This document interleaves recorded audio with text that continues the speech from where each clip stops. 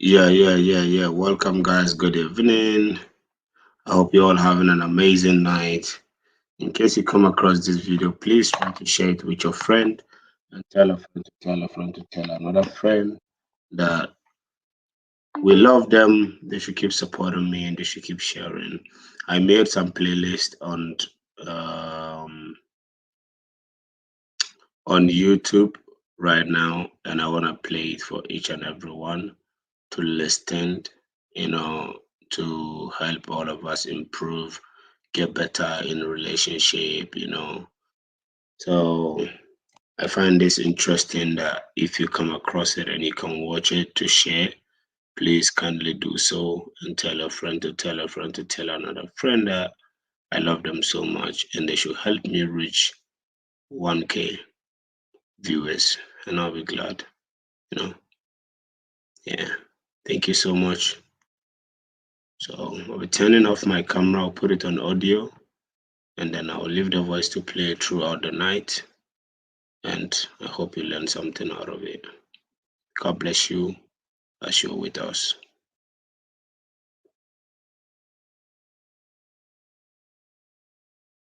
A lot of dilly dallying, from people from all over the world. How is this going to happen? But here we are today, and one of the things that taught me is when God gives you a vision, not everyone will understand it. I had a lot of dilly dallying, from people from all over the world. How is this going to happen? But here we are today, and one of the things that taught me is when God gives you a vision, not everyone will understand it, but when you take the first step, everything will align. And here we are today, and we're excited, and it's become a dream. And a couple of some minutes ago, I remember that Pastor May sent in a message to the group, and she was like, wow, this is really happening. So yes, ma'am, I'm telling you, this is really happening, and we're so excited that you know you decided to put this together for women across the world. For me, thrive as a new mom, because I'm a new mom now, and thrive for me means to progress, to advance, to make conscious effort to move and to advance. And as women, we have, we wear multiple hats, and a lot of times we get distracted based on all the things that is required of us.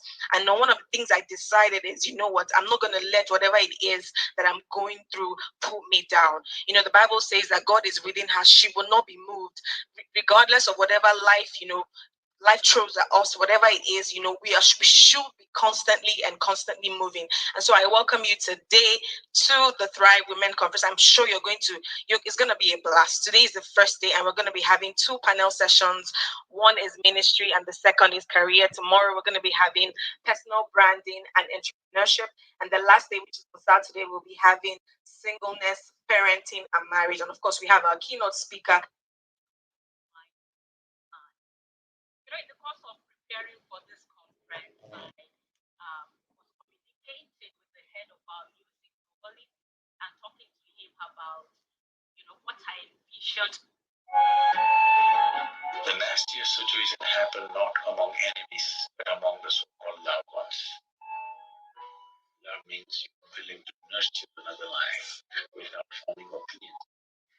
Hallo und herzlich willkommen. Mein Name ist Alina Ferrofino und heute mit Frank Keys, ein junger, aufstrebender R&B-Sänger, der auch seit neuestem Afrobeats macht.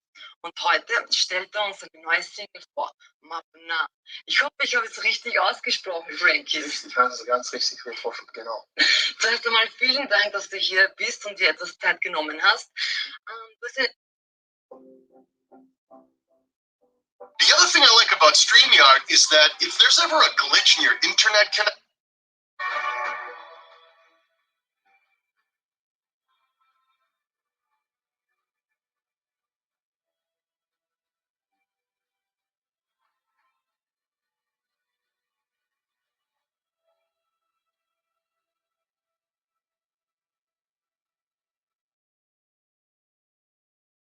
I have two firefighter pilots. They were in Iraq and Afghanistan. I have to honestly say it's been a while. I have been in a really blessed time. That's great. There's a wild 10 years, 3 years, 7 years.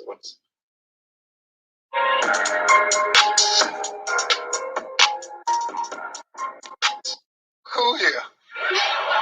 We're back with Tanny. She contacted me. She was asking me for help about deciphering some confusing text from this gentleman named John, a guy who claimed he was interested over some text messages, but he stood her up twice.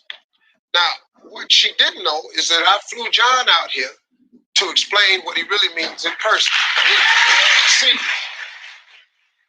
the reason I did this because I'm old school.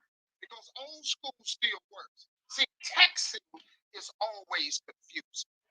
You can't look at a person's eyes when they text. You can't listen to voice inflection when they text. You got to start communicating just like it's always done. Boy meets girl, girl meets boy, eye to eye. Now let's see what we got. So now, here we are. Let's get back to it. So, John, do you think you feel the same connection that Tanny does? Yes. At first, I wasn't sure. I knew it was there, but I still had doubts. We were on the opposite side of the country. Didn't know how it was going to work. All right, John. Let me just ask you this. There was a little shadiness in the beginning, the standing her up. What was that about? Why did you stand her up? First time, it was because of the relationship part, to be honest. When she came, surprised me. I just wasn't ready to come out and see her yet at that time. The second time, the relationship was over. It was more personal. That day was a very bad day. And angry. I was angry at other stuff as well. I'm a father as well. So I was pissed off at other stuff with my family. And I didn't want her to see that. Let me stop for a second. Tanny, how you feel hearing this so far? I feel a little confused, but I mean, of course, I came here to talk to you about this. I didn't expect you to show up.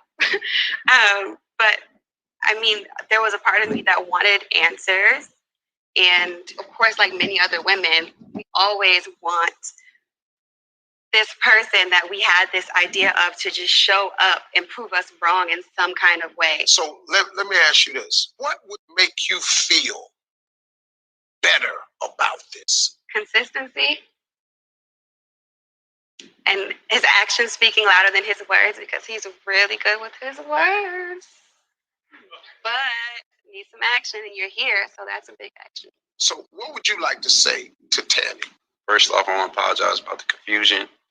Secondly, I want to apologize about my true feelings for you. I've never felt this way about anyone else before. And you deserve it all. You deserve it all from me. I'm just asking you for a second chance. I came all the way out here in front of these people to tell you that. So I'm asking. You said you want action. So I'm asking, will you allow me to take you out on a date? On a real date? Real proper You gonna bring your wallet? Yes.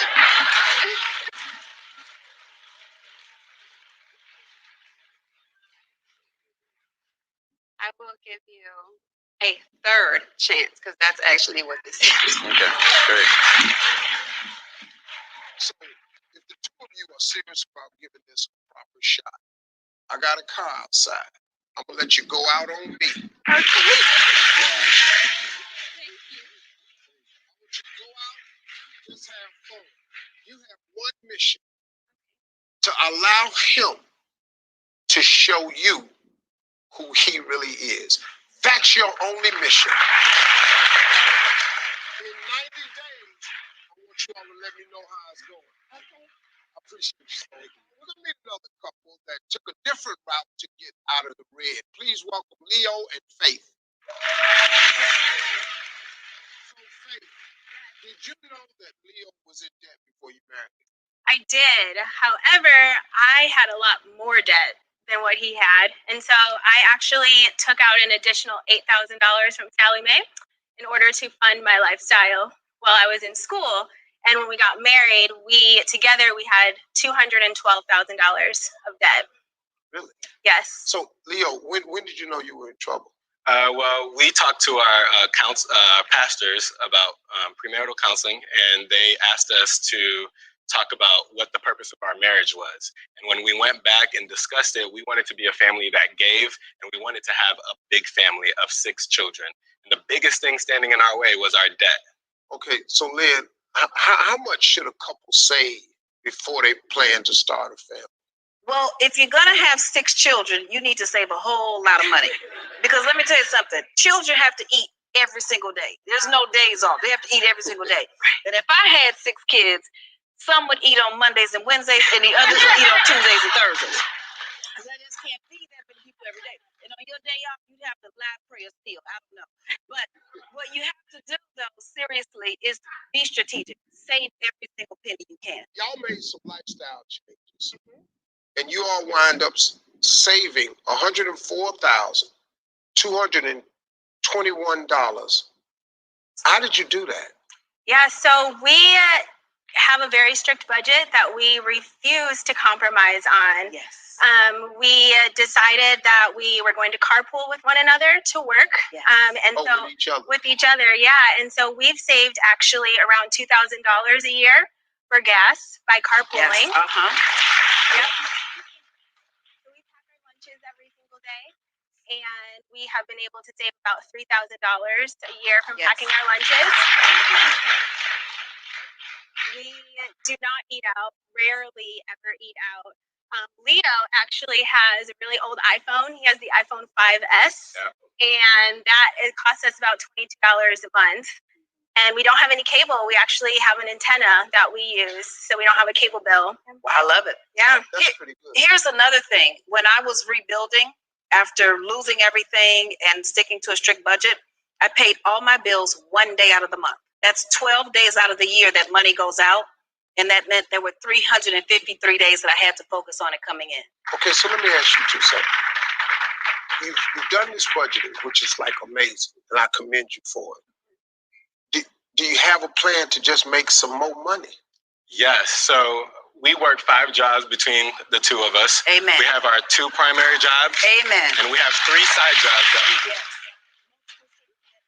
So Faith babysits, and she also works overnight taking care of newborns. And I pick up jobs at the hospital and work almost every Saturday and almost every holiday. And between our side jobs, in 9 months, we've been able to pay off or earn $51,000 from side jobs alone. That we put straight towards debt. Like Yes. we didn't pocket any of that. So outside of our tithe, outside of our taxes, we paid all the rest of it towards our debt. Outside of what now? Our tithing and then taxes.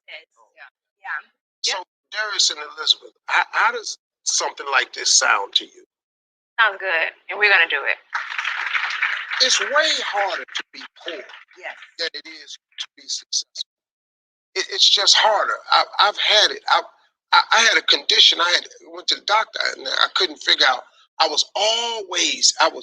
My inner thighs and outer legs and back was always itching. I went to the doctor. I thought it was stress. Couldn't nobody tell me nothing. And I finally figured it out myself. I was allergic to poverty. I was just sitting up. You ever sitting up just be digging? Yeah.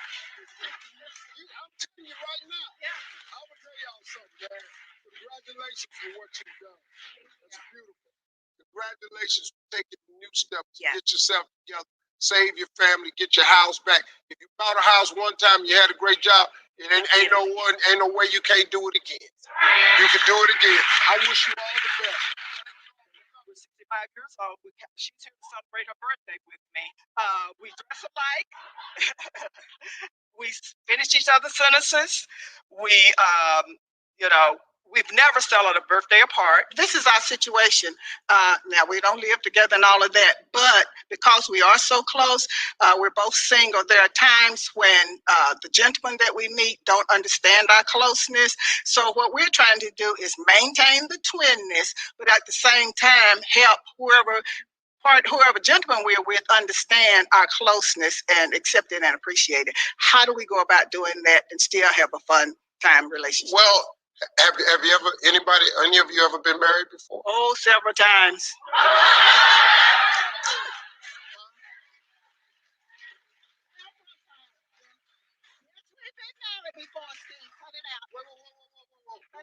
Yes, we've been married before. 5 times. Yes, sir. Stop it. Oh, you've been married 5 times? Yes, sir. What about the other? 2. One is deceased. One is deceased, and then I've been married twice. But the situation is, Steve, when we meet somebody, they don't understand the twinness anybody understand? You confuse everybody in this room. No, I understand what you said. I have twins. They complete each other's sentences. Yeah. One of them's married with the family. The other one's not. They tried to live in separate cities. That didn't work for them. They lived in separate cities for a little while, but they missed each other. So the one that wasn't married moved to the same city. Well, I understood that. You know, that was cool. But they don't dress alike. We do. They stopped that at 15. They at 15, man, they said, One of them like long hair, the other one want her hair short. You know, so. Thank you. Did you hear what he said? Oh, so you want a little bit more identity? Yes. Oh, and you think y'all need to just keep doing the twin thing? Yes. Do you see how I look, Steve? Yeah, you would be surprised. Steve, you see how I look? Even the shoes. She bought this. The hair. So you can say on TV, yes, sir, that she bought your hair? Yes.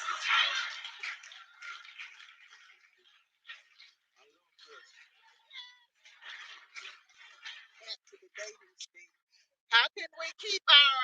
I can't help y'all. Let me just stop. I can't help y'all. No, really, I can't. Y'all too much. Y'all talk at the same time. I don't know what y'all talking about. Y'all close. Y'all want to be away from each other. She done bought you some hair. I don't know what the hell going on. Y'all been married 7 times between the two of y'all. 5, you've been married 5 times, which says you know how to get a man. Okay, how about this right here? Okay. Give me that right there. They just told me to give you both a makeover.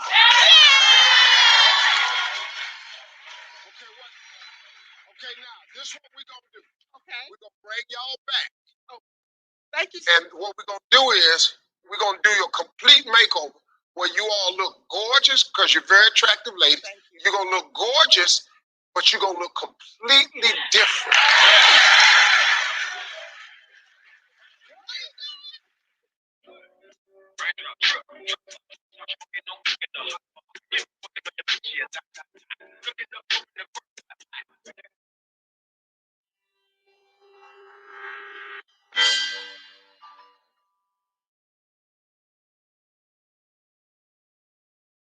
By show of hands, how many of you have ever gotten in a relationship because you felt that you were in love?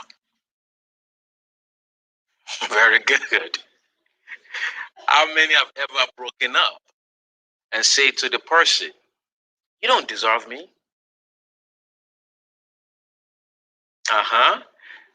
As a matter of fact, I don't even know how I fell in love with you in the first place. Oh, I know. You were drunk in love, right? In my line of field as a relationship coach, clients come to me with their love problems. One client wants me to evaluate her relationship. She's been with her boyfriend for over 4 years. There is no promise ring, no engagement ring, no conversation about wedding. And on top of it, he is cheating on her. She wants to know if she should continue with the relationship or kick the guy to the curb. So I ask her, how many times has he cheated on you? She says at least 4 times.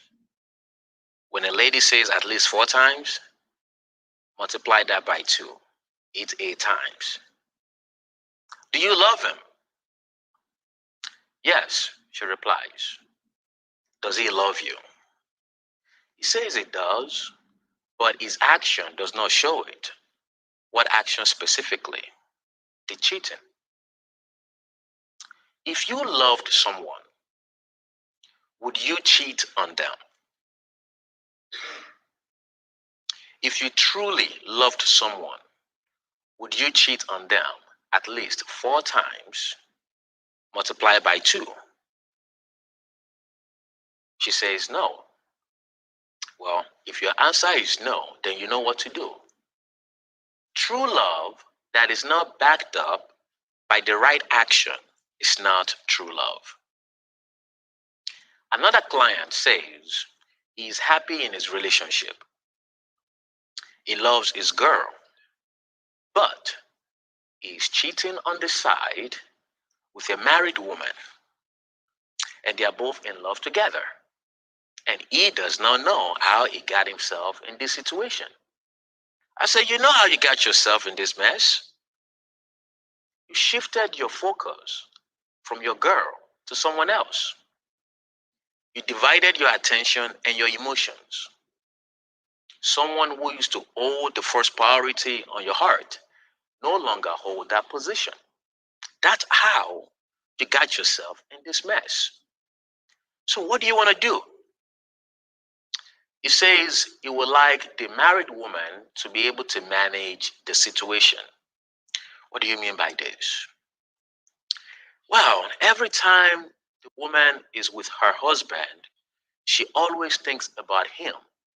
And he does not want the husband to get suspicious so that he does not stop the affair.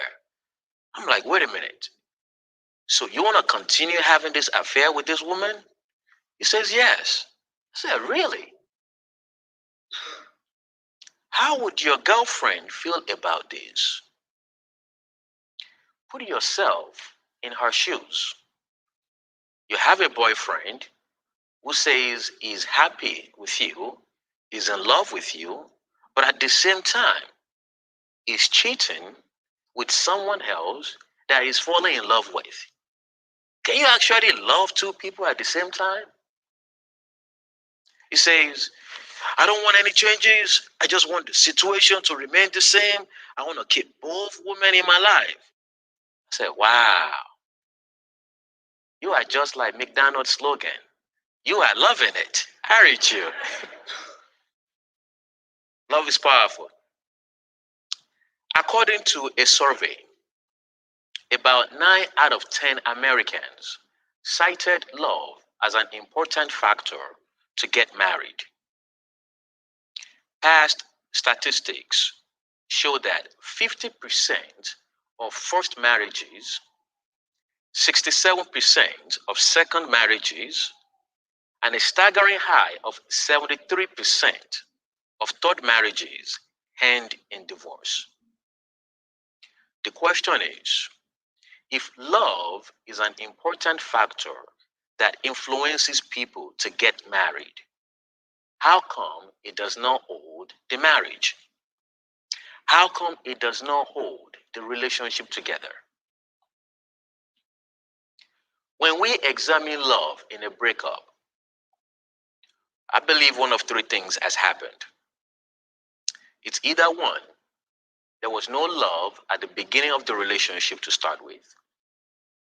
Two, there was something bigger than the love that broke the relationship. Or three, the love declined. I can understand when you feel like your love is depreciating and you tell your partner, I just don't love you right now, especially when you are having a meal together. And your partner becomes inquisitive to ask why. Because you just ate the last piece of the pie. If you loved me, you would let me have it. That's what you say, right, ladies? At the same token, I believe there is nothing bigger than love that can break a relationship. Absolutely nothing. If the couple truly loves each other. And that is what I want to talk to you about today. True love. There are different types of love out there. You have the filial love, which is brotherly love. It is what you share with your family, friends, or colleagues. Another one is eros. It's a sexual type of love. It gives the feelings of arousal. This is what you feel when you see a beautiful, sexy person just walking past. And you're like, ooh, oh my. You cannot stop looking at them. You cannot hold yourself together. You begin to fantasize and have all kind of imagination about that person. You are having Eros type of love. The next one is what Mary J. Blige calls real love. Y'all know the song. Real love. Oh, I'm searching for real love. Someone to make my heart feel real love. And we are still trying to understand what she meant by real love. You see, all these types of love cannot sustain a relationship. They cannot hold a relationship together. But true love, which the Bible also describes as agape love, can hold a relationship together, can keep a relationship for a long haul. What is true love? True love is passionate love. You have two independent words, passion and love, fused together to make a strong definition. Passion is the force that drives the love for something. It's the fuel that keeps love going. Love without passion is like a body without a soul. It's like a car without an engine. No movement would happen. And just in case you are wondering how you can tell if someone truly loves you or if you truly love someone, sacrifice. Sacrifice for one another will indicate if you truly love each other. And sacrifice is giving up something for another thing that is far more important. Just like giving up that piece of pie for your girl, that is far more important. Or it's the release of something in your possession in an exchange for another thing that you love. This is exactly what God did when he released and sacrificed his only son, Jesus, just to have us. For God so loved the world that he gave his only begotten son, that whoever believes in him will not perish, but have everlasting life. God demonstrated true love, agape love, love filled with passion and sacrifice. Had an opportunity to demonstrate my true love. I was in college. I enjoy galvanizing people for networking. And I do this by throwing parties. And if you know one thing about throwing parties, the more women you have there, the more men want to come in, spend money at the bar, buy drinks, pop bottles. So my goal every time is to have as many ladies at the party. This, however, opens the door to always have women around me. I remember after throwing a party, 3 women that do not know each other say they want to spend a night at my house. They wake up in the morning. One begins to feed me breakfast. The second one gets jealous. She goes into the kitchen, grabs food, comes back. She starts to feed me. The third one looking like, this is crazy. Should I join the party or what? I'm thinking to myself, it's all a dream. But no, it's a reality. I'm like Hugh Hefner up in my house with the bunnies. But that reality was short-lived. As I meet a girl that I'm truly in love with, and she's truly in love with me as well. But she does not like the lifestyle that I'm living. She does not want to compete with any other woman. This is a deal breaker for her. And of course, a tough situation for me. Because that means I'm going to have to give up throwing parties and spending time with other women so that I can have and keep her. So I begin to analyze the situation. What am I going to do? Who or what should I pick? Her over them or them over her? This is my Kairos moment. My moment of decision. This is where true love and sacrifice come into play.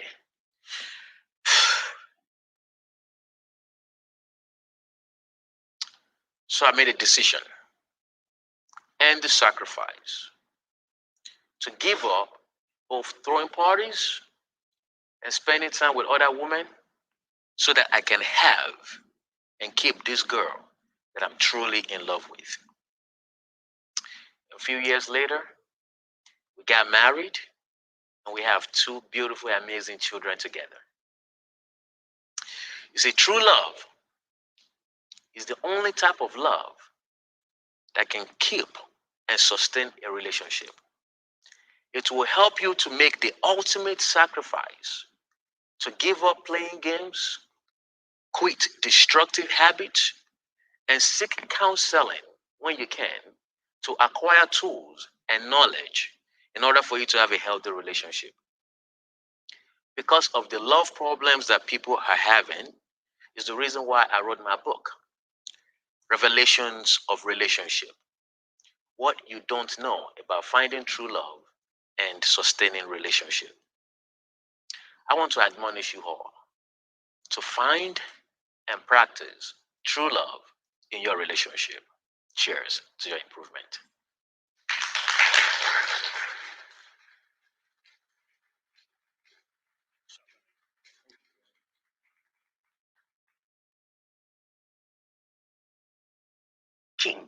About obsessing over obsessing about it. When was the last time you suffered the deepest?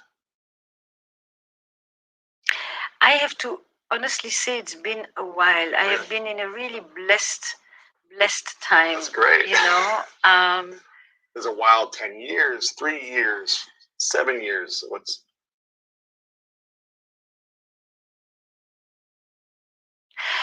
look, I haven't had loss since my parents died.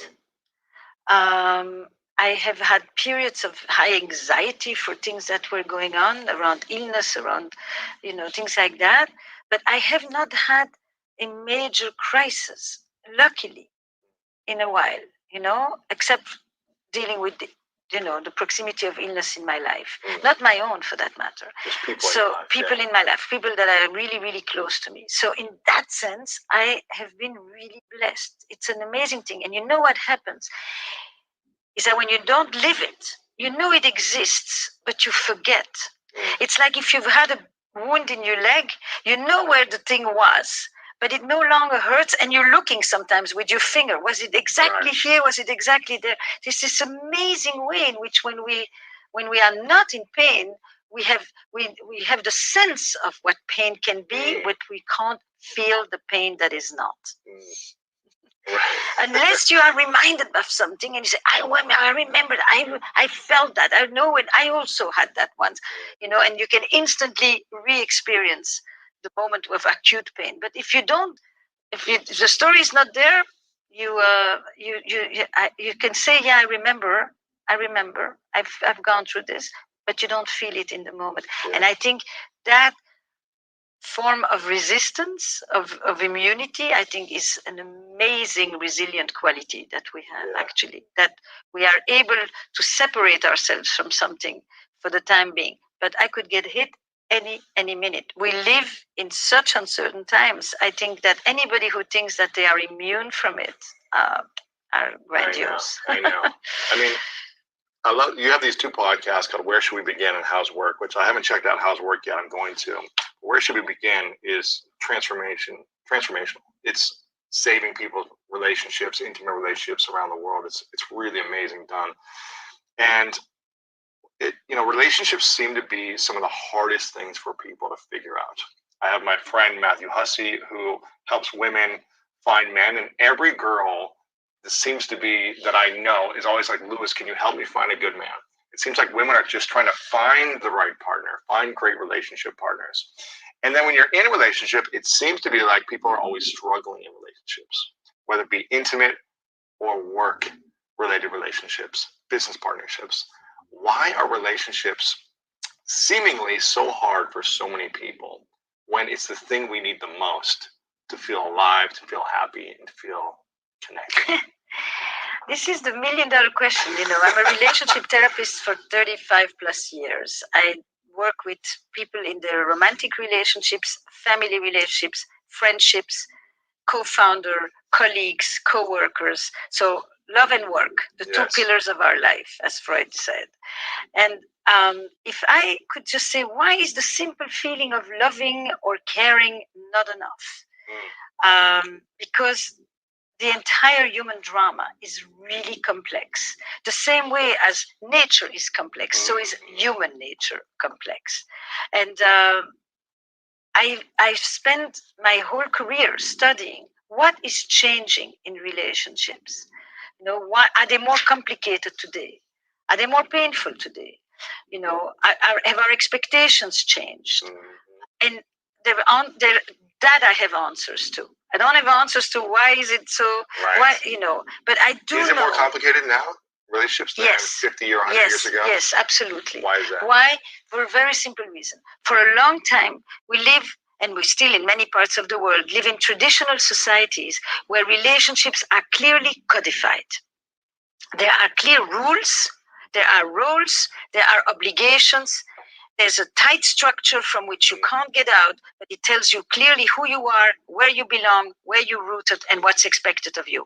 And you don't have too much questions about whose career matters more, and who's going to wake up to feed the baby, and who has a right to demand for sex, and what. And every husband knows exactly what they can ask from their wife, and the wife knows exactly what she should not tell her husband, and children know their place, and adults can all interact. All of this was super regulated. You know exactly that on Sunday you go to visit your family, and that you have to call your grandma, and nobody had, and you go to church or you go to any other religious institution where you go to pray, to be with the community, etc. And you know what? Nobody needed to explain to you why it's important. You just went because I said so, and because that's what you do. That's what we do, and that's what we don't do because what will the neighbors say? And there is a community that looks over you all the time, and the streets are narrow like that, and everybody knows what's going on in the neighbor's house. Right now, your best friends could be breaking up and you didn't even see it coming. Nobody knows what goes on in the neighbor's house. That's where Should We Begin became, I think, so powerful. It gave you back a sense of what actually goes on in other people's lives, so that you're not alone wondering, am I the only one who's going through all of this? This tight structure of our society has moved into what we call today network societies. Network societies is not tight knots, it's loose ends. It's loose threads with commitment that can be revoked at any moment. That's why your women are constantly writing to you. I thought we had something, and the next day he disappears. I thought we had developed a sense of trust. You know, where is the care? Where is the loyalty? Where is the continuity? All these things that now are not just set, fixed, they all have to be negotiated. Everything that was a rule is now a negotiation, a conversation. Who is going to go to work? Are we going to move you to the West Coast, or are you going to move with me to the East Coast? Are we going to have children? Are we ready to have children? How many children? Do we even want children? You know, on and on and on. Am I happy at work? Oh, I could do better. Should I stay a few more months? Should I leave? Should I, is this what I really want to do? Is this who I really am? Is this my passion? Is this my passion? This identity quest the whole time. Is this who I want to be? Is this, and all of these questions are rather new questions. Why? Because in the past or in other parts of the world today, you kind of know who you are. Seriously. You're the son of somebody. Ibn, you're the son of somebody. It starts with that. Ben. And you probably will even do what your father has done. If you are a man, and maybe not too much of any of the outside the house if you are a woman, or you may begin a charting course of working outside the house. And all of these things are very, very normative. And now it's different. We don't have any of that at this moment. Yeah. Basically, I call it the identity economy. We spend our time trying to figure out, who am I? We have an enormous industry of self-help, with this belief that we are self-made, that we can have selfies, that we do self-care. It's this self that is so focused, such the center of everything, and so fragile. The freaking self has never been more fragile. We are constantly making sure that it doesn't get overwhelmed, that it doesn't get triggered, that it doesn't get violated, that it doesn't get shattered, because it stands there alone, like the little Dutchman with his finger trying to hold back the dike. And that is the times I think we are in at this moment. And that's the waters I think you swim in. Sure. Well, I think that's where suffering, inner suffering, comes from on the surface, is when you obsessively think about yourself. When you're obsessively self-centric thinking all the time. Trying to improve yourself and feeling not good enough. Right. I think it's the Comparing combination. yourself. Comparing. Now, I don't know that people didn't compare themselves when they all went to and stood on the steps of the church on a Sunday morning. Sure. I think communities, people have always compared themselves, but there was a different type of social control, the one that we have on social media today. Social control has always existed. Yeah. So suffering is part of life. Community and not being alone is what helps us with all our experiences, definitely with suffering. I look at the disappointments of relationships and the struggles that we have. Why are they so challenging? What is the challenge? What can you do about it? When is it you who can do something? And when do you have to realize the limitations that what you will do will not change another necessarily, when it does and when it doesn't? And how does this manifest at work and at home? You asked me how relationships have changed. I think we've never had more expectations of love and work than we do today. I think we expect today from love and work many things that we expected before from religion and from community. We want our relationships to be transformative, transcendent, meaningful, spiritual, sexual, purposeful, erotic, passionate, and we want it at home and we want it at work. We I want it at work too. because we want work to be purposeful today. We want work to, to give me a sense of identity, of meaning, of self-fulfillment, of development. I don't just want to go to work only for the paycheck. I need the paycheck, but I also want the paycheck to be meaningful to me. Work has become an identity economy. It's not just what am I going to do, it's who am I going to be. And it parallels, what do we talk about at work? Transparency, belonging, authenticity, trust, psychological safety. I mean, when did the entire emotional vocabulary enter the workplace to such a degree that soft skills, what they used to be called, which are emotional and social skills, relational skills, which used to be seen as feminine skills, and feminine skills, you can idealize them in principle, but disregard them in reality. And these soft skills have very quickly become the new hard skills. True. And that's why I'm working in the workplace. It's not because I have changed and I suddenly am interested in work. It's because work has changed and is suddenly interested in what I have been doing for decades. I love this. I'm going to ask you a question that may be hard to answer. Maybe it's easy. But you've seen a lot of intimate relationships work and fail over 35 plus years, right? Yeah. How many of the relationships, what's the percentage of people in your mind who are in intimate long-term relationships, marriages or not married, but together, are actually happy most of the time, thriving, beautiful? I'm sure there's challenges, but like they're able to work through them with semi-ease. How many relationships in your mind are super happy and thriving after decades of the changes of the times, society, work, family, all the dynamics that happen in life? So I have two ways of answering. Yes. The first one is cultural. Your definition of happy and thriving and fulfilled is probably very different than many other cultures where being healthy, having enough to eat, having children, having grandchildren, having good jobs, being respected in the community, is happy and thriving. Is happy and thriving. It's not about you and I are talking on the couch and I'm pouring my heart at you and you are telling me I'm the best thing that's ever happened to you in your life and all of that. Okay, so that's one version. That's one version. Is you have got to look at the word happiness and thriving really in a cross-cultural context, I like that. because a lot of us by the way, who have the new definition, have parents who think about marriage and what is a happy marriage with the other definition. And I'm wondering, that maybe we are so unhappy because we want so many other things that are maybe not part of marriage. You have such high expectations. We have super high expectations. We want everything. We want a partner to be an entire community. My best friend, my trusted confidant, my passionate lover, my intellectual equal, my co-parent. And on top of it, I want with you to deal with all the vicissitudes of the everyday life and all of what we need to get to, all of that. And then we should also be passionate, great lovers, fantastic travelers. Exactly. And very few of us. Dancing every week. Yeah. So Eli Finkel has the best answer for you on that. Okay. He's a researcher on marriage. And basically what he says is that the good relationships of today are better than the relationships of history. But they're very few. Because what you call that happiness is the top of the Olympus. It's climbing the mountain. And at the top of the mountain, the view is fantastic, but the air is also thinner. And not everybody can climb the mountain. The people who get to the top, their top is probably better than the tops of the past. And now, what is the top? It used to be that marriage was for survival.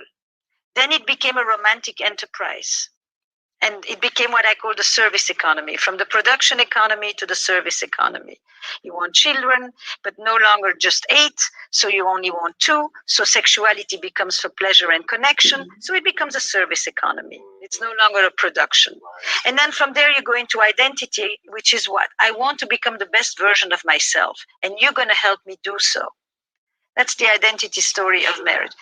And that goes up the Maslow ladder. Now, if I ask the question differently, I actually wanted to write that very article. About 10, 15 years ago, I set out to write a piece. What are creative couples? And do you know, because creative was the word I was interested in, not so much happy, passionate, but creative. Meaning, not stable, not solid, but what is this thing? Creativity, the spark. And I went and I asked almost 100 people, do you know couples that inspire you? Do you know couples that you think have that spark still? And the frightening thing was that the majority of people could sometimes come up with 1, maybe 2, and that was it. Wow. They knew people who were very good at renovations, and people who were great parents together, and people who were great business partners together. But that whole that you talk about, there were very few. And I thought that is so sad, because here we are, we want something. I mean, if I say good business partners or business leaders, you would give me 10 people who you think inspire you to run a company, or authors or musicians, or we all have a long list. Who can say what's your favorite musician? I mean, most of us have more than one.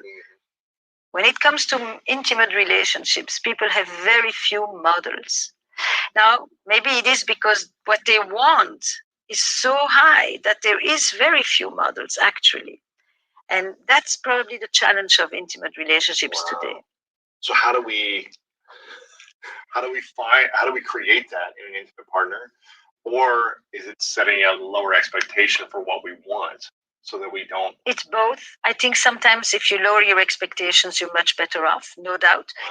So back to Eli Finkel's research, calibrating expectations is probably one of the 3 main things for what he calls successful relationships. Wow.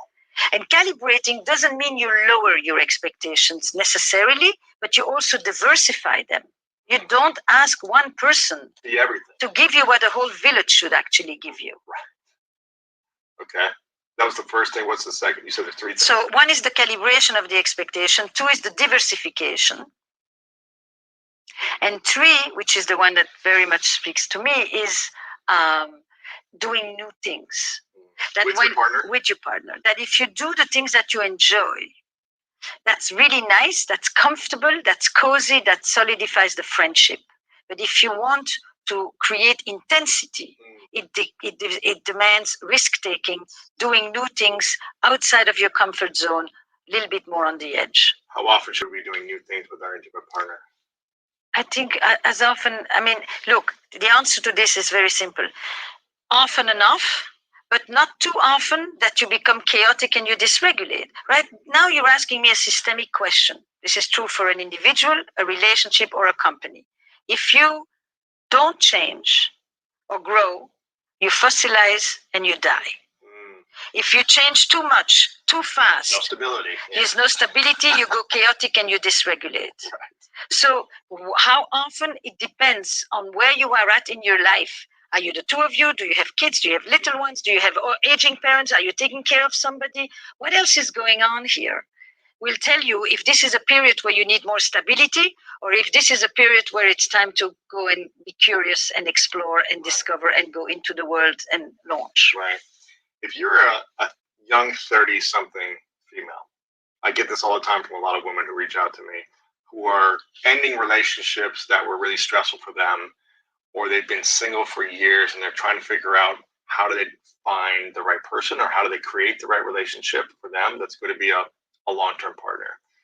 If you're a female in your young 30s, what should they be thinking about? Like, should they be focusing first on themselves, growing themselves, or what are the things they should be looking for in the right partner? Right.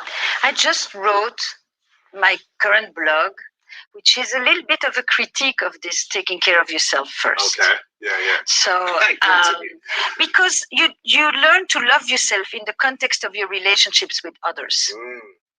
You know, this idea that you go first to work on yourself here, and then you prepare this nice little package and you bring it to relationships. That is completely off, actually. Wow. It's interactive. You need a good amount of self-awareness, but you also need to be in relationships because it's people who help you become more aware. Practicing it, but other people let you see who you are. It's by being with others that you get to know who you are, and not just by sitting there alone and say, who am I? Who am I? But this is a relational perspective on life, and I will stand by that. Wow. Read the newsletter. I really poured myself into that one because I'm tired a little bit of this. No, what I will say to you, I'm tired of the go fix yourself first and then go be in a relationship. Relationships help you to become who you are. That's what happens between children and their caregivers. The next thing is, instead of constantly thinking who's the right person I'm going to find, why don't you ask yourself, who do you want to be? Who should the other one be? No, maybe it's on occasion. Ask, who will I be as a partner? Who have I been till now in my relationships? How have I shown up? What is it that I do? Not just, finding the right person.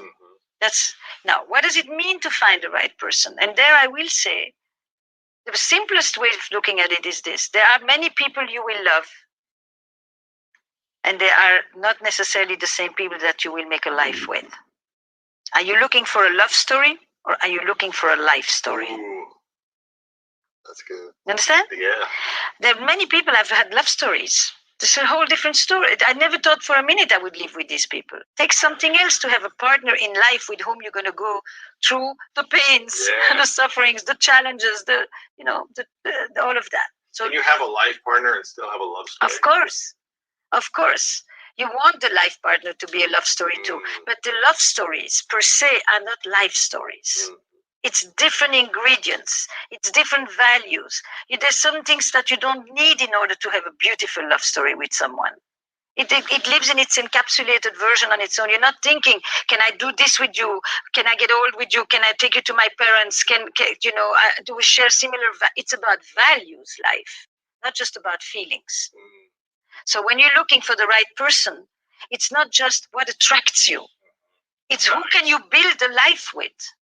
How many values in common do you need to have with your partner, life partner? Because the important ones. It's not how many, but there are a few of them that are really important. Which ones would you say that make or break based on your experience? I think I'm not going to say them in order of importance, but one of them that really matters is your relationship to others. If you are a person that values relationships, that sees the presence of others in your life as central, and you are with somebody who does not want community or does not know how. I mean, I'm talking not about what they would like to learn through you, but their value is you do things alone, you live alone, you rely on yourself. You don't bring people over to the house. I have a couple I just spoke with yesterday, and he loves to have people over, and she just nobody should come over to the house. She wants her space, the whole thing. And I'm thinking, wow, this is a tough one. It's not just about the house. It's his whole life is about being with people. And her whole life is about not being with people necessarily. That's not how she experiences it. Now the question is she drawn to more of what he has to offer? And is he drawn to more of what she... If these are totally... More, yeah. Then okay, it's different values come together and they mix and match. Yeah. But if you have these two separations like that, so that's one. One of the beautiful questions I ask in How Is Work is, were you raised for autonomy or were you raised for loyalty? Were you raised for self-reliance or were you raised for interdependence? Which one would you say? For me, was that self-reliance meaning what? Nobody will ever help you as well as you can help yourself. You only have yourself to count on. Don't trust people. You're on your own, buddy. Or raised for loyalty. Interdependence, loyalty. You're never alone. There's people around you. You owe others. Others are there for you. Relationships is what makes you. I think I was both. Based on like circumstances. Correct. Like the circumstances made you reliable because you were alone with mom, but the messaging was you have me. Yeah, of course. Okay. Yeah. So I think both. I think that question is a fundamentally interesting question. Okay. That people can ask themselves when they partner in business and in love.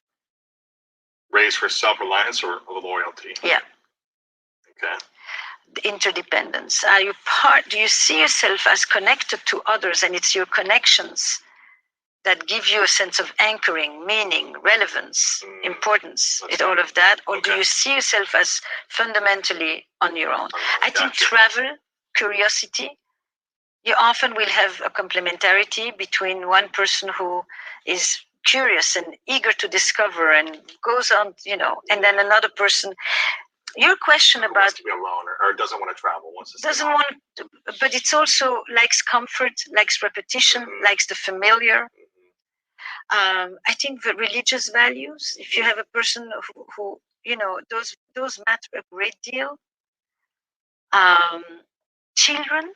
Do you want family or do you not want family? If you want a family, then make sure that you find someone who wants a family. What are you going to do? Try to convince them, Now, I don't think you have to have the same values on everything. I think you have to have a similar outlook on life. Which is? A vision. Like exactly the same as when a vision. Do you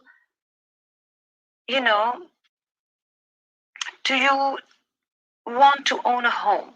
Do you think that economic achievement is important? Do you want to live in an extended family? You think that living intergenerationally really is important, and you have somebody else who says, I don't want your parents over. Do you want to live in more than one place? I think these are essential, money, feelings or emotions, religious beliefs, attitude toward life. It's not a specific value about something. A value is a cluster of things. Yeah. It's a cluster of importance, of systems of meanings. That's a value. And you may not find someone with everything is the same, but someone with a similar mindset, as we were saying. Overall, I met a husband of mine, with whom I am for more than 3 decades, who had never left the US when I met him. Really? I never knew such a person existed. Coming from Europe, that was unheard of for us. Europe? No, he lived in the States. He lived in the States. He was American. I came from Europe. In Europe, you travel everywhere all the time, even if you have nothing. You work 1 month, you get the money, and then you go to the next country, which is 2 hours away. So I traveled outside of he the had US. never been outside of the US. Yeah, he will always tell me he'd been to the Virgin Islands. Okay. But, for the rest, and I thought, oh my God, how does one, who is such a person? But I knew it was because of the circumstances of his life, and that if he could, he would, and he was intensely curious. If you just said, oh, he's never traveled, then you misinterpret. You don't want to just look at the manifest thing of, you want to say, and behind this, is there someone who would actually like that, who just hasn't had the opportunity and is curious and just says, let's go. So don't get fooled just by what you see. Find out what is the belief behind it, the aspiration, the longing, the interest, and then you get a sense of what is the value. You think it's, I'm going to go back to expectation. Do you feel like we should lower or should diversify expectations, or what did you say the word was? Calibrate expectations, or should we be finding someone that can reach that expectation that we want? No, I think it's just impossible. I think you need to calibrate. Always calibrate too. You calibrate. You constantly will be disappointed. Do you know a single relationship where you haven't been disappointed? Okay. I mean, disappointment which can lead to suffering, is part of a relationship. The minute you have a relationship, you have an expectation. That expectation means that you want something, love, closeness, intimacy, partnership, business affiliation, you name it, creates dependence.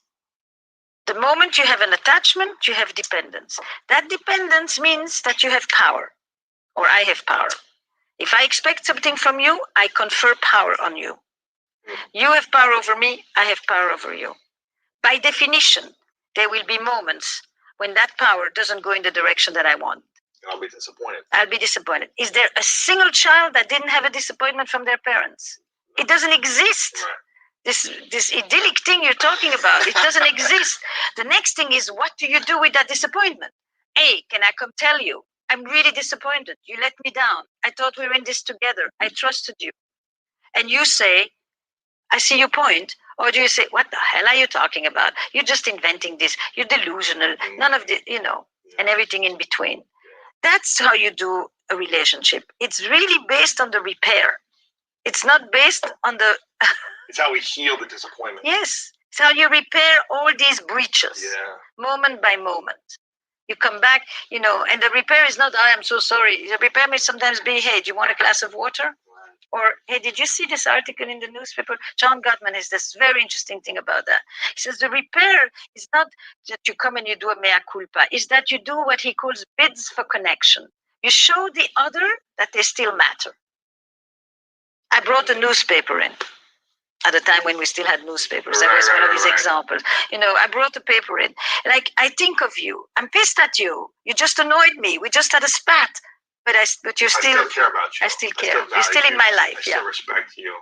So it's how we repair disappointment on a daily or weekly or monthly basis. Minutes sometimes. Is the success of the relationship.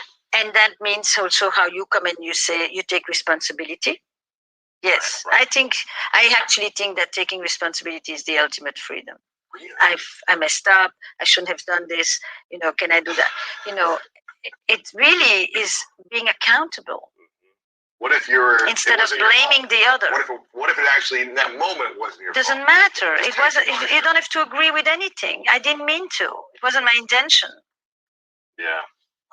So we are going to slip a lot. But it's about just saying it. And for that, it's about saying it. And for that, you have to be able to see that you're a flawed person who can be accountable without that becoming a major source of shame and I'm terrible. It's a different thing between saying I messed up and I messed up. I like this distinction. How do we, in our mind, because I think in the past, relationships, when I messed up in a small term, right? Like a disappointment, a small disappointment, saying like, I'm sorry, or taking responsibility, or saying, that was my fault. Was like a humiliation. Well, it's more like, look at it. When I'm like, why shall I? No, it's more like, here's all the actions I'm doing right. Right. Today I've done this, which was an expectation, and I've done that, and I took the trash out or whatever. I'm just and I, did something kind for you, and I wrote a note, and I did this, and I took us to dinner, and I did all these things well today, but I messed up on this one thing. So for me, I used to say to myself, like, gosh, but can't you see the whole picture of like all the good things I'm doing? Why do I need to be an hour conversation about like one small thing? That's what I used to feel like. And do you feel like we should just be saying, you know what, take responsibility anyways for those moments, even if you're doing lots of good things? You know what I mean? Yes, but I'm not a perfect human being. It's like I might slip. The story is told by you. Yes. The other person is the one that needs to tell you about all the good things that you've done. If you felt, I do all of this, I do one thing wrong, and now I have to go into the dark pit. Yes. But that's because you had a partner who did not enough tell you about all the good things you did. So this was about me. If you are in a relationship, you need that other person to acknowledge all of the positive stuff, so that when you have to say something about the moment that you messed up, you don't feel like, this is an endless chore. Well, I think, yeah, exactly. Or I think it's more like, okay, if you're going to acknowledge one thing that I didn't do, at least acknowledge something of the things I did do, right? It's not at least, it's a must. It's a must. It's a must. It's not bad if I shouldn't be needing that, or I shouldn't be.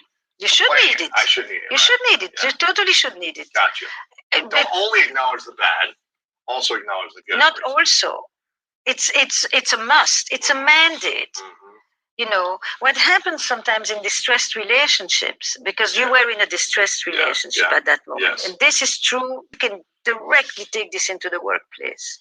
In a distressed relationship, the tendency is to highlight the negative and disregard the positive. The positive is just a given. The negative will make a big deal out of it. So the one thing you didn't do becomes the whole conversation. And then what does that person do? Of course, that person says, but you disregard all the other stuff. And rightly so, because it has been disregarded. In a distressed relationship, the positive, if we get there on time, it's because there was no traffic. And if we get there late, it's because of you. The good is chance, the bad is attributed to you. Or in a different version of that is what we call negative attribution error. If I am in a bad mood, it's because I had a bad day. But if you're in a bad mood, it's because you're a nasty person who is always so cantankerous. Mine is circumstantial, yours is characterological.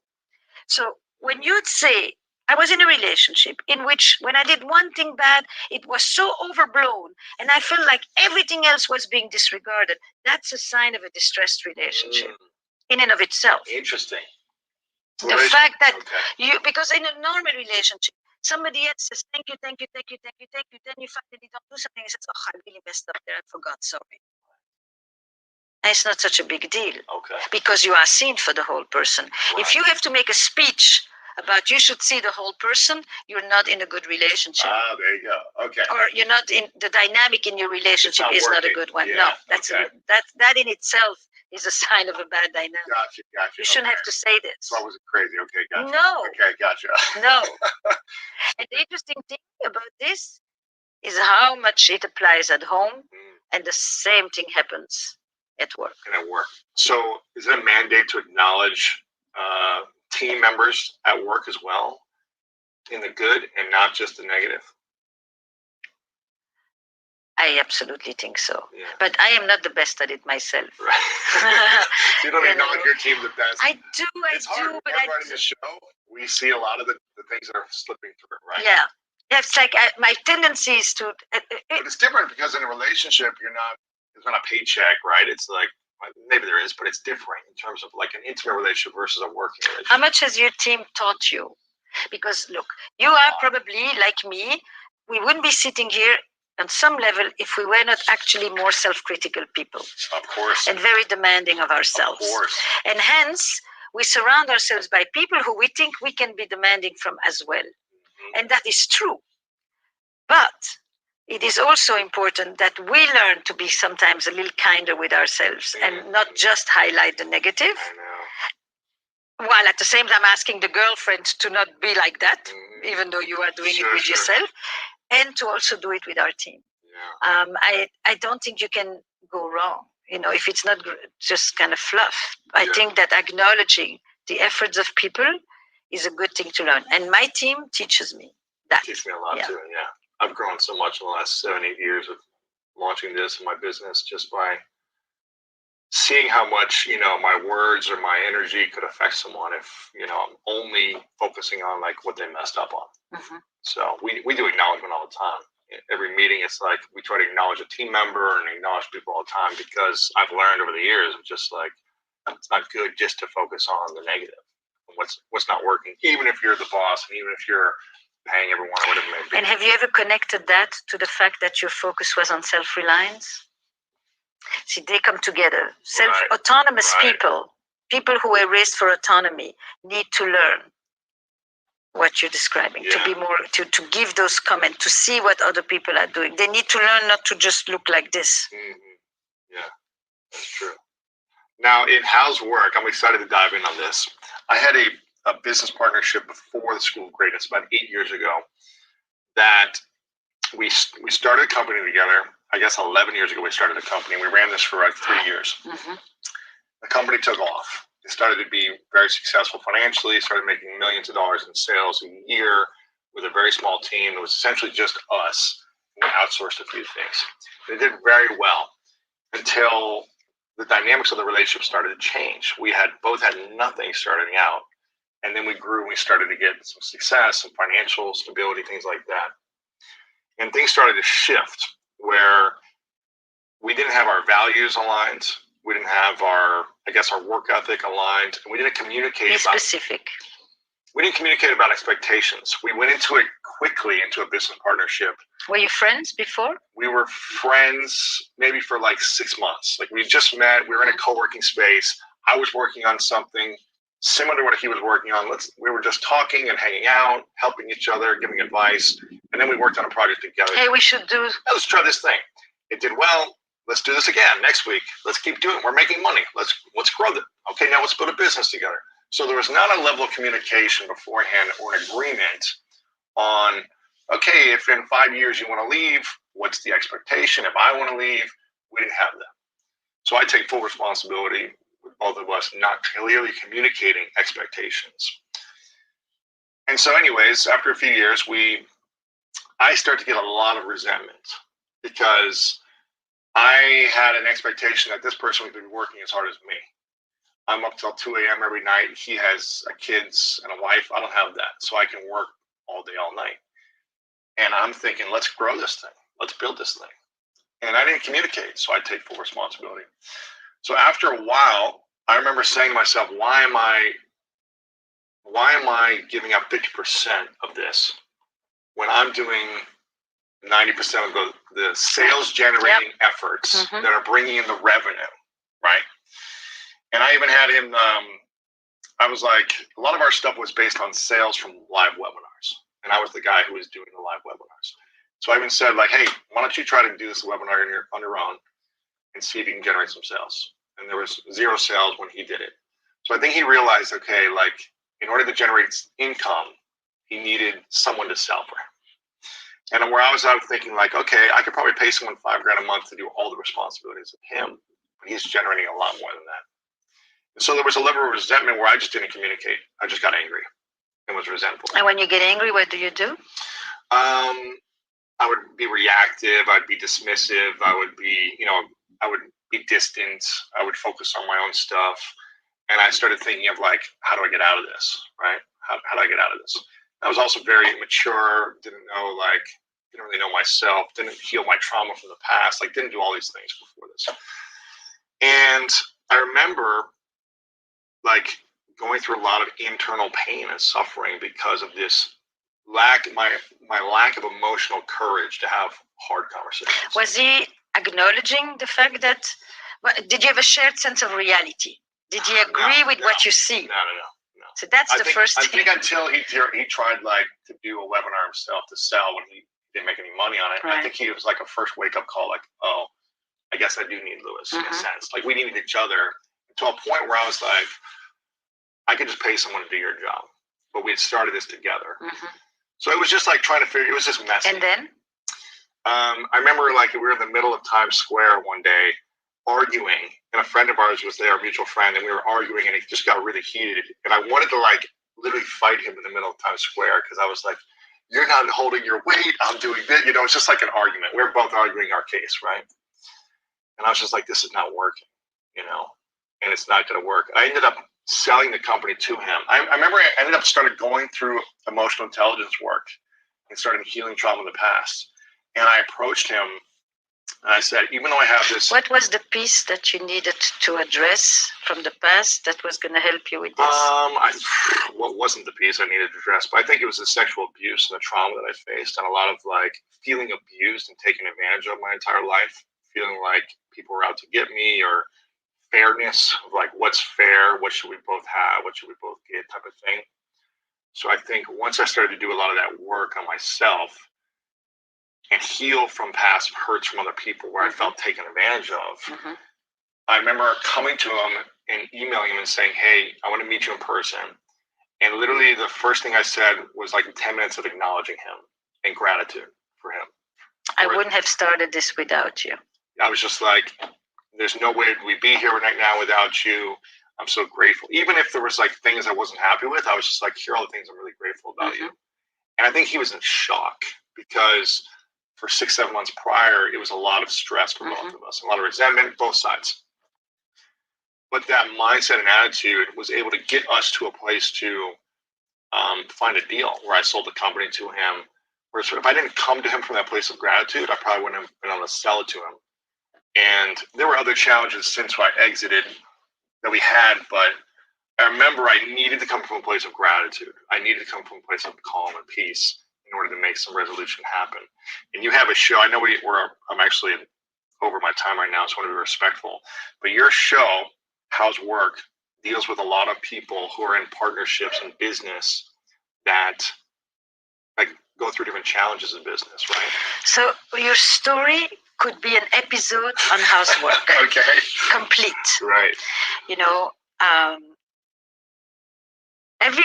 your story says, in order for me to deal with my co-founder, I needed to deal with the other part of my resume, my relationship history. I needed my past, the way that I have felt that people had used me, the way that I felt that I've always had to do more, the way that I felt that even when I did more, they still thought that they did more than me, the way that I didn't know if I took them on, that they wouldn't hurt me more, you know. And so my invisible history that is right there as I'm working with my co-founder. That he didn't know about. That he did not know about, you know. That's an episode of Housework. That's what we address. I deal with it's where should we begin for anybody who's ever had a job. It's co-founders, colleagues, co-workers, family business. 65% of startups will fail like yours because of the relationship between the co-founders. Wow. Just so you know. They fail that's because of the relationship. Because the relationship. Not the economy.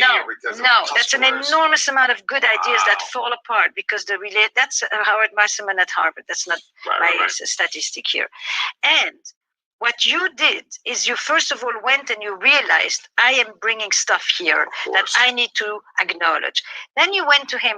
You didn't just do gratitude. You actually did basic reality testing. It is true that without him, you may not have been where you were or where you started and all of that. Absolutely. It was also true that at a certain moment, you no longer wanted to continue be with him. Right. And it's the ability to not have to deprive the other of anything they've done in order to justify and to just say, I know you've done all of this. Of course, when you come to me and you first acknowledge my contribution, I'm not on the defensive. Then you can come and say, I would like to sell you the company. Right. Because if you came and you talked about everything you do, I would answer to you with everything I've done, and everybody's holding their card. But if you come and you tell me what I have done, then I don't have to go into that script, and I can actually choose a different path. I don't have to hold on my credentials and remind you what I have done here. This thing about two people who start together and one starts to do more and feels that they are putting in all the effort and they're the generating one, and that, you know, and that the other one is still trying to tell them, you know, no, no, no, we are equal, and they feel like we are not equal anymore, and it's unfair, and then it taps into, and I know that feeling, used feeling, I've been there, you know, and and now you have this past and the present sitting on each other, the personal and the professional, the invisible resume with the reality of the workplace. I wish you'd come with your partner to an episode, but I invite anybody else in a similar situation to come and do an episode of how it's work. That is, it's riveting. It's riveting because you tell it now, and I listen to it like that because you made the connections. But the episode is often the opportunity for people to make the connections for the first time. No, with me in the session. It's a 3-hour session that then gets edited. But it's a 3-hour session with the colleagues and the co-founders going exactly into that. You know, I have 2 firefighter pilots that were in Iraq and Afghanistan together, and they then create a company. The company is very successful. And then at one point, one of them wants to go and do something that the other one doesn't want to do. And their whole question is, were we successful because we had a great idea? Or were we successful because we had each other? I have 2 Brits who are college friends like you who say, let's do this thing. They start with an idea and it becomes this lucrative, successful communications company, but they can't talk to each other one word, you know, and they realize it in the session. So you're telling me the story after the fact, how his work is the actual unearthing of this very dynamic. Where should we begin is amazing. So we started to listen to this as well. So anyone who's got a job or entrepreneur or got a co-founder with you, go listen to that right now. They're both on Spotify, right? On Spotify and anywhere else where you listen to your podcast. Okay. This is a question I've asked you before, I think the last time you came on, but I want to ask you again to see if it's different. And I'm going to go back and check them. This is called the 3 truths. So imagine it's your last day on this earth and you have to say goodbye. And your body dies and you go on to the next place, wherever that is. And it could be any year, any time, hundreds of years from now. But eventually you got to go.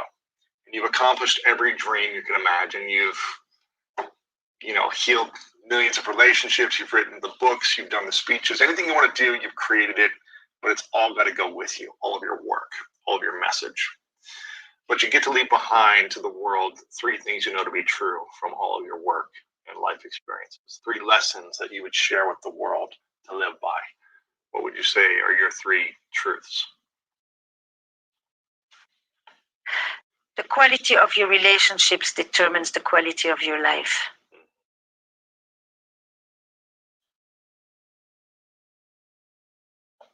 Okay. Hence, make sure that you have a rich life and invest in your relationships. Nobody's ever died hoping they had worked more. And then the next one is make it so that when people remember you, they smile. That's a good one. Never heard that one. That they were touched by you in a way that really left them with something to cherish. I see so many people in my office as a therapist who are left with things that people left them with that are bitter, cruel, hurtful. And I just think I want to be remembered with a smile. That's a good one. As somebody, you know, it was great to know her, to meet her, to have her in my life as my mother, as my wife, as my friend, as my boss. If you have that, then you continue to live inside the hearts and minds of others in a way that you leave a positive impact for many years to come. Yeah. That's beautiful. Okay. And the third one? Oh, I thought those were already 3. The first one is the quality of life. Quality relationships, the quality of your life. Yeah. The second one would have been, therefore, you invest in your relationships. Nobody has ever really, seriously, people on every deathbed, people will talk about how they wish they had spent more time with their loved ones. And I actually have to say, I don't think I will say that because I'm doing it. But if it was the third one, I think it would be something inspired by what you probably would think. If you have a dream that has accompanied you your whole life, go ahead and try it if it's doable. It would be the pity that you would spend. I mean, there's certain things you won't do. I will never be a pilot, you know, that kind of.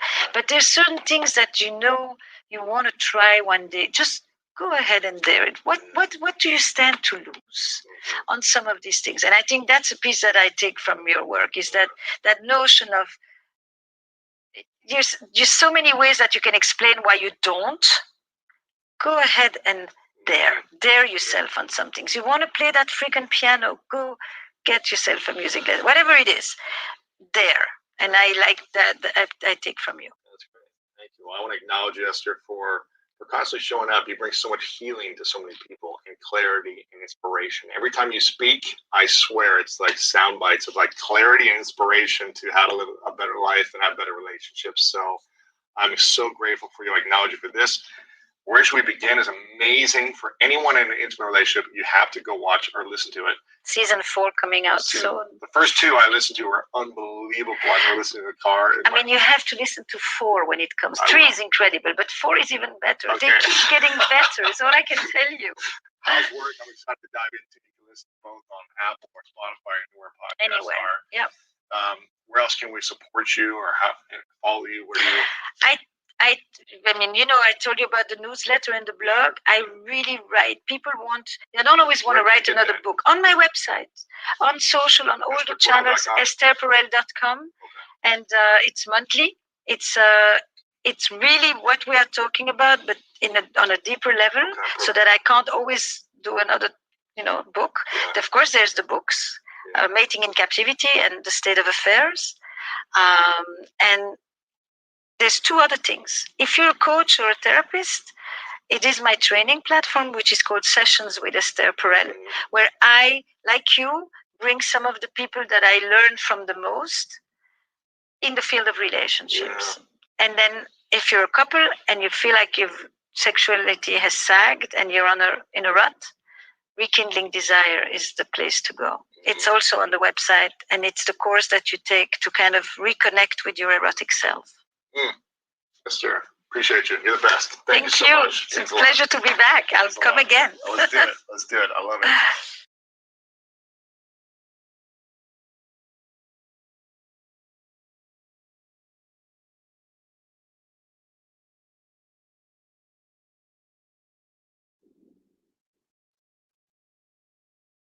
Serene, how's dating going for you after the divorce? Challenging. It's very challenging. Just being, divorced for 6 years now is kind of hard because I have standards and values that I uphold, and I'm looking for someone that can stand with me with those standards and values. Growing up, we always thought as women, oh, he has a job, he's a provider. That's good enough, but I think it's beyond that. It's more than that entailed. So I want to know from you, how do us women identify quality men? Here's the one quality you want a man to have. Does he do what he says he's going to do? If he says he's going to call you and he don't ever call you when he say he going to call you, why are we talking? If he says he's coming at a certain time and he repeatedly doesn't show up, why are we still talking to him? What are you talking to a guy who does not do what he says he's going to do except occasionally? Yes. Because suppose it is the one occasion where you really need him. And it's just one of them occasions where he just ain't coming. Right. Do you understand how important that is? I definitely understand how important that is. That's why I block you when you don't call me back. When you say you're going to do it, I expect you to do it. So if you don't, I'm going to block you. Now, one time you got well, at least. I give them a couple of chances. But when I see a repeat offender, that's a bad pattern. I block you. That's a bad pattern. Exactly. Yeah. Here's another thing, ladies. Let me give you this way. If you're in a relationship with a guy and you're talking about a problem you might have, men by nature, the one thing we fixers. See, when we talking to our wife, our woman, and she tell us a problem, we try to provide a solution right now. You know why we want a solution? So we can quit talking about it. Yeah, yeah. Because we know tomorrow's going to be some more stuff. So let me just provide a solution for the problem so we can move on. Here's when you know you have nothing. It's if every time you mention any type of problem to this guy, he offers you nothing. There's no solution. There's no assistance. I'm not talking about give you money, but I'm talking about sitting down trying to help you work through the problem. If you have a problem in school, let me help you through school. If you have a problem with your kids, well, why don't you try this? Your car break down. Hey, let me show you how to get that. If you dating a guy and you have a car and your car stay nasty and he keep getting in it, what you dating him for? Right. Do you know that? Right. If you have a problem and you present it to him and he never offers you a solution, try to solve the problem, what you dating him for? Right. Right. If he never does what he says he's going to do, why are you dating him? Stop. Take your cookie, put it back in the box, put the wrapper on it, Yeah. and go on about your business. Right. Because he gonna keep.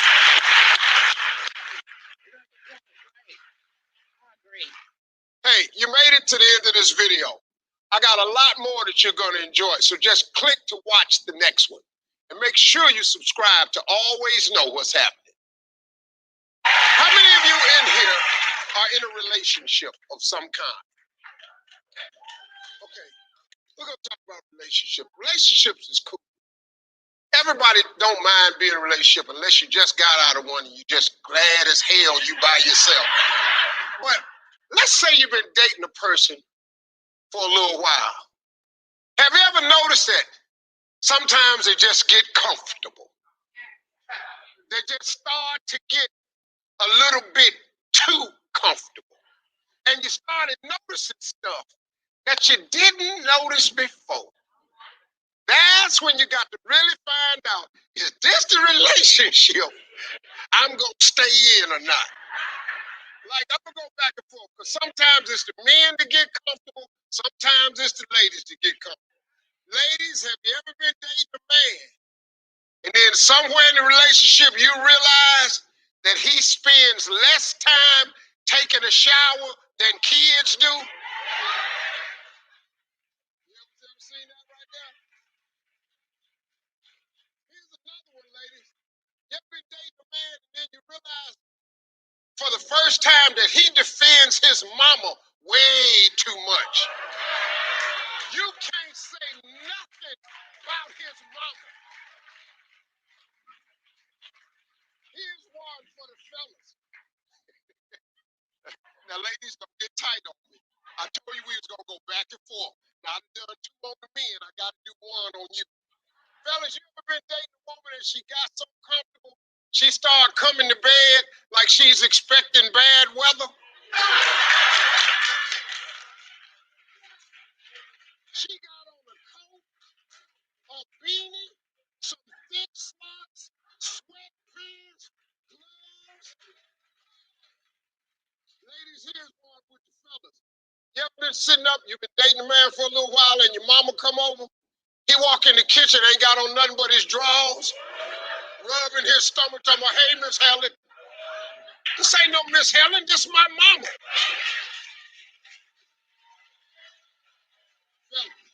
You ever been in a full-blown argument with your woman? I'm talking about y'all arguing. And right in the middle of the argument, she started taking her tracks out of her hair. I'm just sitting up in here looking at you. All of a sudden, eyelashes come out. And you don't know who you messing with. Right here. Start taking makeup off. Setting it on the table. Just falling apart. Right in front of you. Listen to me going. She wiping makeup off, ain't got no eyelashes on, hair gone. You in here arguing with a whole nother person. Then she look at you and say, you don't know who you're talking to. Well, hell, I guess not. Hey, let's get into some Hey Steve.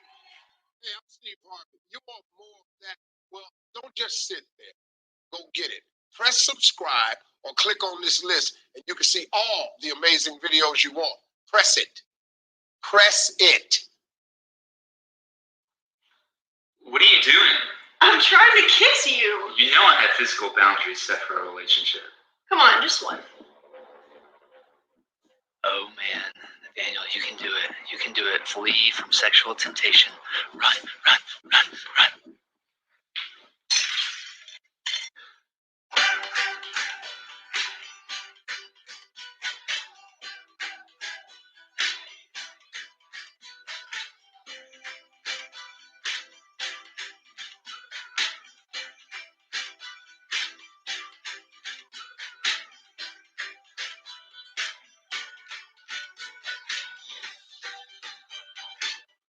Testing, let's go. All right, you want to open us up? Yeah, what do you usually say? Welcome back. So what's up, guys? Nate Sutton here, back with another video. Gotta warm up those vocal cords. What's up, guys? This is Nate and Sutton back with another video, and today's topic is. Are you serious? Today's topic is Christian dating boundaries. Yes, that is a good one. Such a big topic because if you are really serious about honoring God, not only with your life, but with your relationship and your future marriage, then you got to get the dating boundaries in order. We're here to help you. So, how far is too far when it comes to physical boundaries in Christian dating? Really, I think that's the wrong question to ask. I think the question that we should be asking is, how close can I get to Jesus in my relationship? How can I best honor God with our relationship? Not how close can we get to the line of sin without actually sinning? That's the wrong question. So in the Bible, God tells us to flee from sexual temptation. There's other times where it talks about sin and how to stay away from it, but sexual immorality, it says to flee from that. And what's cool about that is that it also says that every time you're in one of those situations, God gives you a way out. So that's pretty cool. Yeah, that is good. That's a good information. So don't ever be thinking that you're tempted beyond anything that you can handle, because there will be a way. And it's up to you. It's up to you to make that decision. Am I going to run from this sexual temptation, or am I going to feed into it and see how close we can get? So the actual verse is 1 Corinthians 10, and it says, "No temptation has overtaken you except what is common to mankind, and God is faithful. He will not let you be tempted beyond what you can bear. But when you are tempted, he will also provide a way out so that you can endure it." Yeah, I think that's pretty cool and an awesome promise that we know that even though this area of sexual temptation is so challenging to overcome, that it can be done. It can be done with the help of God and the help of His Spirit guiding us through. Another thing to think about is that when you're dating somebody, that they are not actually yours. You know, you have not stood before God under a covenant, promising till death do you part, have not made these promises and oaths under God. So they're actually someone else's future spouse. So it's very important to view the people that you're dating in that way, that on their wedding day, can you shake their future husband or wife's hand and say, I took care of her, I took care of him, knowing that you respected them. I like that. Think about that. That's cool. So the way that God describes sex in the Bible is two becoming one flesh, which you really think about it is a pretty powerful thing.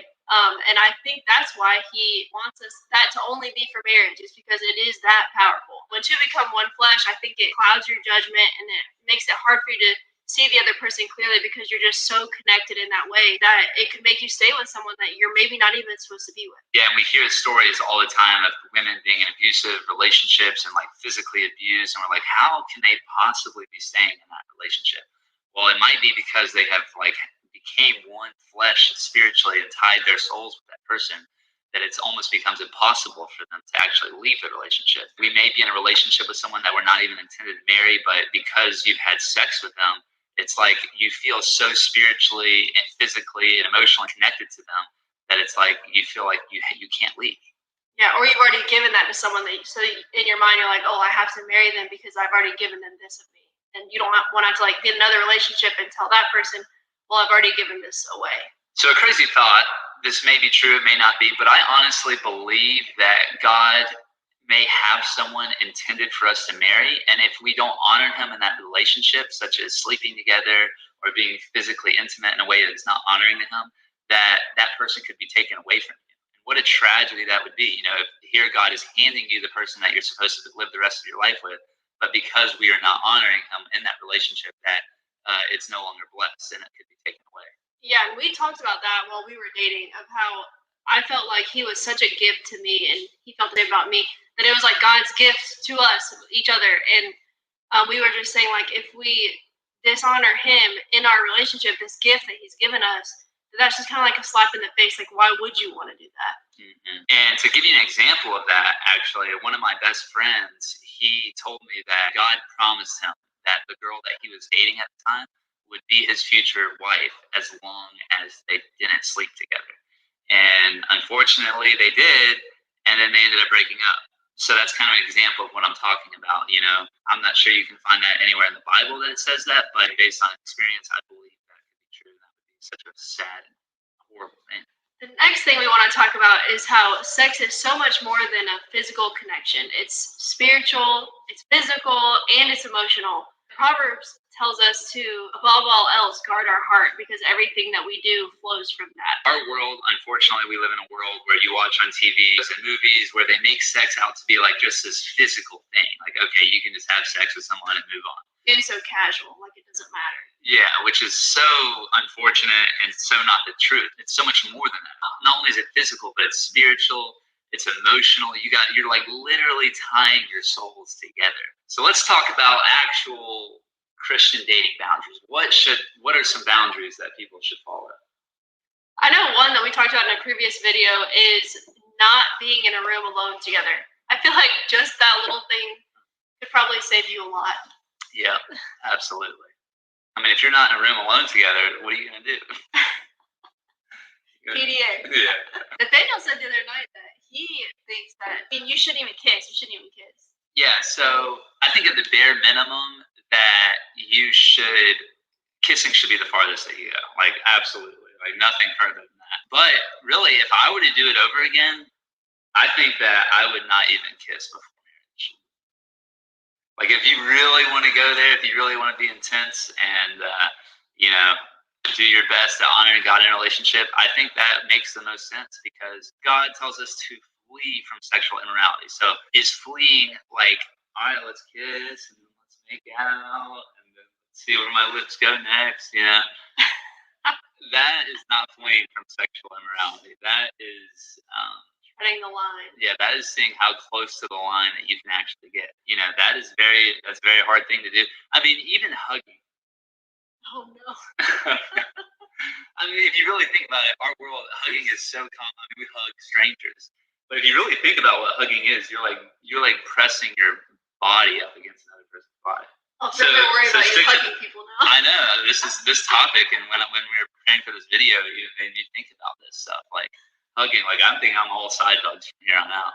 Another boundary that I think is a good one, it's not a sexual boundary, it's more of just like a preserving the relationship kind of boundary. Personally, I don't believe that you should have friends of the opposite sex that are just your friends. Like me having guy friends that are just my friends and he's not really friends with them, and vice versa. Or me like hanging out with guys and he's not there. I don't think you should be doing that just to protect, what you have. And to just show respect and honor for who you're with. You mean like you can have friends but not necessarily like have one-on-one conversations with them without the other person? A lot of these boundaries may seem really extreme, and it will make you stand out, which I think is an amazing thing. If you really want to stand out as a Christian couple, see how people respond to you when you say, well, yeah, we don't do anything above kissing, or we don't even kiss each other. People may think you're weird for doing these things, but if they do, you need new friends. Satan is sneaky, and I just he'll make things you think like, oh, this is okay, this is harmless, this isn't going to hurt anyone, this is going to hurt us, but then it just leads to the next thing and the next thing, and then before you know it, you're just doing everything you didn't want to do. Yeah, and we're talking about boundaries, even having friends who think this stuff is normal, I think that could be a serious boundary, because the people that you're friends with and that you're closest to, if you hang around a friend group where everyone thinks it's just, we're Christians, we sleep with each other, what's the big deal? Then that mentality is going to start creeping into your mind. You should be hanging out with people who support what you're doing and believe in setting these physical boundaries, because ultimately our goal is to honor God, not our flesh. Iron sharpens iron. What did I say to you, Sutton, when we were dating? You said, if we ever go past kissing, then I just can't be with you. Yeah, and so I set that ultimatum, and that once again we're getting extreme here. He said that on like our third date. Yeah. And how did you feel about it when I said that? I liked it. I was like, yes, that's what I'm talking about. Yeah, as a Christian guy, let me tell all the men out there something. That if you want to stand out as a man, tell them that you're not going to be with them if you guys go past a certain point physically. But you got to mean it. You can't just be saying it for the sake of saying it. Be confident in like doing what's right. It's attractive. Yeah, yeah. So I think that's really important because it's like, hey, we got to honor God with our relationship here, right? And if we don't do that, we ain't being together. Another thing is to respect each other's boundaries. So maybe one of you doesn't want to go past kissing and the other one doesn't even want to kiss. I always feel like you should go with the one who wants more, like, or wants to do less, I guess you could say it that way. Yeah. Like the one that doesn't even want to kiss, the other one should be abiding by that rule. Mm-hmm. Obviously, they would like to kiss you, but the reason they're doing it is because they're honoring God and y'all's relationship as being more important than satisfying their physical desires. What are some of your guys' boundaries? I think that people who watch our videos read the comments. So if y'all have anything to add or any other boundary ideas, please share them. We would like to read them. All right, the last thing, this is a little pro tip that we actually got from church a while ago, and I thought it was pretty funny. It's always a good thing to pray together, but you should always pray vertically, not horizontally. Why is that, Nathaniel? Because when you start praying horizontally, you're laying down together, and if you're laying down together, you're going to be doing other things together. All right, guys, so while she's looking up the questions here. Oh, I was actually texting. All right, while she's looking up the questions here, just wanted to thank you guys for watching this video. If you found this helpful, useful, please subscribe to our channel.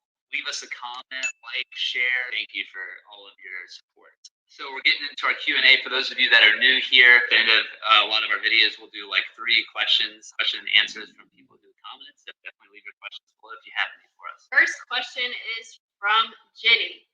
She says, what if I want to support my mom or younger sibling after marriage? How do I tell my husband to allow me to do that from my pay?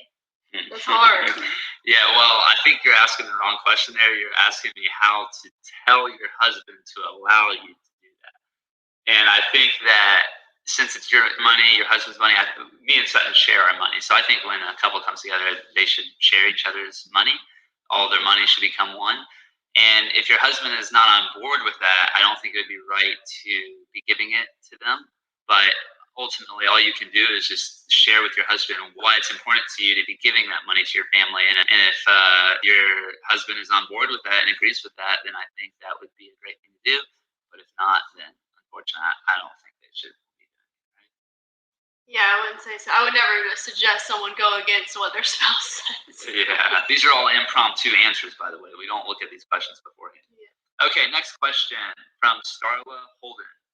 Do you guys have advice on giving when people take advantage of that? Like, is it wrong to deny helping someone when they're irresponsible and just use you as a backup plan when they know you have money? Yeah, that's a good question.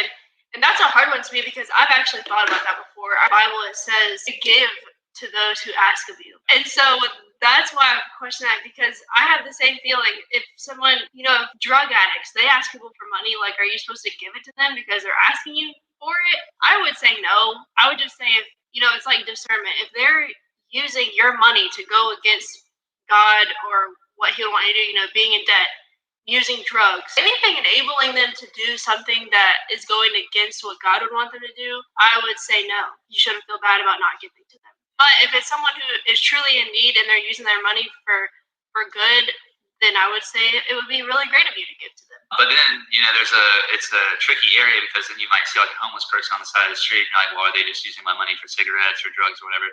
And you may not know the answer to that. So I think that's something we're not supposed to worry about. Yeah, I think it's definitely better to lean on the side of just giving and trusting God. That's what he would want you to do. But if you know they're using your money for bad things, then we personally don't think that would be the right thing to do. All right, last one. This is from Pam Seklowy. She says, hey guys, love your videos. What worship songs do you listen to? And is it wrong to listen to secular music? Yeah, so this is something that I was kind of convicted by a year or so ago. I would work out to hard rock music just because it pumped me up, but there would be cussing and just bad language in the music, so I stopped listening to it. So yeah, personally, I think music is a very powerful thing and a gift from God, like all good things are. So if you're listening to music that is talking about sinful things or just bad things that we're not supposed to really be involved with, then I think that's probably not a good thing to listen to. Yeah, so my favorite song that I've been listening to lately is Hallelujah Here Below by Elevation Worship. I've been listening to that song like every single day. That's a good one. I have two that come to mind that I really like. One is Yes, I Will. And then the other one is Resurrected King. Those are some songs. I mean, if you want to listen to songs at the gym, those three are songs for the gym. Yeah, I used to think like working out the worship music wouldn't really work, but when you get into it, I'm telling you, it is the bomb. All right, guys, so this is Nathan Sutton sowing seeds of truth, love, and inspiration, one view at a time. And that was Christian Dating Boundaries. What are you doing? I'm trying to kiss you. You know I have physical boundaries set for our relationship. Come on, just one. No. Oh, dang it.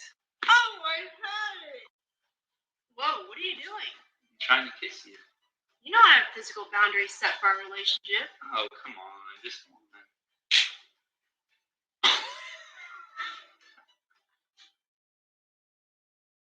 So you're in a long distance relationship, or you're considering if you can deal with one.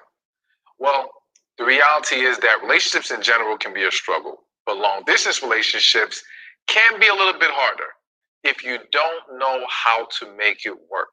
So I'm going to give you the 5 keys on how to make a long distance relationship work. All right. So my name is Stefan Labossiere, aka Stefan Speaks, back with another dating and relationship advice video. Like I said, we're going to be talking about keys to making a long distance relationship work. Before we start, please like the video, share it, and comment below. Let's share some tips. Tell me what you think is necessary to make a long distance relationship work. So again, first, let me get this out the way. Me personally, I haven't always been the biggest fan of long distance relationships. And I can't say I'm necessarily a fan right now.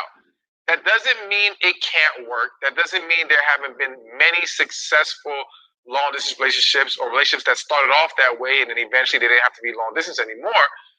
However, there's just so much that goes into it. And a lot of times people aren't as ready and prepared for it as they want to believe. They're simply trying to hold on so dearly to this individual that they really like and they connect with and all these things. But they're not really considering, can I handle these dynamics? Can I handle this distance over a long period of time? There's a lot of questions you have to ask yourself. But again, as I stated in the very beginning of the video, there is a formula for success in all the long distance relationships that I have seen with the people I have sat down and coached. I have noticed what has worked. I have noticed what has been points of tension and what has created a disconnect in that relationship. So let's go over it today so that I can help you be set up for success, whether you're in one or you may find yourself in one day. All right. So number one key to making a long distance relationship work is communication must be a priority. Now, some of y'all might be thinking, well, that's common sense. Of course, we got to talk, especially if we're long distance. Granted, but here's the thing. What I find in a lot of long distance relationship situations is that the amount of communication is not really discussed as far as what each partner needs. And not just needs from the standpoint of what makes you happy. It's also about what you need from the standpoint of what's going to help you feel more at peace and secure in the relationship. Now, granted, some people may say, well, listen, you have to be secure within yourself. You really can't put too many high demands on your partner. To a certain degree, yes. However, again, when we're starting off, at the very least, when we're starting off, all right, this is new territory for a lot of people. You got to get comfortable with this. And you got to get comfortable with the fact that, yes, they're going to be at a distance from you, and that can be hard to deal with over time. So this is a different playing field to where, yes, you may have to up the communication initially to get to that place where you feel good about this relationship. You're going to have to be honest about whatever it is you need. So, for example, if you're a person who needs good morning text, so to speak, and that's important to you, or hearing from them in the morning and before going to sleep, You need to express that, because many times what creates a lot of tension in these relationships is these unspoken expectations. So one person is hoping that, well, of course you should be calling me in the morning and at night because we're long distance. Why wouldn't you want to, since we can't see each other? And the other person's thinking, yo, we spoke this morning. That's good enough. or we spoke yesterday. Like, they're not seeing it the same way, not because they may not be invested in you, not because they may not be as serious about you, simply because their level of need for communication is different than yours. They also may have a lot more going on, which then again throws off how much they're focusing on the need to communicate. So these things need to be laid out from the jump. Both sides need to be honest, not just about what you need, but what you are prepared and willing to give.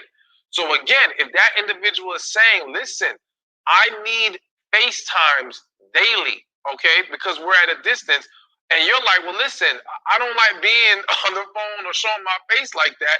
I'm not sure if I can do that. Be honest. If that's how you really feel, be honest, because it's better for you guys to make sure you're on the same page and get things right, rather than to act like you can do whatever they need and be the person that they're looking for, and then you fall short and the whole thing blows up in your face. You would have been better off just being friends in the meantime, until maybe at a later time you guys can actually have a relationship in person with each other. So again, communication has to be a priority, but you have to lay out the needs and what you are willing to pour into them communication-wise. Be upfront and honest about it so there's no confusion. The number 2 key to making a long-distance relationship work is create structure. So again, I am a firm believer in creating structure in all relationships. But I do think that when we're talking about long-distance relationships, it becomes even more important. You can't go all willy-nilly into these relationships. So when I say create structure, I mean creating structure, again, with, as we mentioned in key number 1, having an understanding of communication, how much is needed, and maybe there is a set structure as far as when is our time to talk. So I have some friends who they had a long-distance relationship, and the guy was a very busy guy. And initially, it was a lot of conflict because he was getting caught up in work. She wanted her time. And again, they had no structure. So he was kind of freestyling it the whole time. But that would leave too much room for disappointment. Now, they sat down and they discussed it. Okay, well, here's what we're going to do. These are my work hours. These are the hours that I'm dedicating to just you. So he gave her, I want to say, let's say an hour a day where it's just him and her getting to talk, FaceTime, whatever. And on certain days might be where, okay, he's completely unavailable because of, work, but they'll still text. So they had structure. That allowed her and his needs to be met on both sides, whether it be the emotional needs of the relationship, the personal needs when it comes to work and things of that nature. There was structure and there was an understanding. So now if it's 5 o'clock on Monday and I know that's a time where you're dedicated to your work, even though I want to hear from you, I'm not going to get mad at you because I'm not hearing from you right now, because I already understand how we're doing things. The structure clears up confusion. The structure removes that unnecessary disappointment, and it helps people now say to themselves, okay, since I know not to expect to hear from them between this time and this time, let me use that time I have for something else I could be doing. Let me go work on something. Let me go, enjoy my life in other ways. That structure is extremely helpful. So create structured relationships, as well as structure as far as when we will see each other in person. So if we know, okay, going 3 months without seeing each other is too long, we've agreed upon this up front, then let's agree, all right, every 3 months or every 2 months, whatever the case may be, one of the other flies to see the other person, if that's feasible, okay? And we also can agree up front if it's going to be, I'll come to you the first 3 times, you come to me. Anything that you can basically have set out up front is going to eliminate trouble later. So if we can come to an agreed structure, and that also helps because now a lot of times people are getting antsy and it's starting to really get to them that they can't see their partner and physically touch them. However, when you already know that the plan is every month or every 2 months, whatever the case is, that we're going to actually physically see each other, that helps keep you at bay. That helps calm your nerves. It allows you to push through those moments a lot easier because you know the payoff is coming. When you don't know that payoff is coming, it's easy to get antsy, to lose sight of things, and to get yourself into some trouble. That is it happens a lot. It happens a lot in these situations. Not with everybody. I don't want anyone who's in one to think your partner's doing anything crazy, but it does happen. So that's why I think it's very, very wise to have that structure and agreed upon time frames of when we can see each other physically to make things better. The number 3 key to making a long distance relationship work is be spontaneous. So we just talked about structure, and I do highly believe you have to implement structure, but that doesn't mean don't ever be spontaneous. That doesn't mean don't do things to kind of throw some flavor into the relationship. So everything doesn't always have to fall within the agreed structure. Maybe there is a surprise visit, depending on, the relationship you guys have, and if you guys have an understanding that that's an acceptable thing, all right? Maybe it's just a surprise call. Maybe it's a surprise random picture you send your partner, smiling, whatever you want to send them to brighten up their day. You still want to do little things here and there that, are spontaneous, that kind of break the rhythm, so to speak, but break it in a good way. And again, I think that spontaneity really helps when we're having a long distance relationship, because sometimes, I don't want to say out of sight, out of mind, because when we're really into someone, they're really not out of mind, even when they are out of sight. All right. But again, it can get difficult when we're not always connecting on the level that we want to. And that's when I say connecting, more so engaging on the level that we want to. And so again, those little surprise things, the little spontaneous things, it just helps. It helps. And again, it grows the bond stronger, and it really helps strengthen the relationship.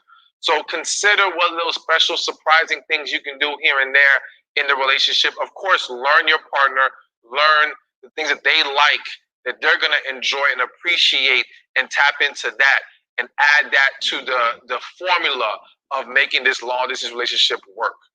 Now, number 4 on this list of keys to making a long distance relationship work is have a plan.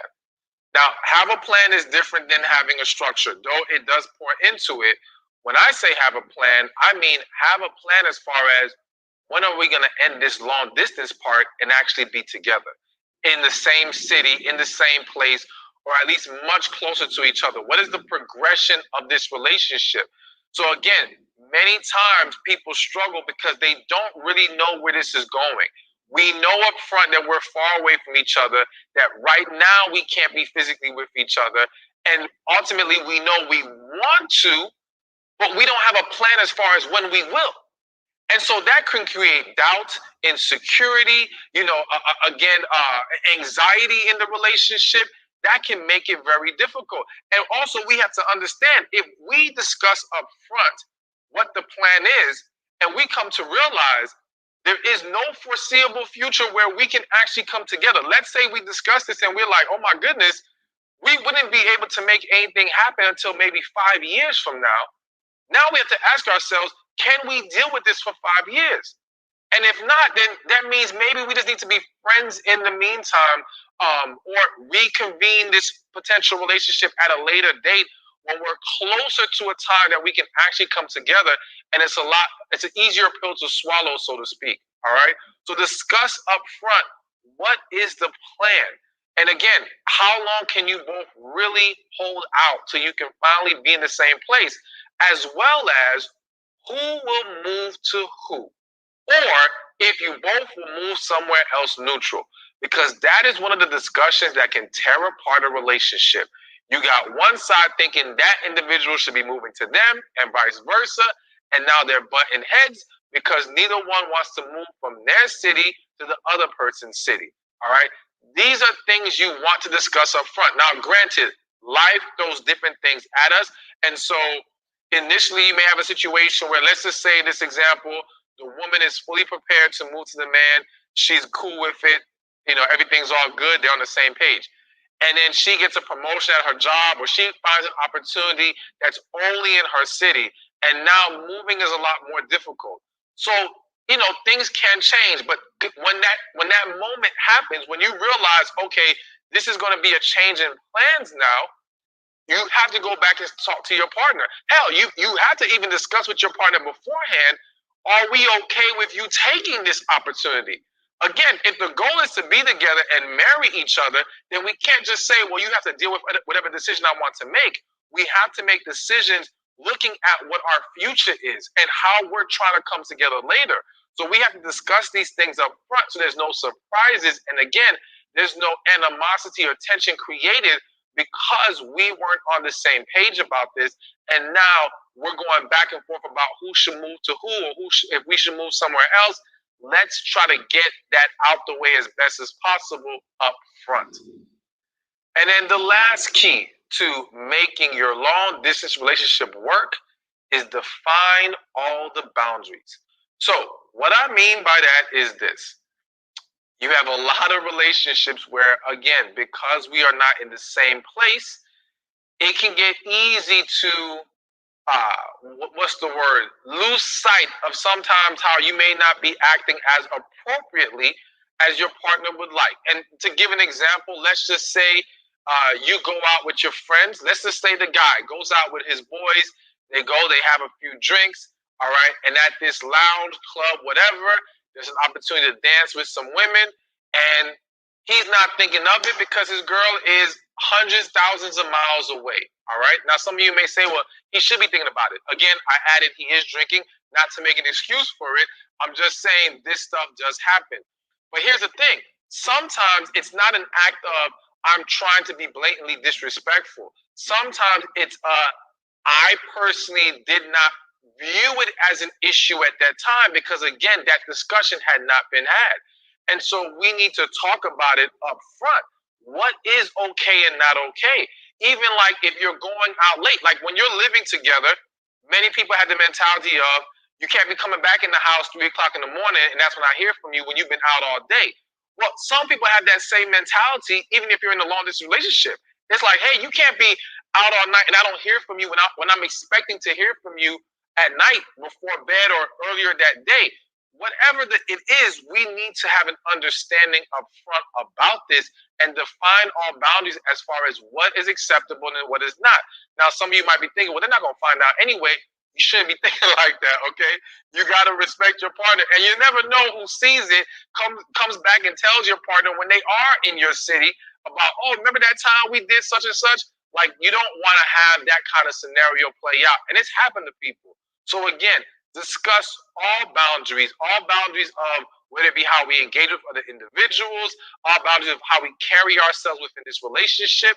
We have to establish an understanding of just because we are long distance, it doesn't mean we let things slide more than we would if we were in person. All right. And I would argue that it's best to take that approach anyway, because the last thing you want to do is to become so accustomed to living in this kind of on the edge because your partner is far away. All right. Then your partner finally comes to you or you come to them. You're in the same city. And now it's hard to break old habits. Now you're having a harder time adjusting to a more strict structure with your partner being physically there with you. Don't put yourself in that position. You want to practice what's going to be the actual expectation of the relationship if you guys were physically together, the same way if you guys are going to be thousands of miles apart. So again, have that understanding, discuss all things, define the boundaries so that no one crosses a line that they should not be crossing. So again, it's not easy, but with effort, with desire, with communication, with a willingness to make things work, then yes, a long distance relationship can work. So just be open and honest with each other and make sure you are willing to put forth the effort needed for success. So again, like this video, share it, leave your comment below, any other tips that you have for long distance relationships for them to succeed. And I look forward to seeing you in the next video.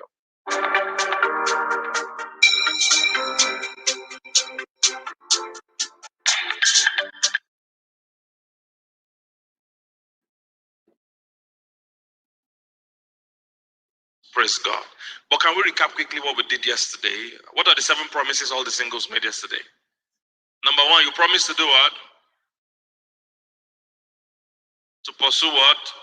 Pure worship or practical worship. That means you are going to grow your own life with God. That is the foundation for success in anything. That foundation of God. Second one is what? Pure purpose. Pursue purpose. Pursue purpose. That is where fulfillment lies. That is where your life, like the whole idea of marriage is to help you fulfill purpose. Because Adam already had a purpose, then God said, I will look for you a helper. Before the helper comes, there must be something the helper is coming to help you to do. Somebody getting what I'm saying? So you must have a direction, a passion, an interest. All right? Your purpose mustn't be something that you hear heaven shout. It might be something frustrating you about life. Sometimes that's how God is using to, show you that you have an interest in this area. Somebody getting what I'm saying? Because sometimes some people, the issue of purpose gets so confusing for people because they're expecting that, God will appear or an angel will appear or they will hear their name 3 times. Temitope. How many times did I call you? That's a home video. That doesn't happen in real life. In real life, sometimes God speaks to you as a vision, but some other times it is your frustrations or your passions that are helping you point to your interest. Somebody gets into what I'm saying? Something that just frustrates you. Just say, hey, why? See, some people, I did a teaching some time ago on frustrations. It's not every frustration that you should react to quickly. Some frustrations are trying to tell you something. But most time when we see frustration, most of us, our first idea is to exit. I'm frustrated, I'll leave the marriage. I'm frustrated, I'll leave the relationship. I'm frustrated, I'll leave the church. No, sometimes God is calling your attention. Some things frustrating you about Nigeria might be your calling. Somebody getting what I'm saying? That's how Moses knew his calling. He was frustrated about how the Egyptians were treating the Israelites. That has always been his calling. Somebody getting what I'm saying? So your purpose. Number 3 is what? What do you promise to do? Principles, guys. A lot of things that principles will solve. Some people are still fasting and praying about it. Principles will solve it. And guess what? There are a lot of people that have gone ahead of you that can tell you the principles of what you're trying to do. And it will work cheaply. Once you have the principles, you won't need to beg. It will work cheaply. Listen, you can have a good marriage. Are you here, somebody? You can have a good marriage. I don't know the kind of experiences you have been seeing or the kind of people you have been seeing because, Pastor, one of the major things I try to do is to help people's minds. Some people have already given up before they start. Some people have already heard so many bad things or even seen their own parents' marriage. So they are believing that this marriage thing is never going to be good. I hear all kinds of analogies that doesn't make sense. Somebody say marriage is like you just get a box of gifts, but you don't know what's inside. So when you get home, you now see it. What if it's a snake that is inside? You are supposed to know. I will get to all those things today. Somebody get what I'm saying? So there are principles. And that's why we do teachings like this. There are principles to attracting the right spouse. There are principles to choosing the right spouse. There are principles to keeping the right spouse. There are principles for everything if you can find it. There's a reason why. That's why I like white people. White people, their minds are programmed to check why. Black people, our minds hate principles. We attribute everything to spiritual problem. So even people that succeed, when you ask them, how are you doing it? They say, my brother, now God. So they can't pass anything to us. And the same thing, when it's not working, we say the same thing. It's God's will. If it's God's will. Something happened some time ago. It's part of the teachings I teach. All men in the house, whether you're single or married, one of the things you need a strong male figure in your life. All the men in the house. You need a what? Strong male figure in your house. Thank God that you already have a pastor. So that's why I said a cheap one. You need male figures in your life. Because men learn more by seeing than by hearing. Women are greater with sitting down to hear. Women are great with it. Men learn better by example. So something happened in one of those safaris where they keep animals in their natural habitat. So they brought an elephant in. There were rhinos in that national park. And the elephant began to kill the rhinos. Young elephant, strong elephant began to kill the rhinos. And they had never seen that kind of thing before anywhere in the world, where elephants is killing rhino. Thank God they didn't call a black person. They called a black person who says the enemy, the devil. There's a spirit of elephantiasis killing rhino. But they called the professional an expert. That's why I like white people. There's an expert for everything. There's somebody that has studied, even ant. If ant is biting you, now you can call a white expert. You say, this ant, the botanical name is Lapio antanisto. This one will bite you. They know everything. They called an expert and he looked at everything and said, what's happening is very simple.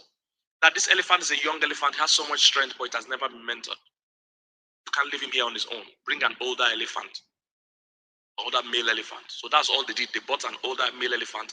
Once he got there, the younger elephant submitted to the older elephant, and that one showed it that we don't attack rhinos. We live at peace with them. All the killing stopped. Just by a positive role model. Ladies, don't date a guy that doesn't have a positive role model. He doesn't know what to do with you. He needs somebody showing him that we don't beat women. We don't beat women. Especially, I know there are so many broken homes, Pastor. This part of why God gave us the gift of pastors. There are so many broken homes. Some of you, the fight you are fighting is not even your fight. It's a battle you brought from your own home. You saw your father beat your mother. You saw your father always insult your mother. So now you are dating, you freely just pull down your wife or pull down your fiancé. You just insult her. It's what you saw. Somebody gets what I'm saying. So it's important to have a strong member. I will get to all this just as we go on. So pursue what? Principles. Buy books, buy messages, listen to them. If you don't like to read, they have audio, buy it, listen to it. That small wisdom will shape your results and you get better. So number 4 is what? Development. You must grow. You must grow to become mature. That's what perfect means, to be mature. Marriage will test your maturity. Marriage will what? Test your maturity. You thought you were mature before. Marry first. We'll know how mature you are. Number 6, what? Okay, number 5 is what? Pursue progress. We'll talk a bit again about that today. Number 6, what? There are 7 points, but I'll talk about that later. Okay, let's move for today. So we also said that your single days are not just a time you are marking time. It's not for just marking time that, hey, I'll soon get married. That's what many people do with their single years. Their single years for them is just a period before they get married. So they just say, hey, I can't wait. Pastor, look, I'm full of love. Anybody I marry, I will shower them. The person will enjoy, I swear. There are many people that think like that I'm so kind, I'm so nice. Anybody, I just pour my love on like this. They will never recover. Thank you, Mr. Love and Mrs. Love. Your single years are not for you to wait to be married. Your single years are like your test period. Your single years are like your marketing period. Whatever you will do with somebody in your life, start doing it for yourself now. Will you be a great addition to somebody's life? Improve your own life. That's what your single years are for. You are proving and showing to us that you're a good candidate for marriage. Now that your life is your only project, build your life to be enviable and beautiful. Now you are all by yourself. Nothing has improved about you. But you want to add somebody else to this life. Look, the Bible says 2 should be better than 1. There are some people that come to me that they want to marry. I say, don't try it. You can't join these 2 problems together. 2 should be better than 1. So you can't be waiting to marry now that your life is your only project. What have you added to your life? How are you improving your own life now that you are alone? It's how you improve your life now that will show us what you will do with somebody else's life when it's given to you. How are you improving your life? Listen, ladies, if you are going to even attract the right person, you must first be the kind of person that can attract that person. So there are too many things. Your single years are not just for waiting. Your single years are for building. There are too many things you should be doing with your life right now that you're single that makes you more eligible for marriage. Not just more eligible, but you become a better candidate even when you are married. It's your building years. I bet now, single people listen to this. Going to school is great. Of course, you must go to school. That's great. But whether or not you are going to school, what other thing are you adding to yourself to make you a better person? Not for marriage, to be a better person. What are your interests? What are your hobbies? What other things do you like? Sometimes those things and those places is where you even meet your spouse. I was telling you guys yesterday that I suffered before I found my wife. I suffered. Though. Young pastor, ministry was growing. I really needed a helper. I said, God, I need to help me too. And I wasn't finding anybody around me. And things got so bad. I got desperate. I appointed scouts in all the big churches in Lagos. Fountain of Life, Redeem, everywhere I had scouts. I said, if you see any good Christian girl, Holy Ghost filled, send for me immediately. No joke. Let me just digress. Listen, if you are going to find the right person, you must sleep. Some of you are too awake. You must rest. You have too much confidence in your power. The thing you will find for yourself can't make you happy. Can't make you happy. Your power can find somebody, but it won't be like. That's why God had to put Adam to sleep. That's the only way Adam say go to sleep. Hope you know before that time Adam was finding a helpmate. I hope you know that. I don't think we have time to read all that. But in Genesis, the first thing God told Adam was after he made all the animals, he said, go and name all of them and see what you call them. He said, and the Bible said there was not found the helpmeet for. That means Adam was checking those animals out. Is there in your Bible? I wish we can read them. It's in Genesis. DJ, if you can find it for us, please find it for us. So when God created all those animals, he said there was not found a helpmeet for Adam. So he was checking lion out when he saw the teeth. He said this relationship cannot work. He was checking them out. And the Bible said whatever name he called them, that was the name thereof. Very instrumental. That means it's not everybody that enters your life that is for marriage.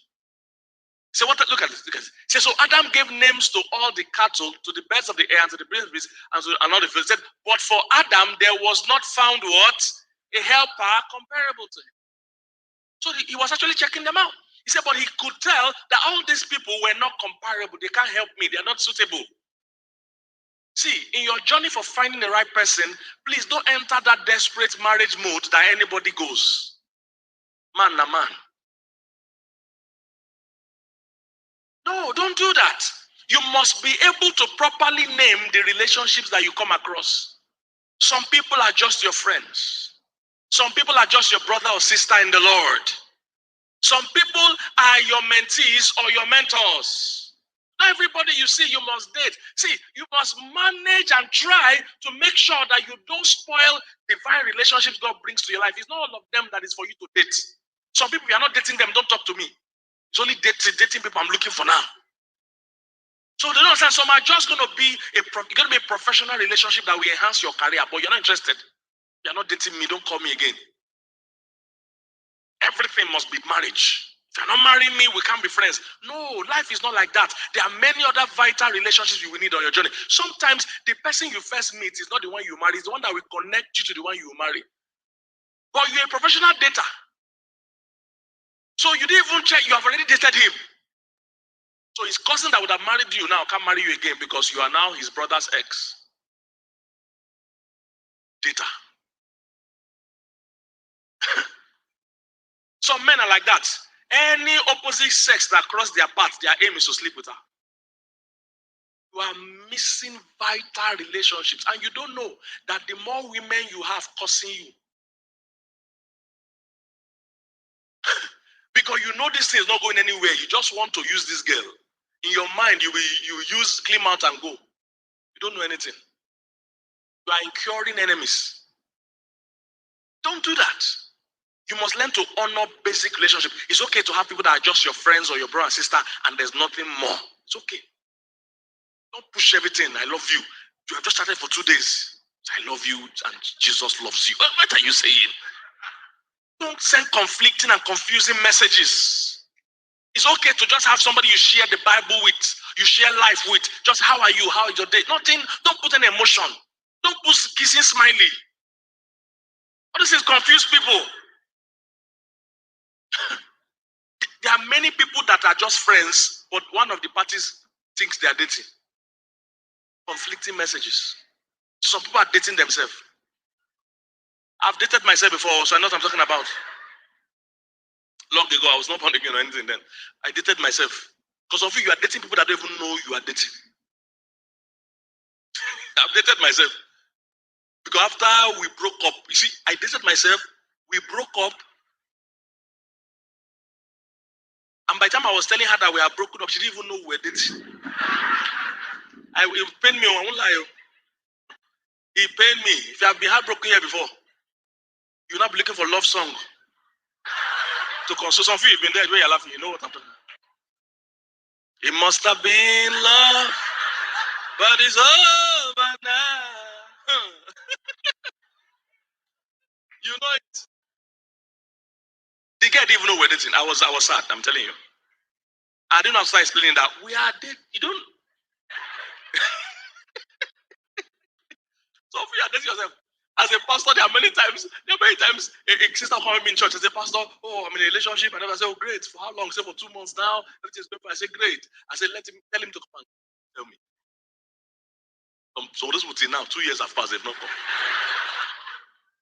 Because as a pastor, I know she's alone. She's dating herself. Because men and professionals are sending conflicting messages. Women, I'll coach you. You see, I'll coach you some things if we have time. You must know how men think. How men think are different. Men can say many things and not say anything. Say you are the kind of woman that if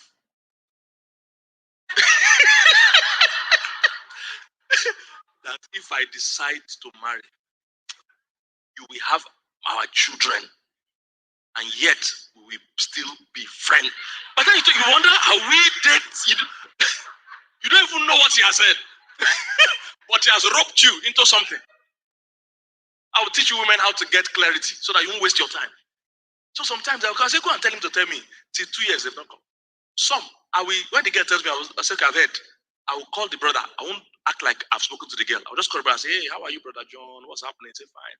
How's business? How's work? Say, fine. I say, are you thinking of marriage? What's happening? What are you in a relationship? You say, no, Pastor, I'm just facing the Lord. Nobody now. I'm just with Jesus. I'm married to Jesus. I'll come back on the girl. You are dating yourself. This guy is not thinking what you're thinking. Somebody get what I'm saying? And women, see the problem with you always being emotionally involved with people that are not in relationship with you is that you are also giving signals that you are emotionally unavailable. So even the people that could have really had something serious with you, they get the vibes that you are emotionally occupied. Meanwhile, the person you're occupied with emotionally is not even with you. You are giving the signals off that you are not available. There are many guys that really would like you, but everything they notice that your attention is somewhere else. Meanwhile, the person is not even serious. I have a book titled 7 Questions Wise Women Ask. I'll mention that as we go on.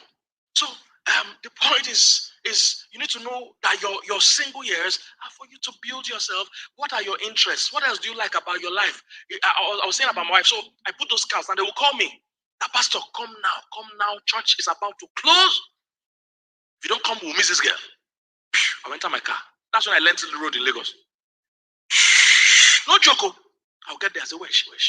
I was looking for a good Christian, born again, Holy Ghost filled girl. I said, that's the one. By the time I look at her, I say, why you not marry her? My brother, is this what you call me for here? This is why I really don't encourage people connecting people or online. I really don't encourage it. Because, can I say something? There's nobody on the earth that can really know your spec. Nobody can know it. They can only imagine, they can't know it. The person that will really make you happy is only God. And God doesn't just choose a person for your today. He helps you choose a person for your future. So some of you, right now, if they bring your spouse to you right now, you even recognize the person. It's when you marry her or marry him, as the years are going, you'll be seeing things inside the person. You'll be saying, Kai, I would have missed this thing. If not for God, I would have missed this girl. Do you people know, sir, that my wife didn't think I was fine when we met? Fine boy like me. I didn't look like this then, though. But she didn't think I was fine. She didn't think so.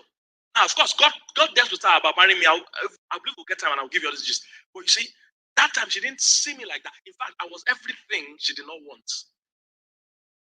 That's what I'm saying. You need to learn also to trust God. Number one, she's very fair. And I used to be fair before Lagos Sun beat me. So I used to be also fair. She was very fair. So she said, number one, she didn't want to marry somebody that was fair. Because she didn't want to give back to Albino.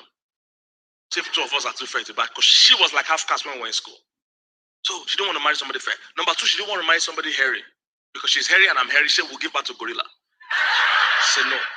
She doesn't want somebody hairy. Number three, because some of you have a list, but the things that are informing what's on your list are wrong things. I want to marry somebody rich. That's not what you want. You want financial security. Somebody that is rich now might be broke tomorrow. So you must articulate what exactly you want. Say, I want somebody that is a graduate. That's not what you want. What you want is somebody intelligent. Because there's some graduates. They went to school, but the school didn't go inside them. When they are born here for you. So you see, you need to articulate what exactly you really want. Most times we can't articulate what we want. We stay on the surface. Meanwhile, God is seeing deeper. So she said she didn't want somebody fair. She didn't want somebody hairy. She said she didn't want Igbo. The Igbo people are too arrogant. They talk too much. They will go to their village every Christmas. She said she doesn't have power for all those things. Then lastly, she said she didn't want to marry a pastor. Everything I was. She didn't want to marry a pastor because she doesn't have power to be a pastor's wife. The wahala is too much. She just wants to marry a normal Christian. They will go to church, love God, and go home.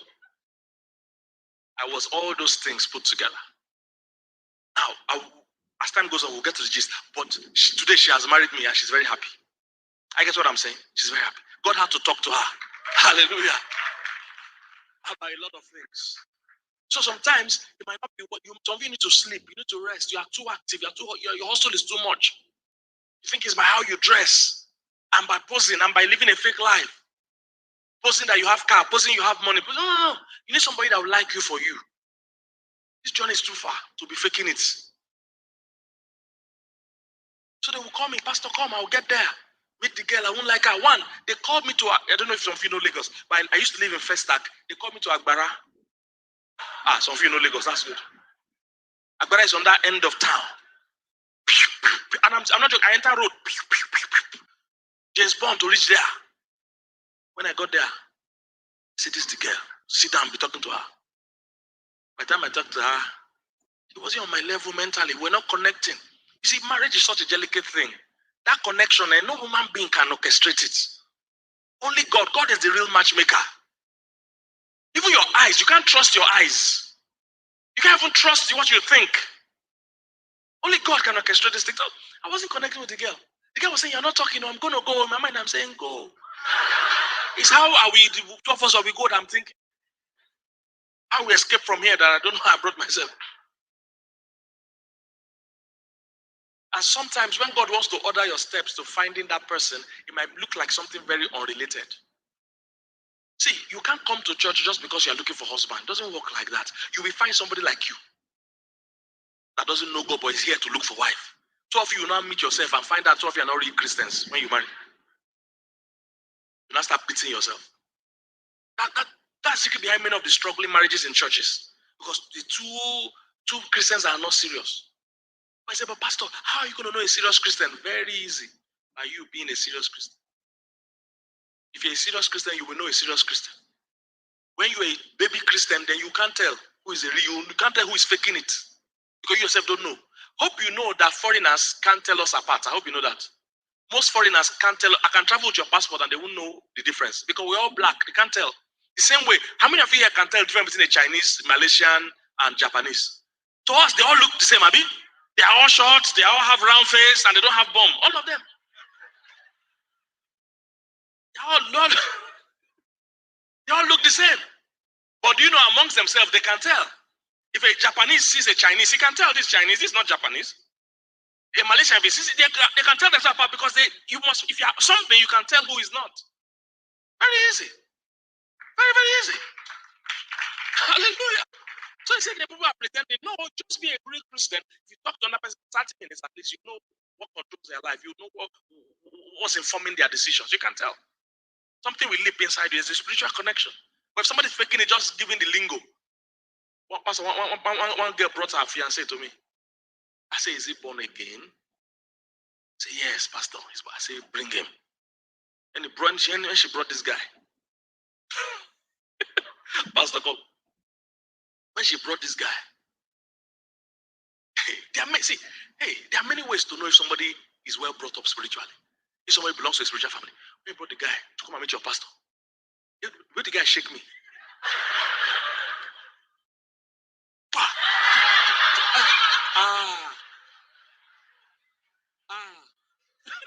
Please sit down. The way he shook me, I say he can't be born again. He cannot be born again. If he's born again and he has been groomed spiritually, he should know there's a way you greet your pastor. He should know. The way he shook me, twist my hand like this, I say, no. There's no Holy Ghost in this guy. He wants to break the hand of the man of God. I know he can't be saved. He just twist my hand. I just hid my shock. As I began to talk, you are dating someone, they say, praise the God. We don't talk like that. You should know something is already wrong. If you're a real Christian, you can tell. People that have been born again and real Christians and know the Lord and love the Lord, there are certain behaviors you can tell about them. We all told her, was my precious daughter. We all told her, don't marry this guy. This guy is not born again. And her own case was very peculiar because her grandparents had a failed marriage. Her mother had like 2 failed marriages. So we're saying, hey, you have to break this thing. You can't just do it the way they're doing it. Break it. Some of you are repeating those mistakes because you're not allowing God to reach you. We had to try. If you didn't hear, rush into the marriage. Everything broken now. So she's divorced now. The marriage didn't even last up to 2 or 3 years. In fact, she even left the church. Because that time, I used to be now I've changed. Now I'm calm. That time, I take things very personal. Because I didn't want this girl to repeat her parents. I said, this guy is not born again. I did my best. We say we're not counseling people. When she couldn't take it, she left the church to go and do counseling somewhere else and get married. Last time I saw them, they were divorced. Somebody gets what I'm saying. So calm down. You see, God can carry out a major surgery in your life with you awake. Imagine somebody going to hospital, he needs a major surgery, and all your friends and family are there with you. People are just saying, hey, my God, how now? They want to come on my kidney, Jerry. No. You will be alone. Sometimes God needs to separate you. The things he wants to do with you, he can't do it while you're in a relationship. He needs to bring you out, work on you, repackage you, then give you somebody that will see you from a fresh eye, not the person that is looking at you from your past. Somebody gets what I'm saying? So, God just inspired me. After I went around Lagos, I didn't see why. One time, God said I should organize a reunion for our set. But I and my wife went to the same secondary school. We're even the same set. But we're never friends. We never spoke. She was born again from then. Me, I was born against. So we never spoke. Our paths never crossed. We never spoke one word to each other, even though we're the same set, secondary school. So we're doing a reunion for our set in secondary school. As we organized that reunion, and she was the person that they delegated to bake the cake. This is what I'm saying, that find your interest. Being married is not a goal. What other skill can you learn? What other passions do you have? Sometimes in pursuing your purpose and your passion and your interest, that is where you meet the person. But if you're just sitting down as your whole job is to meet somebody, you keep meeting the wrong people because you're giving out the desperate, energy. Enter, hello, hi, I will marry you. No. Be doing something with your life. So that, what happened was that when my wife, every time she's on break, she learns something. Now she's from a well-to-do home, but she just like to be idle. She likes to do things with her hands. So she went to school to learn decoration. She went to that decoration school, learn decoration. So she can decorate a place. She also went to learn baking. She could bake. So when we found out she could bake after secondary school, we said, hey, come on, bake for the event we're having. And she didn't want to come for that event. It was because they gave her the assignment to bake that made her come.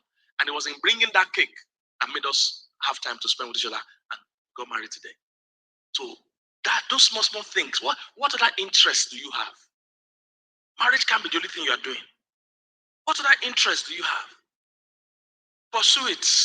You'll be amazed who you will meet in the line of duty. Some of you come to a church, you don't even serve in church. How do you want to, I think they're sharing the grace, you are the car park. Be around. Let people even see you. Serve in church. That's when people will interact with you. That's when people will see your character. Don't be the kind of person that you just go to church, you just come out. I don't have time. No, you must have time. Are you here, somebody? So your single years, your marketing years. Develop yourself. You will become the right person. Finding the right person is first about becoming the right person. You can't choose beyond your level of knowledge. You can't know what to choose. I tell people all the time, if I have to choose a wife again and again, I will still know what to look out for. I will still know there are things to look out for. And if you know it, you know it. But if you don't have that knowledge, anybody you see, they will easily deceive you. You need to know what to choose. Okay. So when you become the right person, the key is this. There are about 10 C's I have in this book titled Who Should I Marry? This book is here. Every smart single person should get the book. Who should I marry? Pastor, do you know many people don't even know what to look out for? I didn't know. I was shocked. I watched an interview. They asked one fine girl. They said, "What are the qualities you would like in a man?" And she said, "I want him to be tall, dark, handsome." Finish. There are many arm robbers that are tall and handsome. There are many ritual killers that are tall. That can be the qualities. Many people don't know the qualities to look out for in a spouse. Anybody they see, is he a man? No.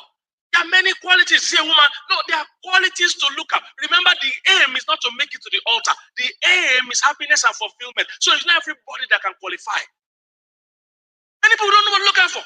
So I dealt with the 10 things here. They're all C's. The first one is the person must be in Christ. That's the first one. If you are a born-again Christian, you have to marry another born-again Christian. Why do you want to? See, if you see somebody's soul going to hell, your first mission shouldn't be to marry them. Your first mission should be to save them. Let them be saved.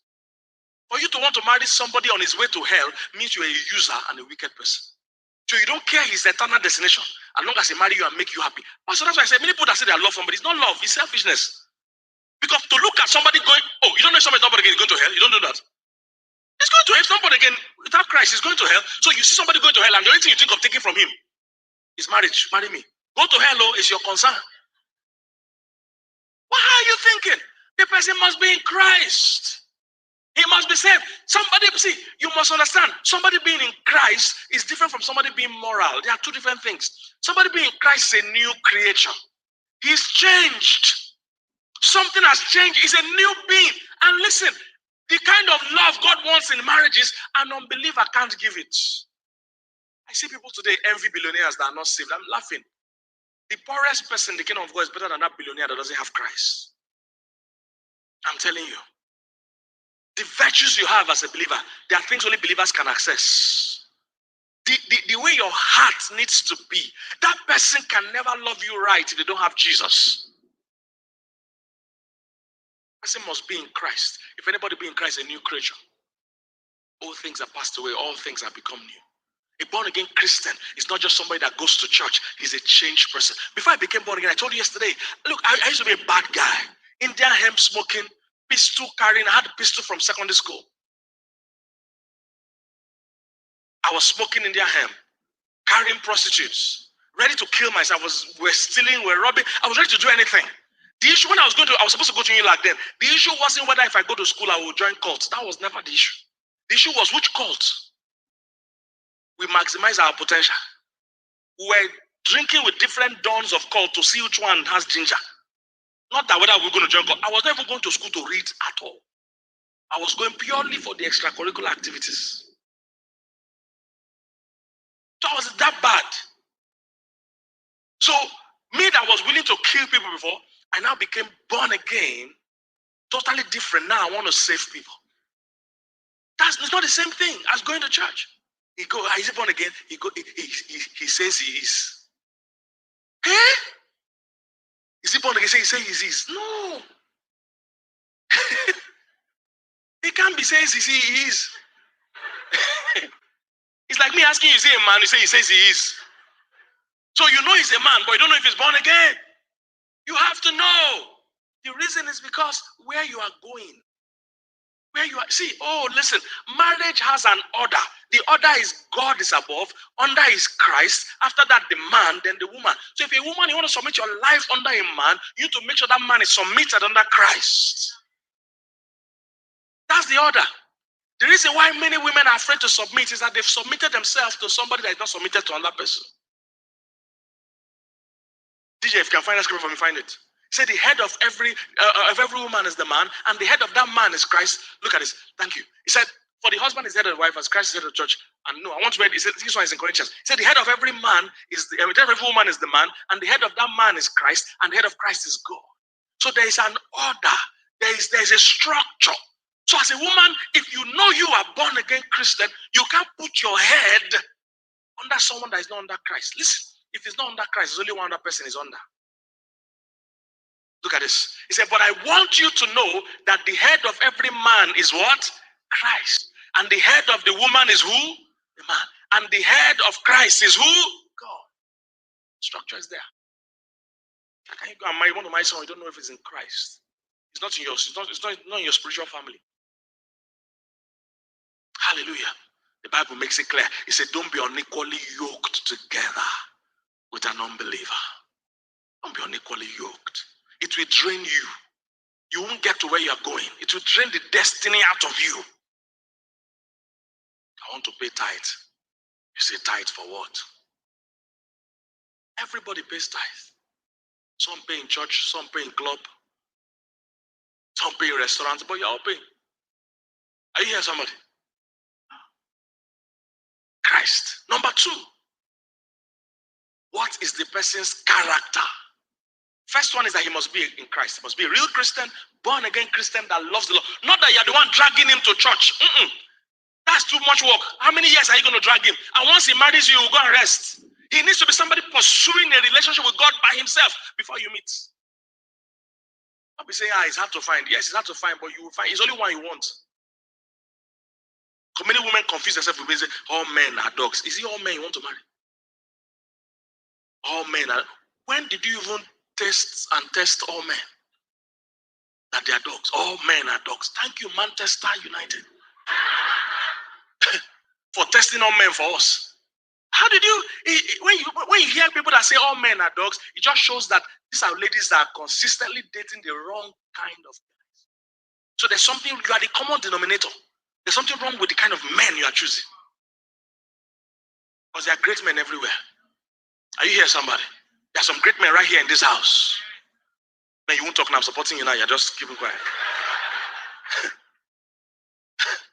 Somebody catching what I'm saying? All right. So you must be in Christ. Number two, the person's character. That's second C. Everybody must get this book. I dealt with 10 C's to look out for who to marry. Second one is character. What is the person's character?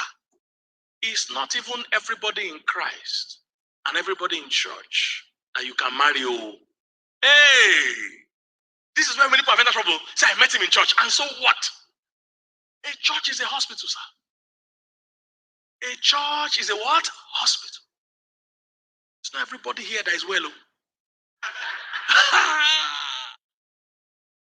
Some are responding to treatment. Some are not responding to treatment. So just because you see him in church doesn't mean it's okay. That's why you must always keep talking to the chief medical officer. Call the pastor. Say, Pastor, one of your patients is getting close to me. What do you think? And he will tell you, that one is a mental case. Don't try it. We have been giving him tablet, but we have not seen any changes. So if you marry him, you're your own. Everybody meet in church, you can marry. Some people are not, they're not there at all. They are regular in church, but their life doesn't show any sign of Christianity. But they might even make heaven. They are regular, they are born again, but no Christ-like character at all. None to show that they've been going to church 5 years. None. I have some members like that. Even me, I won't marry them. I won't advise anybody I know to marry them. They've never caught one thing we're teaching. for the past 10 years. But they're every day.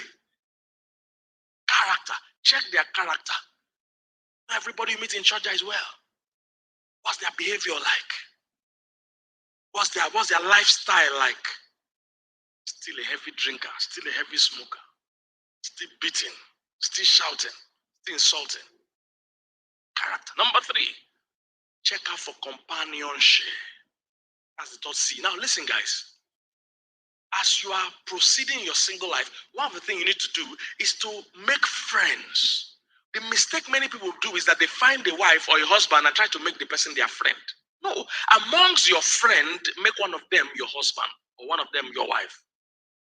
Anybody that can't make it as your friend will not make it as your spouse. I hear common things say, oh, this person is just my friend. That's the kind of person you should marry. He's just my friend. Because marriage is about friendship. Single people, I know many of you single people think, hey, yeah, I've been holding myself since. Once they blow this whistle, I'll be having sex morning, afternoon, and night. You think that's what many people are doing? No. Amongst all the things you will do in a marriage, friendship is the main thing. If you are good Christians, how many hours are in a day? 24. If you are good Christians, you pray for 1 hour together. How many hours are left? 23. You are powerful in sex. And you have sex for 1 hour, which doesn't happen, but illustration-wise, I dash you 1 hour. It doesn't happen in real life. Single people, don't all this thing you watch on movie, they are breaking plates, breaking wardrobe. That's not how we do. Plates you show how to buy. Nobody's gonna break their plate. All those things move you. Sex is not like that. Because all the movie are these single people that, hey, if I just blow whistle, you will know my true color. Morning, afternoon, night. Somebody that said in traffic, gone to work, has issues in the office, think his sex is thinking about. All right. So look for somebody that is your friend. Person has to be your friend. So there are 24 hours. He has done prayer for 1 hour, sex for 1 hour. How many hours are left? 22. What will you be doing for 22 hours if the person is not your friend? It's friendship. Talking. That's why I'm telling you as single people, remove sex. If you can't talk and like talking alone, you won't make it in marriage because even the sex won't be like that in the marriage. It's friendship. Friendship. Just be talking, gossiping. So did you see that happened? I see I'm wild. It's talk. So if you can't like each other's company now, don't even bother. And people that are married, they can't even talk. I'm Nkechi, how are you? I'm fine. How is Nkechi? It's fine. How are us? We are fine. Nothing. They are not friends. Your spouse is meant to be your best friend. I said, if you are getting your core companionship from somewhere else outside your marriage, then something is wrong. Your spouse should be your best friend. There should be no other person you should enjoy the person's company more than that of your spouse. That's why it's sad when I see married men and they need advice, and the first person, they have too many friends they are going to ask before they even ask their spouse. And they even take those people's opinion above that of their spouse. They're laying wrong foundation. Your spouse should be your greatest confidant, your greatest friend. Are you here, somebody? Companionship. Can you get along? Single people, when you meet, don't pretend, don't form, don't even bring marriage to the discussion quickly. Nowadays, we are so much in a hurry. Don't bring marriage to discussion. Even if in your mind you want to marry, put it aside. See if you can like this person as a friend. Go on some dates that is not romantic date, normal date.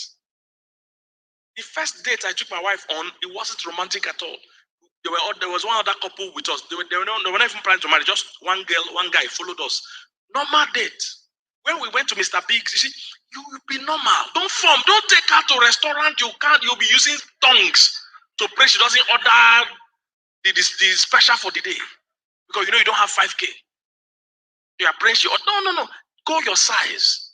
We went to Mr. Biggs. That's what we could afford. We went to beach. In beach, you don't need so much money just to enter. And if you don't want to pay to enter, there's a back route you can jump inside.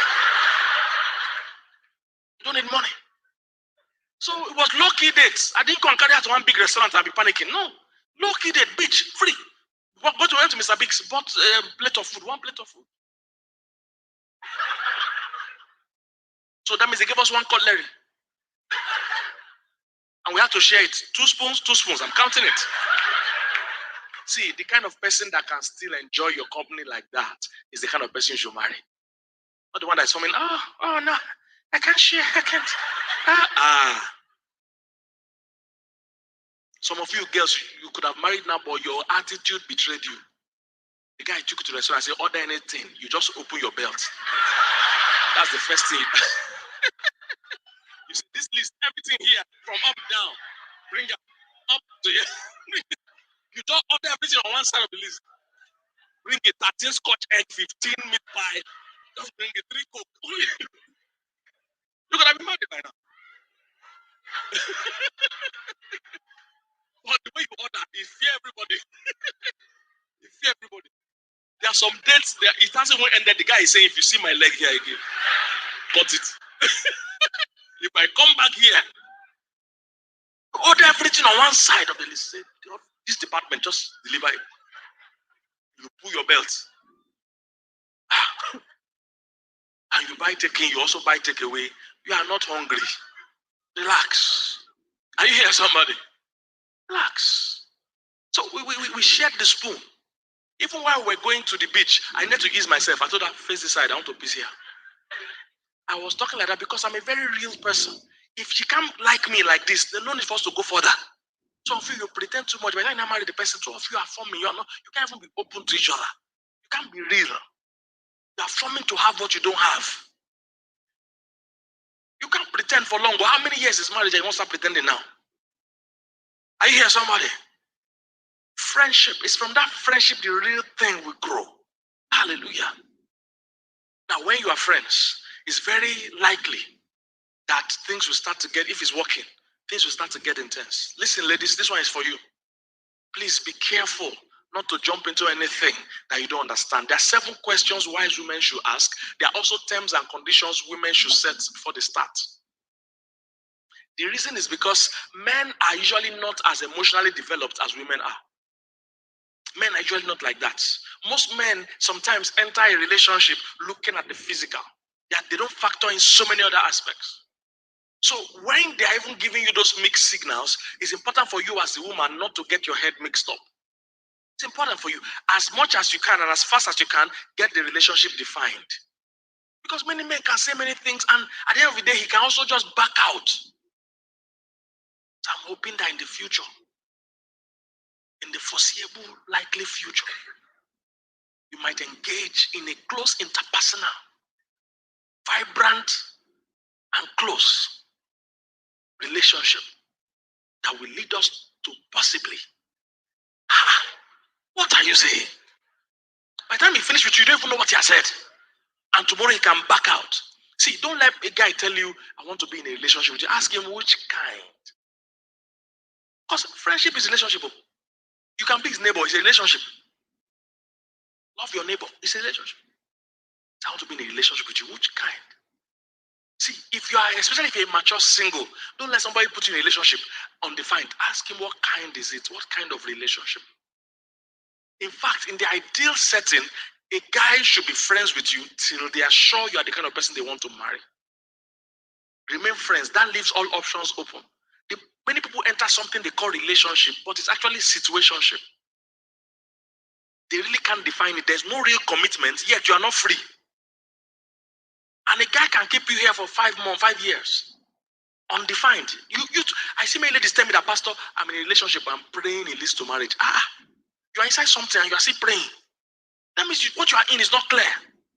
You need to know if this is linked to marriage. If it's not linked to marriage, remain friends till you find something linked to.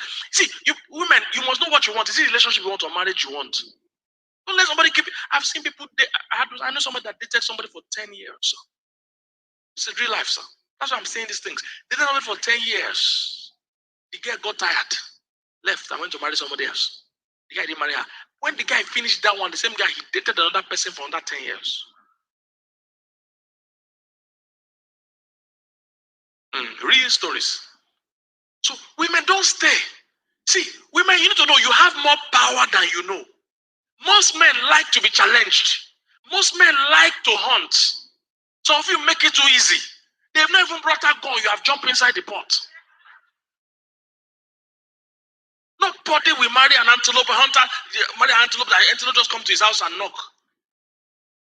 You open door, the antelope enter, go to the kitchen, enter pot, on gas, by yourself. No hunter will eat that one. My village people have come. Antelope came to me by himself. I'm not eating this one. No. Make things clear. Let see, if you challenge men, they will step up. That's what women don't know. Women, you must, I hope I'm going to do this a bit tonight and tomorrow because I want to talk a bit about the differences. That will give you a lot of peace. The way men see life is different from how women see life. Until you understand how the opposite sex sees life, you will know how to deal with the opposite sex. Women, because women are generally lovely beings. Women are love beings. Women just love. From childhood, when women see toys, they love it. They get a doll, they play with it, they plait the hair, they change the clothes. Women nurture and love naturally. Men, from when they are young, babies, they are playing with God.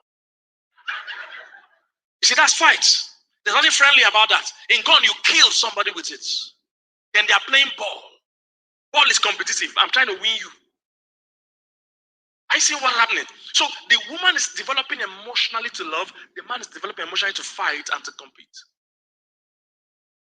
So two of you grow now. Hallelujah, yes. Two of you, very important. Two of you grow up now. You meet. You as a woman, you've been dreaming of wedding.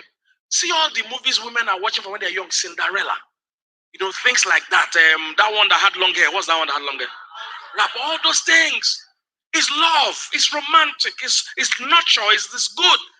Man, I fall in love with mafia movies, war movies, football. That's what they're doing. So they both grow up. Two of you are about to, you don't like each other. The man wants something you have. You two want the whole life. You must make sure things are set clear. A man likes to be challenged. He is built to be challenged to be better. If you don't challenge him, and you kill his drive, he will never value you. It's just how he is. What he doesn't work for, he doesn't value. But women are thinking, if I say yes and I give him everything he wants, he will be happy. No.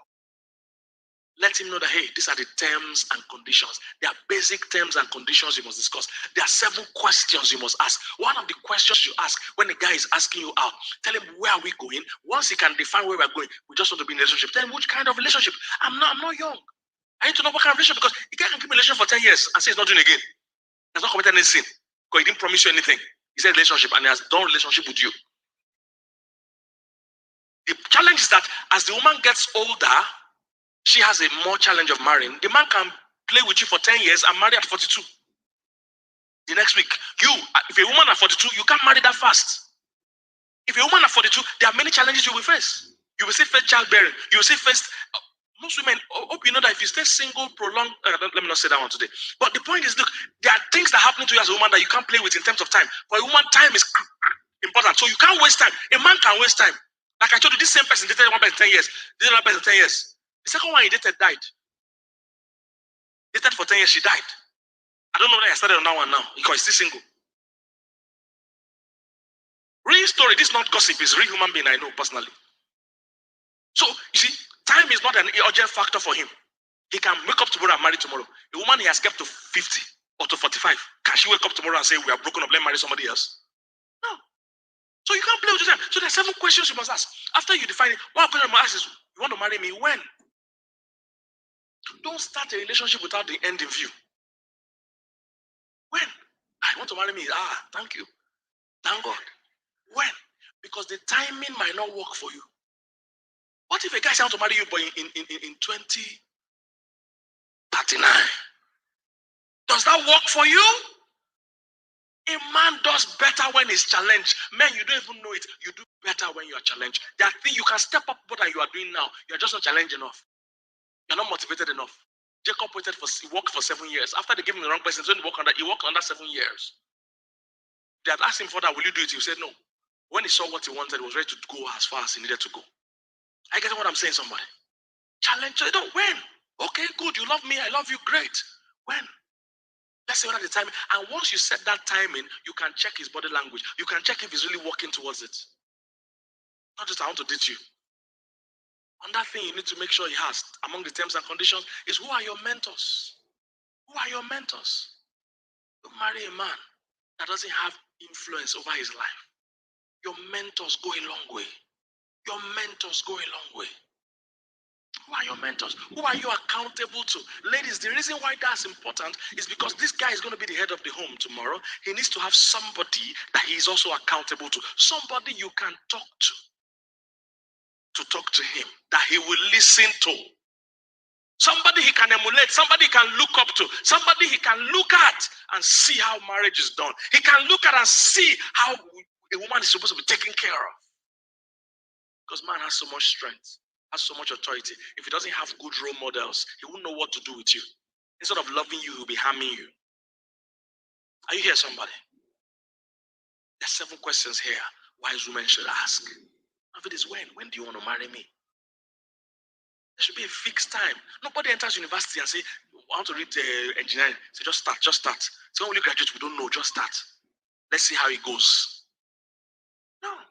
From the day you start that school, there's a projected time that you will finish. It is vision that brings provision. You might not even have all the money now, but once the vision is set, we can start working towards it. Somebody getting what I'm saying?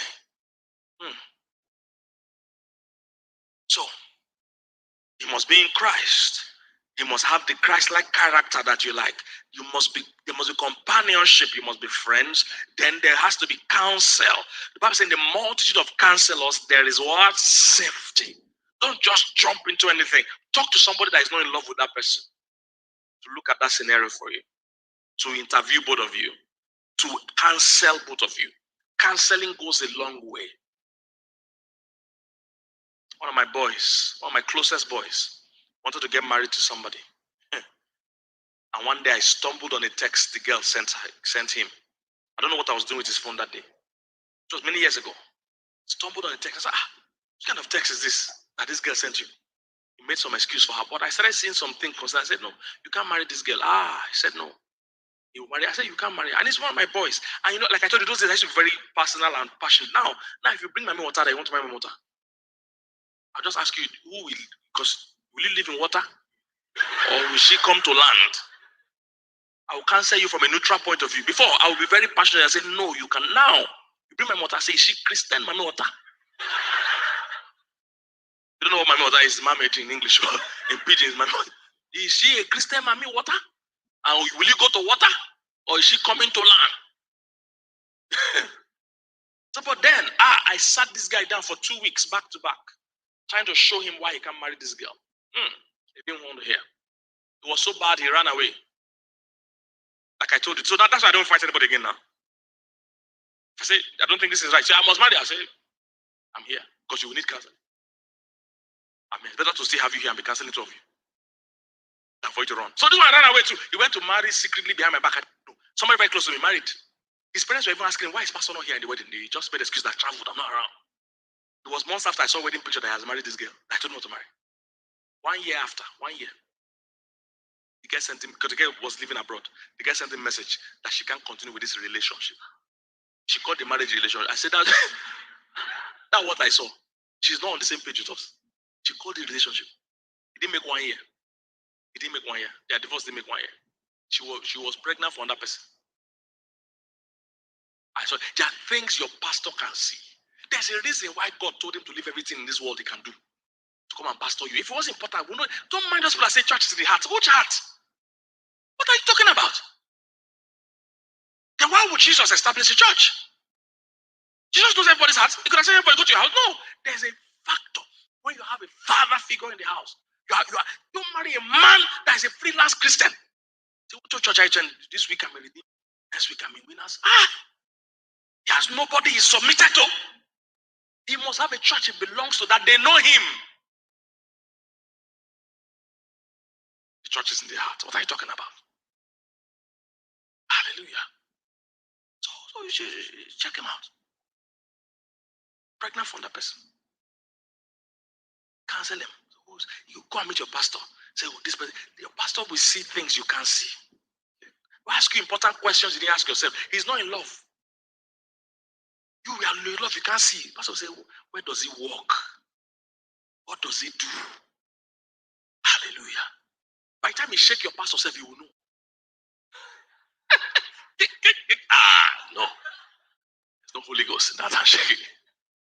Hallelujah. So by the time you cancel, and you get the terms and conditions clear. Like I said, ladies, one of the terms and conditions should be you must be submitted in a house. Very important. Let him have a father figure or a mentor or somebody that can influence him or a pastor, somebody he's submitted to. The day you need to get his heart. Look, men in the house, listen very carefully. And I'm going to round up at this point with talking to the married men. Tomorrow I'll deal more with marriage. Men, listen. One of the greatest gifts, I'm looking for A to Z of marriage. Yes, I've seen it. Everybody should get this book, whether you're single or married. It's A to Z of marriage. Men, listen. I told you there are 7 things you can provide in your house. Only one of them involves money. One of them is money. And unfortunately for most men, we've been trained to believe that the main thing we should provide is a man that does not provide for his own house. We've heard that all our lives. So even culturally and spiritually, we've all been trained to believe if I just have money, if I'm bringing money, I'm fine. Many of you are scoring 1/7. That's a poor mark. That's poor. That's F9.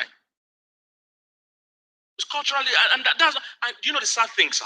Even that money one, amongst the things you should provide, that's the least one. You know why? Because that scripture that says he that provider for his house has nothing to even do with marriage. That scripture has nothing to do with marriage. I've been teaching that for years.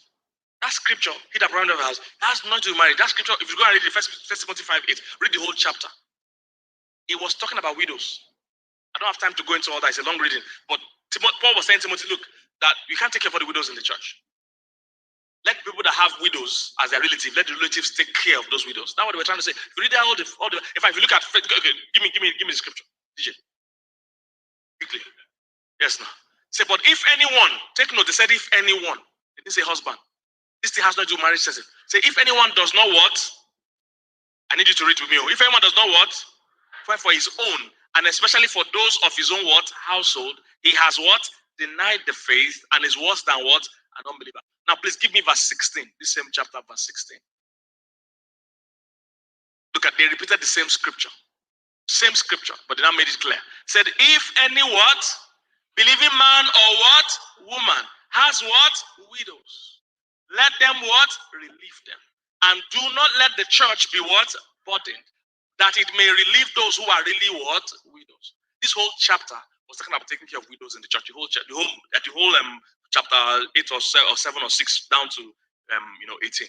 They were talking about taking care of widows. So they were saying, hey, the church can't take care of all the widows. Now, if anybody has a widow that's a relative, for instance, if Mr. John here has a sister-in-law that is now a widow, let John take care of his sister-in-law, as opposed to the church still taking care of that. That's what they're trying to say. So it had nothing to do with marriage. They're saying, hey, if any believing man or woman has any relative that is a widow, they can take care of their widow, so that the church can take care of those that are real widows that have no relative. That's what people are quoting, that men should provide money. Nothing. You must read the Bible in context. All right? You can't take anything out of context in the Bible to confuse you. There are principles to Bible interpretation. I don't have time. That is a long story. But there are things to check. One of it is that you will read the preceding verses, read the subsequent verses, or whatever. So you get the picture. If you just pick one verse, if any, provide not for his house. That's not what the Bible says at all. In fact, it gave us too many references to see women that were doing well. Proverbs 31:1 is a real woman. She was working. One of my young standards was that I would never marry a lazy woman. It could never happen. I would not even like you. How much more marry you? And especially now that even the economy is hard. So I can never marry a poor woman. Me too, I can't marry a poor woman. Somebody gets what I'm saying? So Proverbs 31:1 is a woman. She was making money. In fact, the way the Bible says, it said, if anybody does not work, let him not eat, both male and female. Everybody should do something. So that scripture had nothing. So providing for, even though yes, a man should provide, he's the head, he has to take responsibility for the house. I agree, he should provide, but that's not his even core cause. There are 6 other things he can provide that has nothing to do with money. I'll mention just one extra one. One of the things a man should provide is accountability. Accountability. Do you see? A man is the head of the home. Am I correct? I told you yesterday that we also have head of countries. We have head of churches. But people run from one church to another church. People run from one country to another. There's a head there. He's still standing. I'm the head. They say, we are we.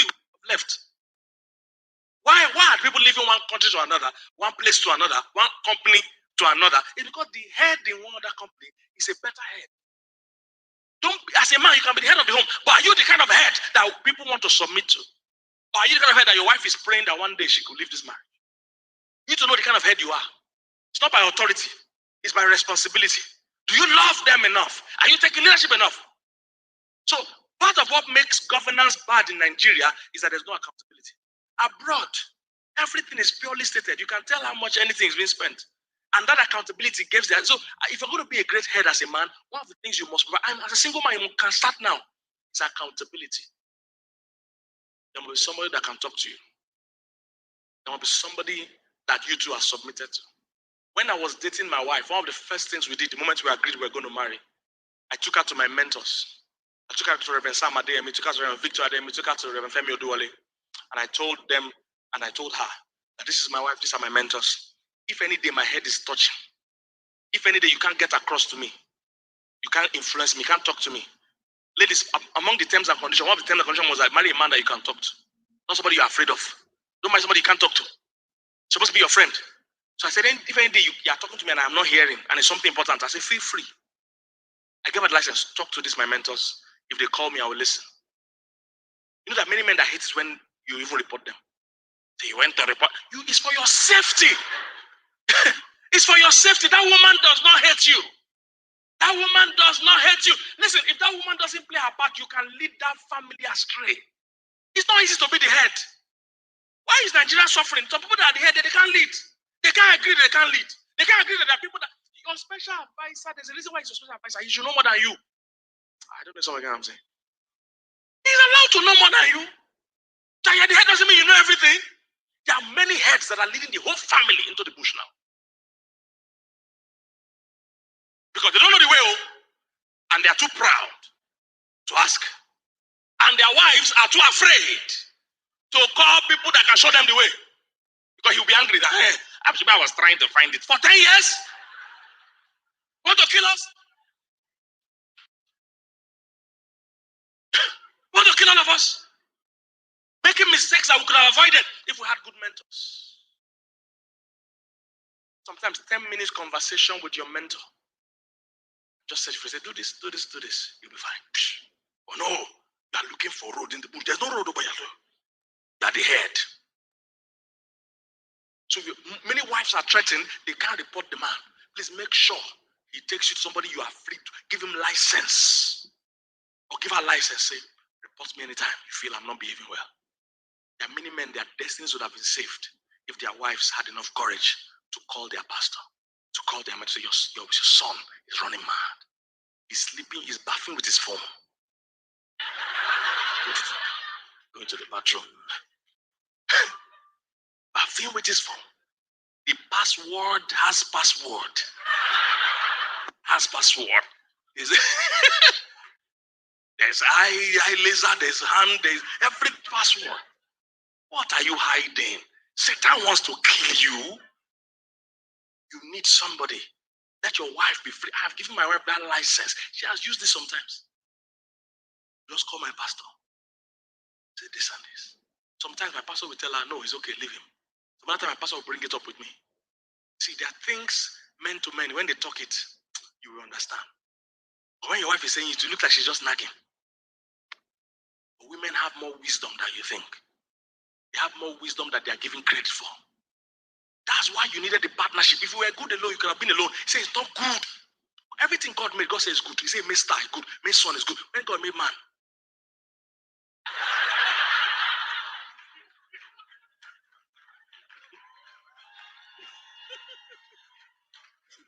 So I'm not sure. He said it's not good. It's not good for this man to be alone. It's not working well. Let me bring a help. Complete it. So why are you just moving solo? You have a wife and you're not asking her things. Your voice, you're not talking to her. Tap into her wisdom. Women can see way more than men can see. They can perceive things. They have the gift of intuition. So they might know something without even knowing the reason why, but they just feel it. This deal, this person. You say, no, he's my friend from childhood. He will wreck you to childhood. Accountability. It's one of the things men should provide, sir. Start now as a young man. Have mentors that you are accountable to, that you can tell the truth, that can save your life when you're going astray. Wives, tell your husband, beg him. They must give you free license to talk to pastor about you anytime. And don't come and pray and say, why must he tell pastor? You are dying in silence. Keep making the same mistakes. Everybody has a great destiny if they can allow counsel. Hallelujah. Accountability. Accountability of things you provide. I've told you, open your phone. Hey, free yourself from temptation. Not just even, sometimes you are making stupid decisions, but you don't want your wife to see. Because you yourself, you already have an issue with the decision. Anything you can't fully tell your wife you are doing, you to know that something is already come. Or you don't want to tell her. Because you know what she will say. Open it. Open it. You will reduce all the temptation in your life to zero by letting your wife. He said, Pastor, it's a big discussion. Men and their self. Can you let your wife see? What are you talking about? The Bible said they were both naked and not ashamed. Are you not reading this Bible? Marriage is a covenant. Two of you are supposed to come together as one. So they were both naked and not ashamed. Nothing to hide. What are you hiding? I read a book by Craig Rochelle. You know him, Craig Rochelle, the big pastor in America. He said his own phone is cloned to 2 other people. Not even his wife now. He has 2 other people that can see anything he's doing on his phone. 2 people. That if he mistakenly enter any page, those people will see it. Accountability will save you. You have issue with pornography. Let your wife be seeing you. You are free. You are free. You are free. Just by accountability, you'll be free. There are many things it's secrecy that lets sin to grow. Don't tell anybody. Oh, women, that's one of the questions. Don't marry somebody that tell you don't tell anybody. He's copying you. If he's hiding you, he's already deceiving you. It's only me and you. You know, I'm a very private person. I don't want anybody to know about our relationship. There are probably 6 of you. He has told the same thing. I've seen people in one church date 5 people, one person. But tell them so you don't tell anybody. Just me and you, I'm private. Let's tell pastor. Accountability, transparency. Open your phone. I told the man yesterday. My wife sees everything on my phone. My phone call, she hears it. There's some phone calls I made today. I told her, you have to go and hear it. Interesting gist. So she's waiting now. Once we close now, she will go to her phone and hear all the discussion. It will also save you the while of giving her the gist. You know, men can't gist. Say, what did you and him discuss? I was trying to copy everything. Go and hear it. She will hear the phone call complete, all of them. She will see everything. My chat, my screen time is downloading every minute or every 5 minutes. So she can see what you have been checking. Check any naked woman. She say, you are free. See, it will set you free. I said to you, what? Set you free. Because a man, one of your biggest dangers is sexual immorality. Everybody faces that test. Samson, Joseph faced it in the past. Samson faced it. He didn't have come back. I told you the tiger book is a bit tiger book. Not everybody that will come back. Bill Clinton didn't come back.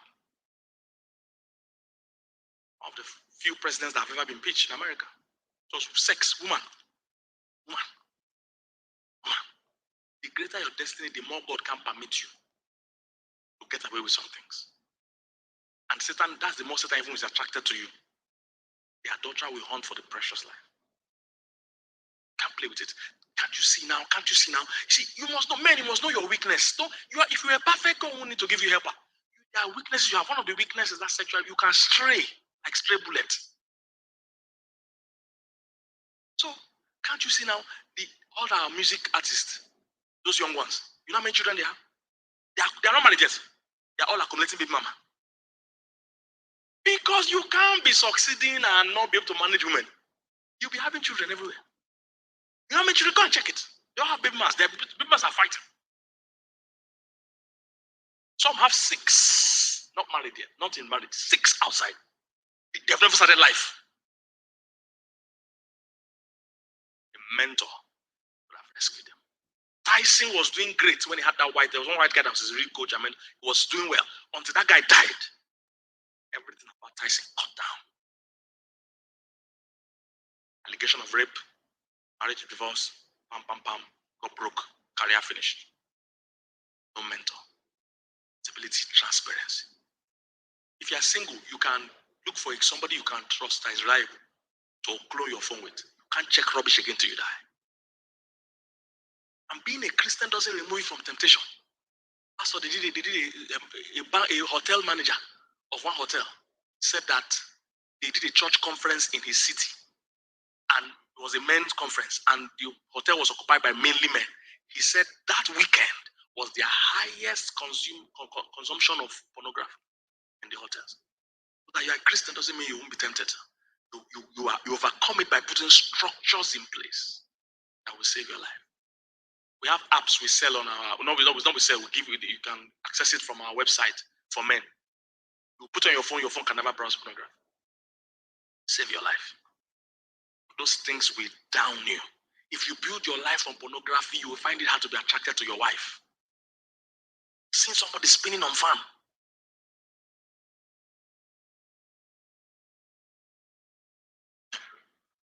Somebody heard what I'm saying. Hallelujah.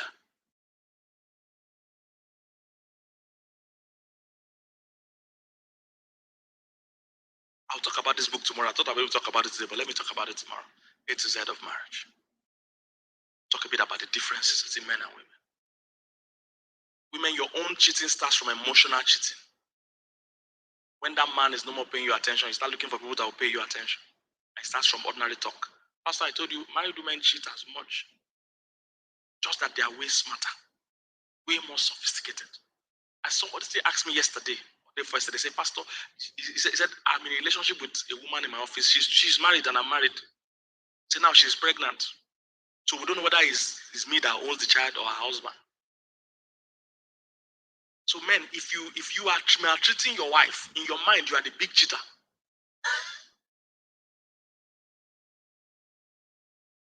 But this marriage is together. You can't abandon your wife. You know, you're out all night. Never at home on time. Think she'll be fine. Every time you leave your wife, you expose her to be tempted. When Adam didn't cover his wife, Satan tempted Eve. When Lot didn't cover his wife, she turned back and became salt. When Abraham didn't protect his wife made him sleep with Hagar and everything scattered. Every time you don't protect your wife, you expose her. That's why Jesus, the best husband man, is constantly interceding for his own wife. Men, do you even pray for your wife? Say, women should be the one that should pray. That's not true. You are the head of the home. You pray because Jesus, our example, is constantly interceding for his bride. Stand in the gap. When you don't cover her, you expose her. Do you know women have a tendency to get sick if they're not well loved? Statistically, things. If you don't hug her regularly, there's an amount of hug a woman needs per day. Yes. Yes. There's an amount of hugs she needs a day. I'll talk about this tomorrow. The mistake men make, you are treating a woman like he's a man. Come on, don't hug. Just shake, hey guy. What's up? What's up? No, women like that, you must hug. They need it. They don't only want it, they need it.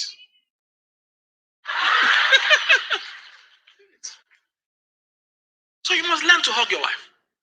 Just hug her for no reason. Yes.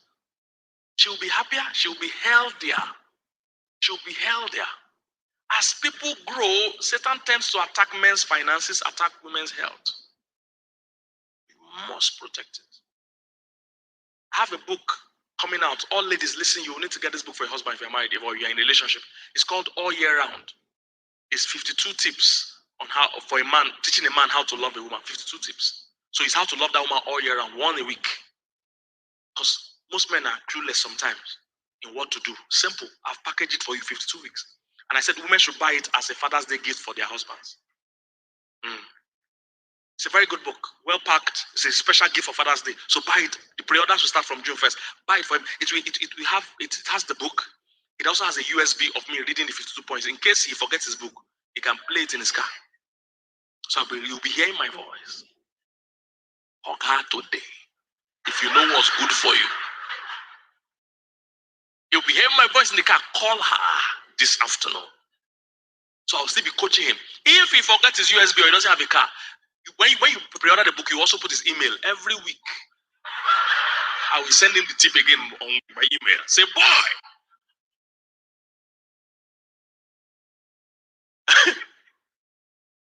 Inside the pack also, there's also a lapel pin in the pack. Yes, it's a good. Once it's June 1st, look for my site to pre-order it on my page. The lapel pin has "I'm all in." Out the road there. So any day he wants to impress you, he'll wear it to remind you that he's all in. Not going anywhere. Hallelujah. And there's some other things in that pack. So any woman that is married or in a relationship, make sure June 1st pre-order it to reach you before Father's Day. You give my Father's Day gift. And you will have sense. It's how to love your wife all year round. And listen, if you have a happy woman, you have a happy life. I can guarantee you.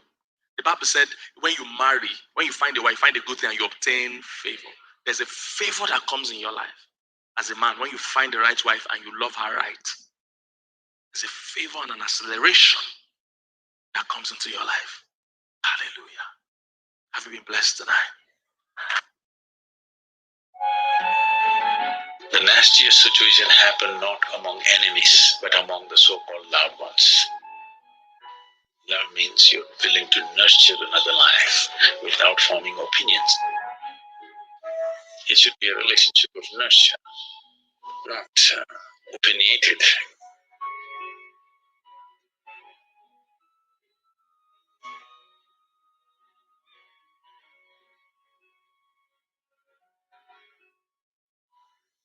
These are not your loved ones, these are your extra limbs. You're not able to stand on two legs, so you need 4 or 8 or 12, I don't know how many. These are extra limbs. And when limbs are not well coordinated, they tangle up, There are 4 or 5 brains, 4 or 5 power centers in the home.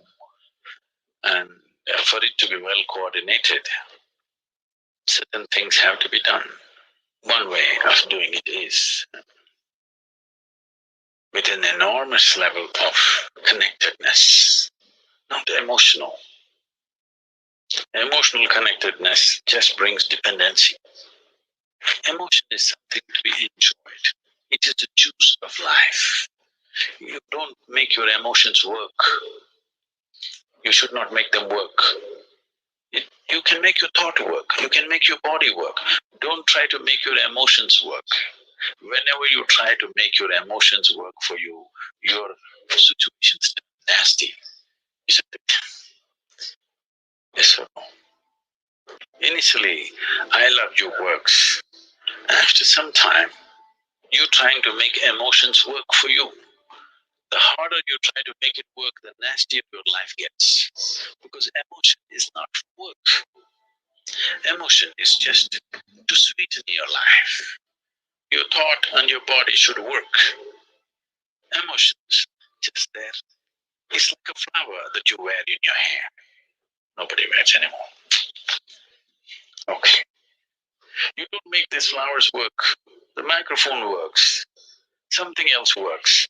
The flowers need not work. They're just there. That's all. Emotion is like that. It's just there, pleasant and wonderful.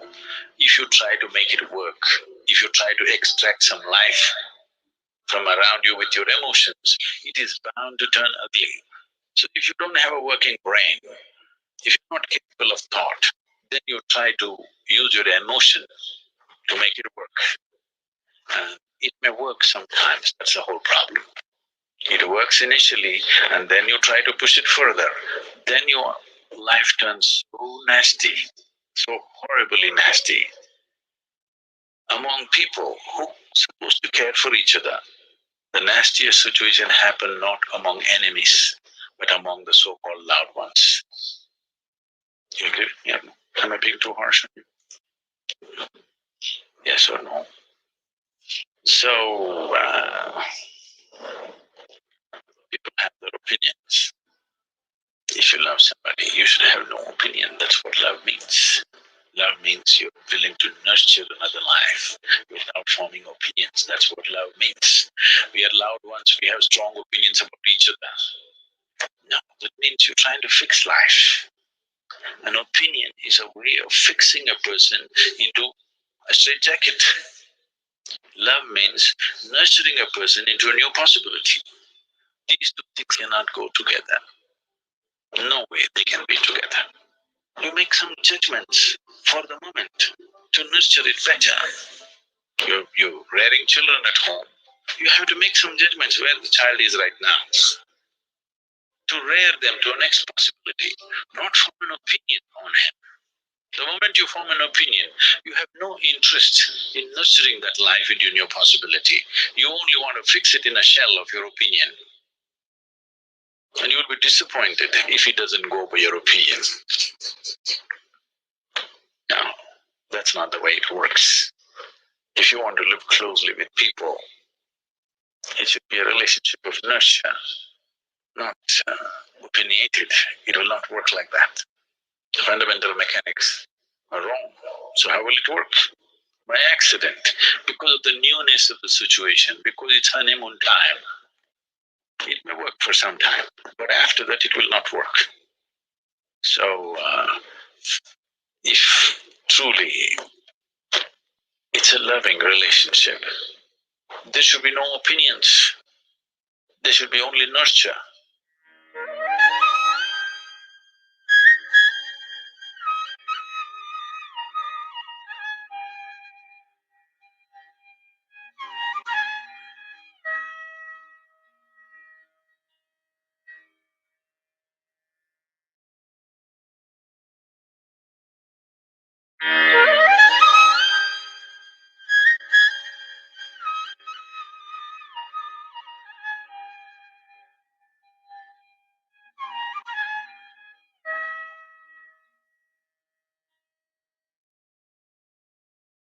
But he must be punished.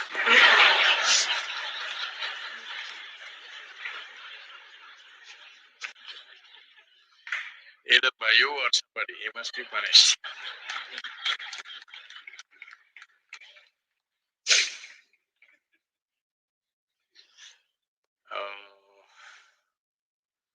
What kind of punishment do you normally give to people? Already enough punishment has been given, isn't it? Already it's been given. The ugliness, the nastiness, the silent treatment, everything has happened. So what more punishment you want to give? Your thing is there is no remorse on the other side.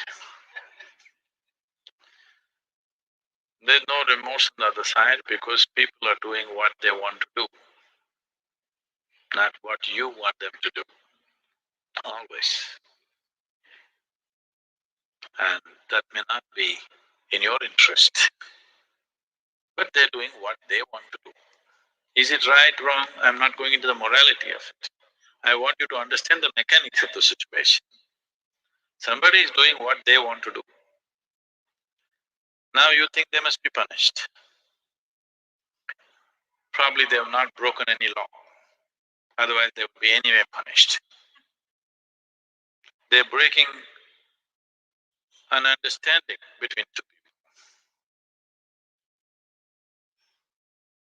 Probably you misunderstood the understanding. You believed that these understandings are absolute. They are not. Nowhere in the history of humanity or today or in any time in future will human relationships be absolute. Though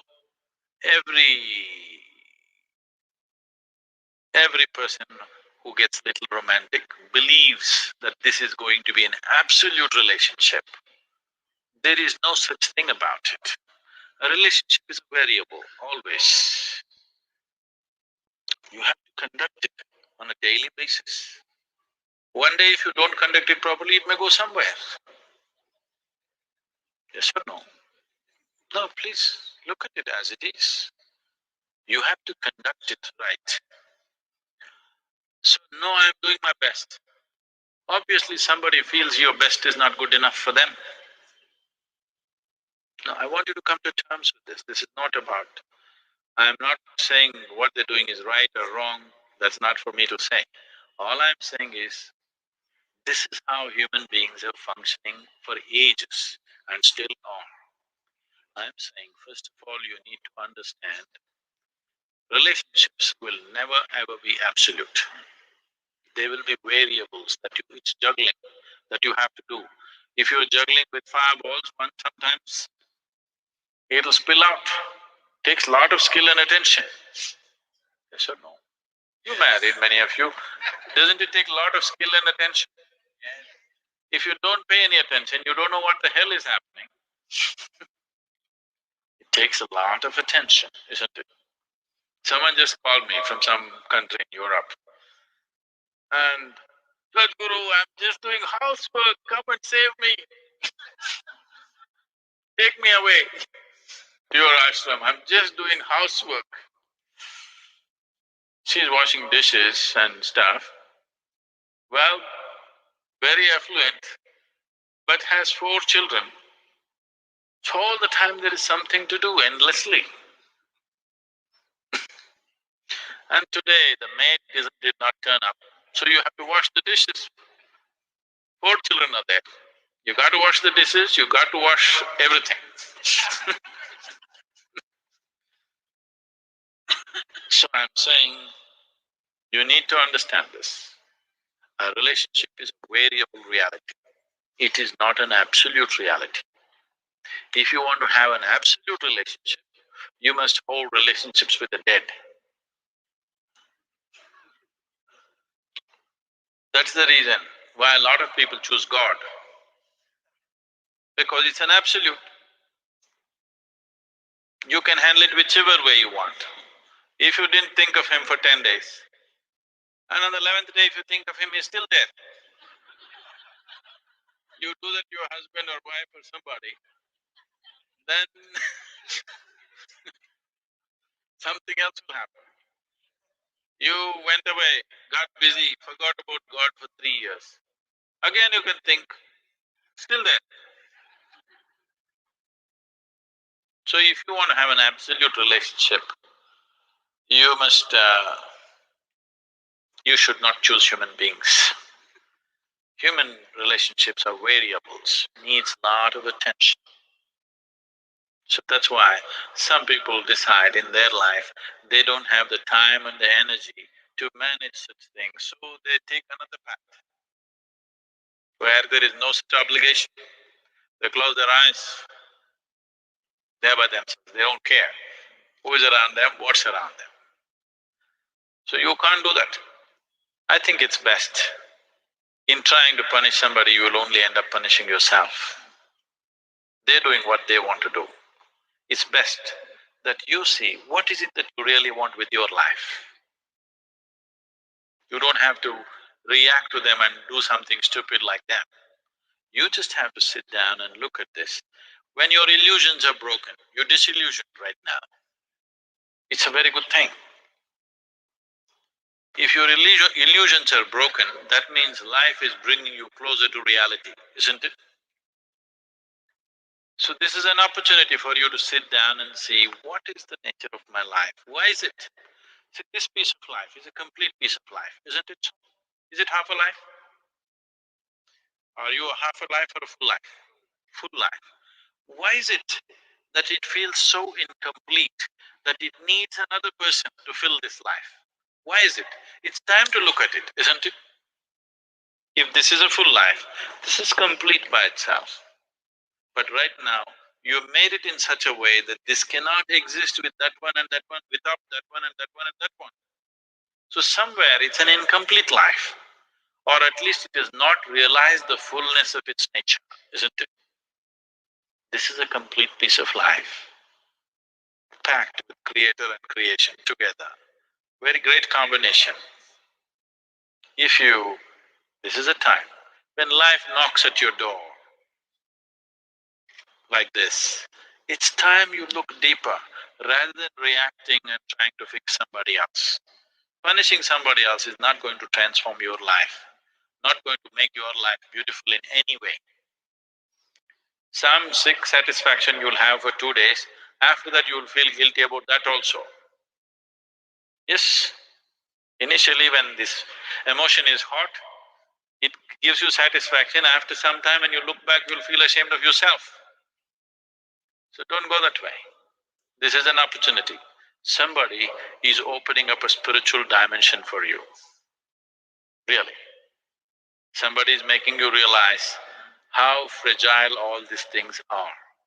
They can cheat you, they can run away, they can divorce you, or they can fall dead, isn't it? If they fall dead, you wouldn't think that he cheated me. Would you think? No. But whichever way you denied, isn't it?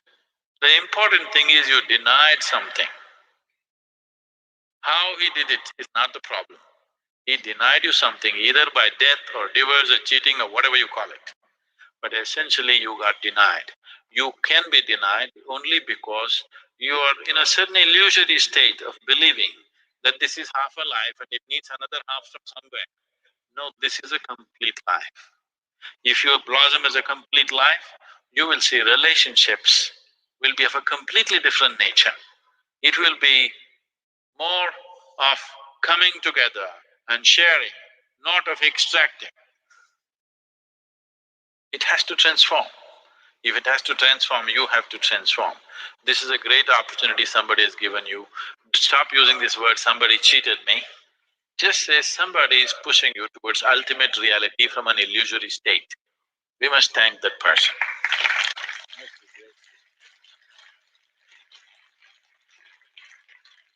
Instead of keeping you in an illusion, instead of keeping you in your life for a whole lifetime, so soon they're making you realize this. Otherwise you will know this at the time of your death. Yes. You will know at the time of your death, when you're dying, I'm scared, why don't you come with me?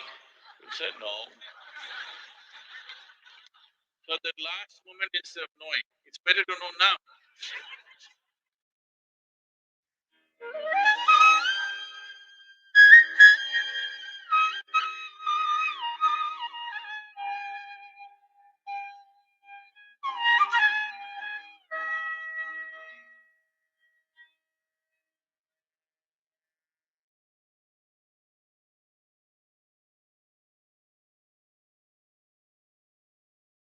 Hi, I'm Lori. Welcome to Oxford Online English. In this lesson, you'll learn how to talk about love and relationships in English. You'll learn how to talk about dating, getting engaged, good relationships, bad relationships, and breakups. You can see lots of useful vocabulary used in natural dialogues, and we'll give you explanations to help you use this language clearly and naturally in your spoken English. Before we start, don't forget to visit our website, oxfordonlineenglish.com. You can find free English lessons on many topics. You can also take online classes with one of our many teachers. For this lesson, let's start by talking about casual relationships and dating. So, your friend Claire. Yeah? She seems nice. Oh, you like her? Yeah, I do. Aren't you going out with that charity worker? What's her name again? Georgia? That's over. What happened? I liked her. Sometimes things just don't work out. Let me guess. She was too clingy. Yeah. How do you know? Everyone's too clingy for you. Anyway, what about Claire? Can you put me in touch? Why don't you just ask her out yourself? I don't have her number or any way to contact her. I think she'll be at Sam's housewarming party on Saturday. Maybe you should go. Maybe I will. If you're single and you meet someone you like, what's the next step? Of course, this is quite different in different parts of the world. However, in many places, you can ask the other person on a date. British and American English use different words here. In British English, you say ask someone out and go out with someone. In American English, you say ask someone on a date and go on a date with someone. The meanings are the same. Go out with and date, both verbs, can also have the meaning that you're seeing someone regularly as girlfriend or boyfriend. However, it can also mean something less serious. For example, in the dialogue, you heard, "Aren't you going out with that charity worker?" Here, go out doesn't clearly mean that they're in a couple. It can also refer to a situation where two people are meeting each other regularly, but they aren't a serious couple. You can also use this language in other ways.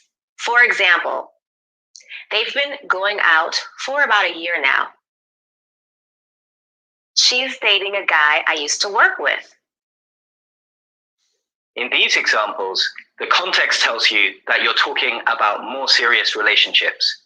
However, in many cases, you would use these words, go out with someone or date someone, to talk about couples in the early stages of a relationship. If two people have been in a relationship for some time, you can use the term be together. For example, how long have you and your boyfriend been together? They were together for about 4 years, but then they broke up. You can also use the verb see to mean have a relationship with someone. For example, are you seeing anyone at the moment? I'm sure he's seeing someone, but he won't tell me who it is. Like go out with or date.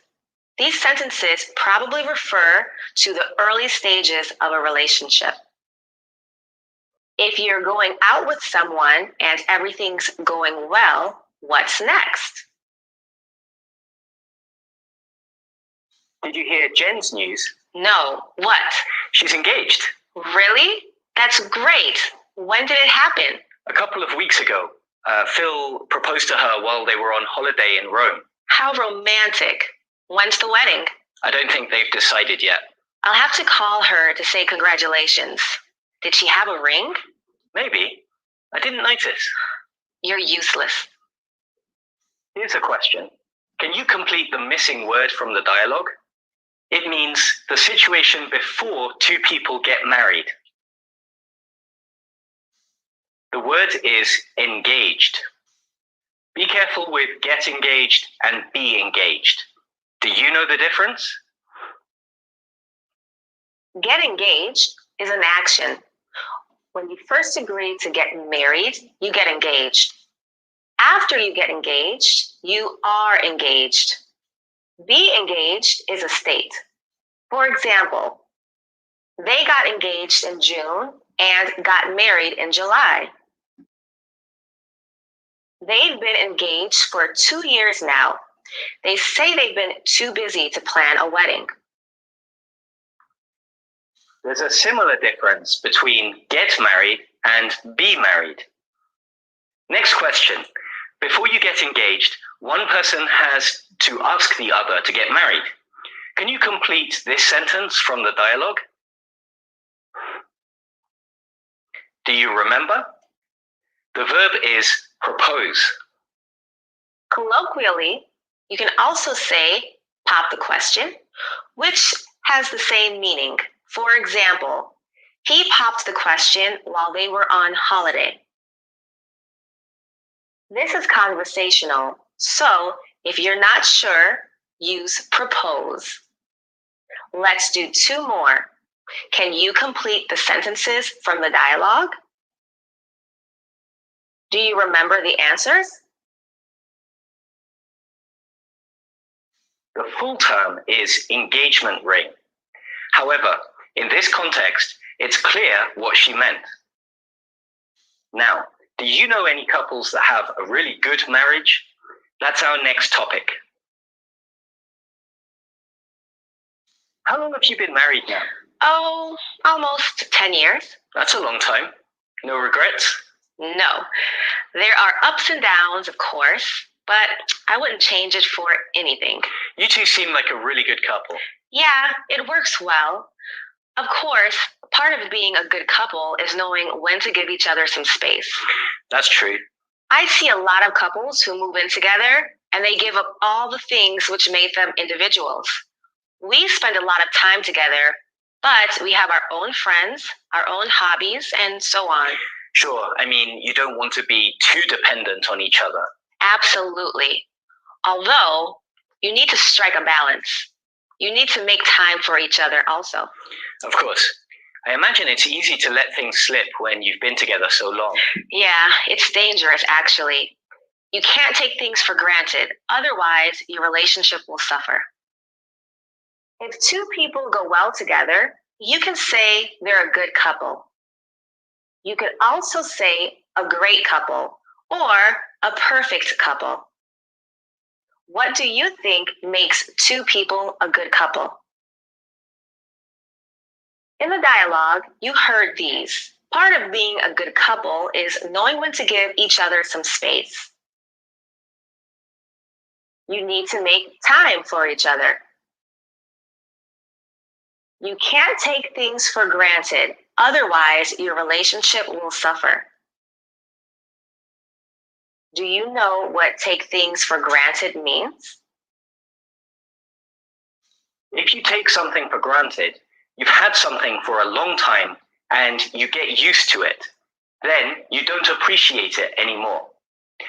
For example, imagine you eat in an amazing restaurant. The food is incredible. You have a great time. Now, imagine that you eat in the same restaurant every night for a year. Will you still appreciate it? Probably not. You'll get bored of it and it won't be special anymore. You'll take it for granted. What do you think? Do you agree with these ideas? Could you add any more suggestions for a successful relationship? Of course, there are many ideas. Here are 3 more. The most important thing is to listen to each other. Accept that you'll have ups and downs. Don't expect everything to be perfect. If you're unhappy about something, deal with it quickly. Don't let things fester. Fester here means that you don't deal with a problem, so it becomes bigger and more serious as time goes by. Of course, not all relationships go perfectly. Next, let's see how you can talk about relationship problems. Have you seen Sasha lately? Yeah, we met for a beer the other evening. How's he doing? I haven't seen him for ages. Not so well. It seems like he and Maria are having a difficult time. Really? I remember seeing them together in the summer, and they seemed like the perfect match. I guess things have gone sour since then. From what he said, they're not getting on well at all, so they're fighting all the time. He didn't seem happy. What's he going to do? He wasn't sure. Do they live together? Yeah. That complicates things. It does. Maybe they'll work things out. You should call him. He'll be glad to hear from you. I'll give him a call tonight. Look at 3 sentences from the dialogue. Can you explain what they mean? If a couple are having a difficult time, it means they're having some relationship problems. You can also say, have problems. For example, he and Maria are having problems. Go sour is an idiom. Here it means that things were fine in the past, but now they're not. Literally, go sour is used with milk and other dairy products. If you keep milk for too long, it'll go sour, and then it smells bad, and you shouldn't drink it. Here, you're using go sour metaphorically. Lastly, they aren't getting on well at all means that they have a lot of conflict. You might also say something like, they're fighting all the time. They're arguing a lot. They just aren't seeing eye to eye at the moment. Seeing eye to eye is another idiom. If you see eye to eye with someone, you understand each other, and you have a good relationship. You can use this in other contexts, not just to talk about romantic relationships. Finally, let's talk about what happens when relationships end. Are we still doing movie night at yours tonight? Maybe not. My friend John is staying. It's a bit of a messy situation. He left his wife, and I think it's for good. Poor guy. That must be tough. Well, don't feel too sorry for him. He was cheating all over the place, and it was his decision to walk out. Okay then, poor wife. Soon to be ex-wife, I suppose. Probably. They're that kind of couple, though. They break up, get back together, break up again. This time, though, I don't see how they can patch things up. Yeah, I don't know them, but I don't think I could stay with someone who cheated on me. It's too big of a betrayal. I agree. I guess it's for them to deal with. Anyway, can we do movie night at your house instead? Please say yes. I've already told everyone it's at your place. Yeah, sure. When you're talking about the end of a relationship, you need different words depending on whether the couple you're talking about is married or not. For an unmarried couple, you mostly use break up. Break up can be an intransitive verb, used without an object, or you can break up with someone. For example, they broke up about 6 months ago. She broke up with him because he didn't seem serious enough about their relationship. For a married couple, you can use the verb separate, meaning that the two people are still legally married, but they aren't in a relationship anymore. Then you can use the phrases get divorced and be divorced in the same way as you can use get married and be married. For example, they've been living apart for ages and they finally got divorced last year. She's divorced. She left her husband last year. You can also use the verb phrase leave someone. This is more common with married couples, but you could use it for unmarried couples too. Look at 3 more sentences which you heard in the dialogue and one from the last section. Do you know what these sentences mean? Work things out is a general phrase, but if you're talking about a relationship, it means that two people find a way to solve their problems, or at least to accept them. Patch things up has the idea of repairing or fixing something. If a couple have a big fight, or if one person does something bad to the other, they might need to patch things up, meaning they try to make things better again. Some couples might break up and then get back together again. You can use get together to talk about a couple starting a relationship, but get back together has a different meaning. It means that two people are going back to a relationship which ended previously. That's everything. Thanks for watching. See you next time.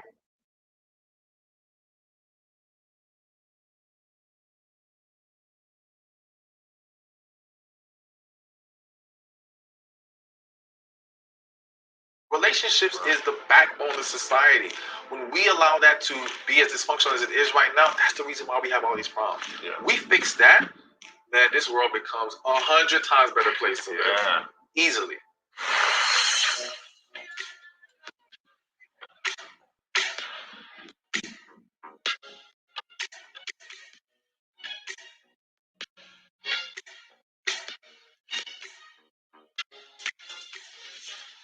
Welcome back to one of the School of Greatness podcasts. We have Stefan Labosiere in the house. Good to see you, my man. Appreciate it, man. I'm glad you're here. You learned about me a few years ago, you said, from my website, and I learned about you, I think, in the last year from your incredible message that you have online, which is all about relationships. And you speak to men and women, young and old, but I feel like the essence is around women as well. Like a lot of your messages helping women understand how to find the right life partner, how to find, how to get married, and how to know what's right for you. And talk a lot about healing. Yes. And why is healing in your mind so important in terms of building strong relationships? It's important because it's the number one thing holding people back from having healthier relationships. It's the issue that so many people are facing, but they sweep under the rug. We've all been through stuff. We've all been damaged. We've all been disappointed and hurt, but we have not properly processed those things. And then we take those negative experiences and we project them onto people. We project them onto our future. We project them onto our self-esteem and self-worth, and we throw everything out of whack. And now we can't even embrace or set ourselves up for that great relationship because we're still holding on to the bad one that we experienced before. So it completely gets in the way of people seeing progress in their life. So to me, it's like, okay, we can give you all these tools and tips on how to date and how to navigate through this relationship Online world. dating stuff. And this. Exactly. And it's all useful. If you don't heal, you're going to end up in a bad spot. There's no way around that. It's inevitable. And people who think they can ignore a lack of healing and still have a great relationship are being naive. Yeah, it sounds like if you don't heal, you're going to keep hurting yourself and hurting the person you're in a relationship with. Yes, and or hurting people that you could have been in a relationship with, because so many people have run away or pushed away that real love because it was scary, made them feel too vulnerable. And again, that stems from you've been hurt, and so you don't want to go back to that hurt again. So when somebody you feel deeply for pulls out all this love and this vulnerability out of you, it's like, whoa, Yeah. this is too much. That's interesting. Many years ago, I was dating someone, and it was like, we were very connected very quickly. I felt like, wow, there's something different about this person. And after months, she started sabotaging things. Like, we were having like the most incredible nights, like everything was going great, and then all of a sudden she would just get mad at me over nothing, right? Which seemed like nothing. I was like, what did I say or didn't say? Like, I thought we were having fun here. And then the whole night, the next 24 hours would be ruined because she would be upset about something, but wouldn't tell me. I was like, what is going on?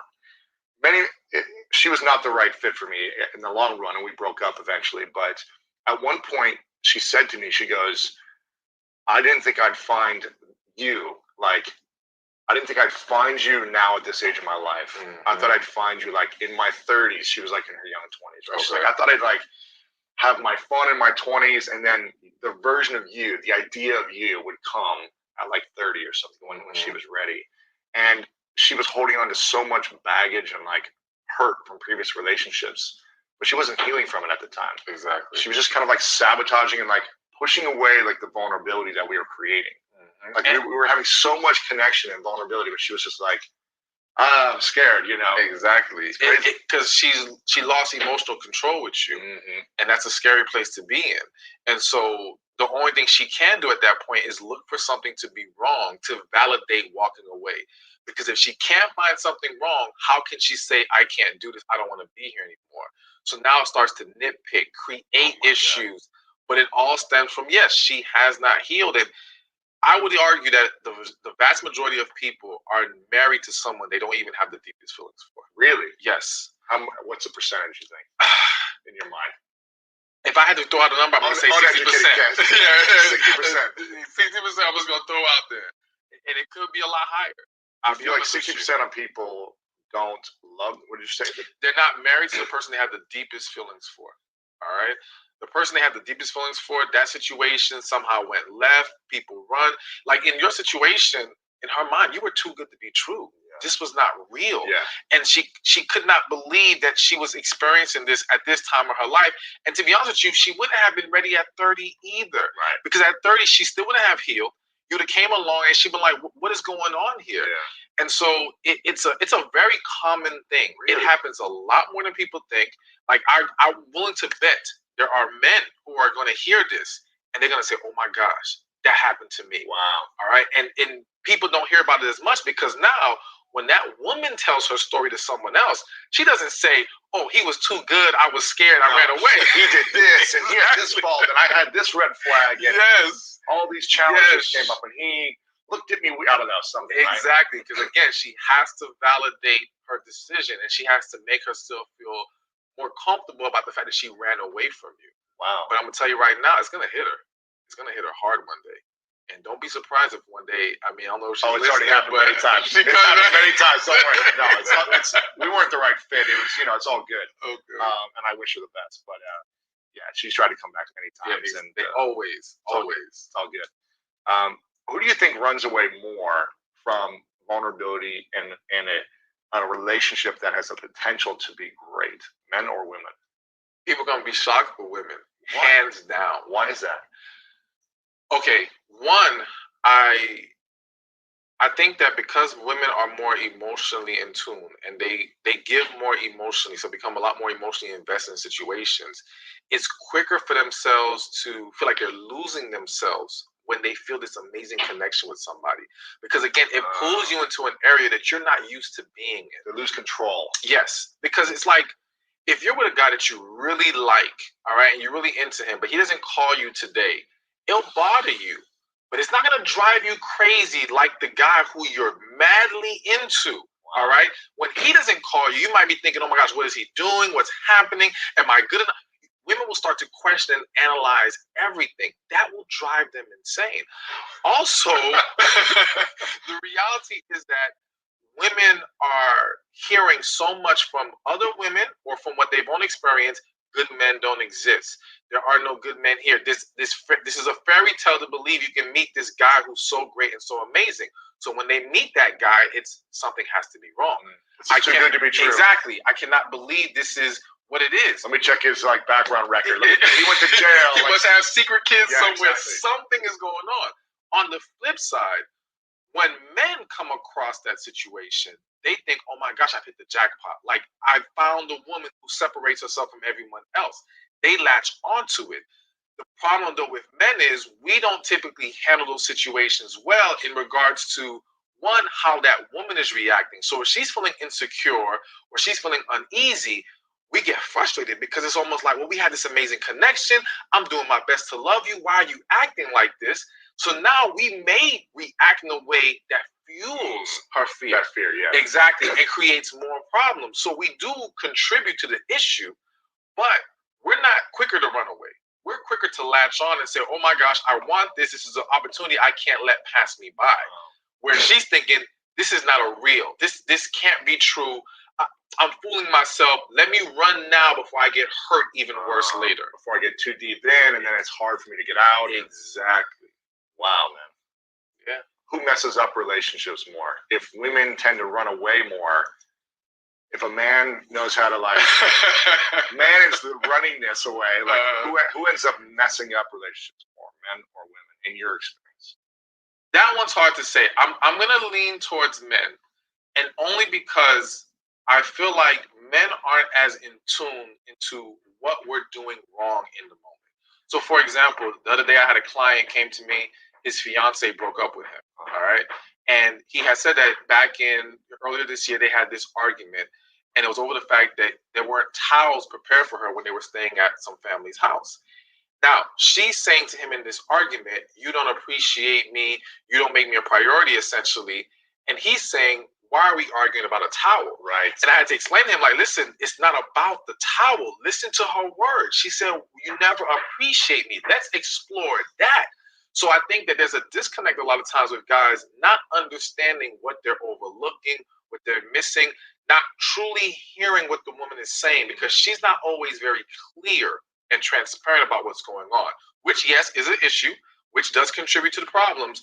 But I do think that men, knowingly and unknowingly, sometimes make a lot of mistakes that cause damage to relationships. I don't want to necessarily put more blame on them, but I do in general, you're saying, it happens more on that side. And when did you start to learn about relationships so well? Because right now you're not married, you're not in a relationship.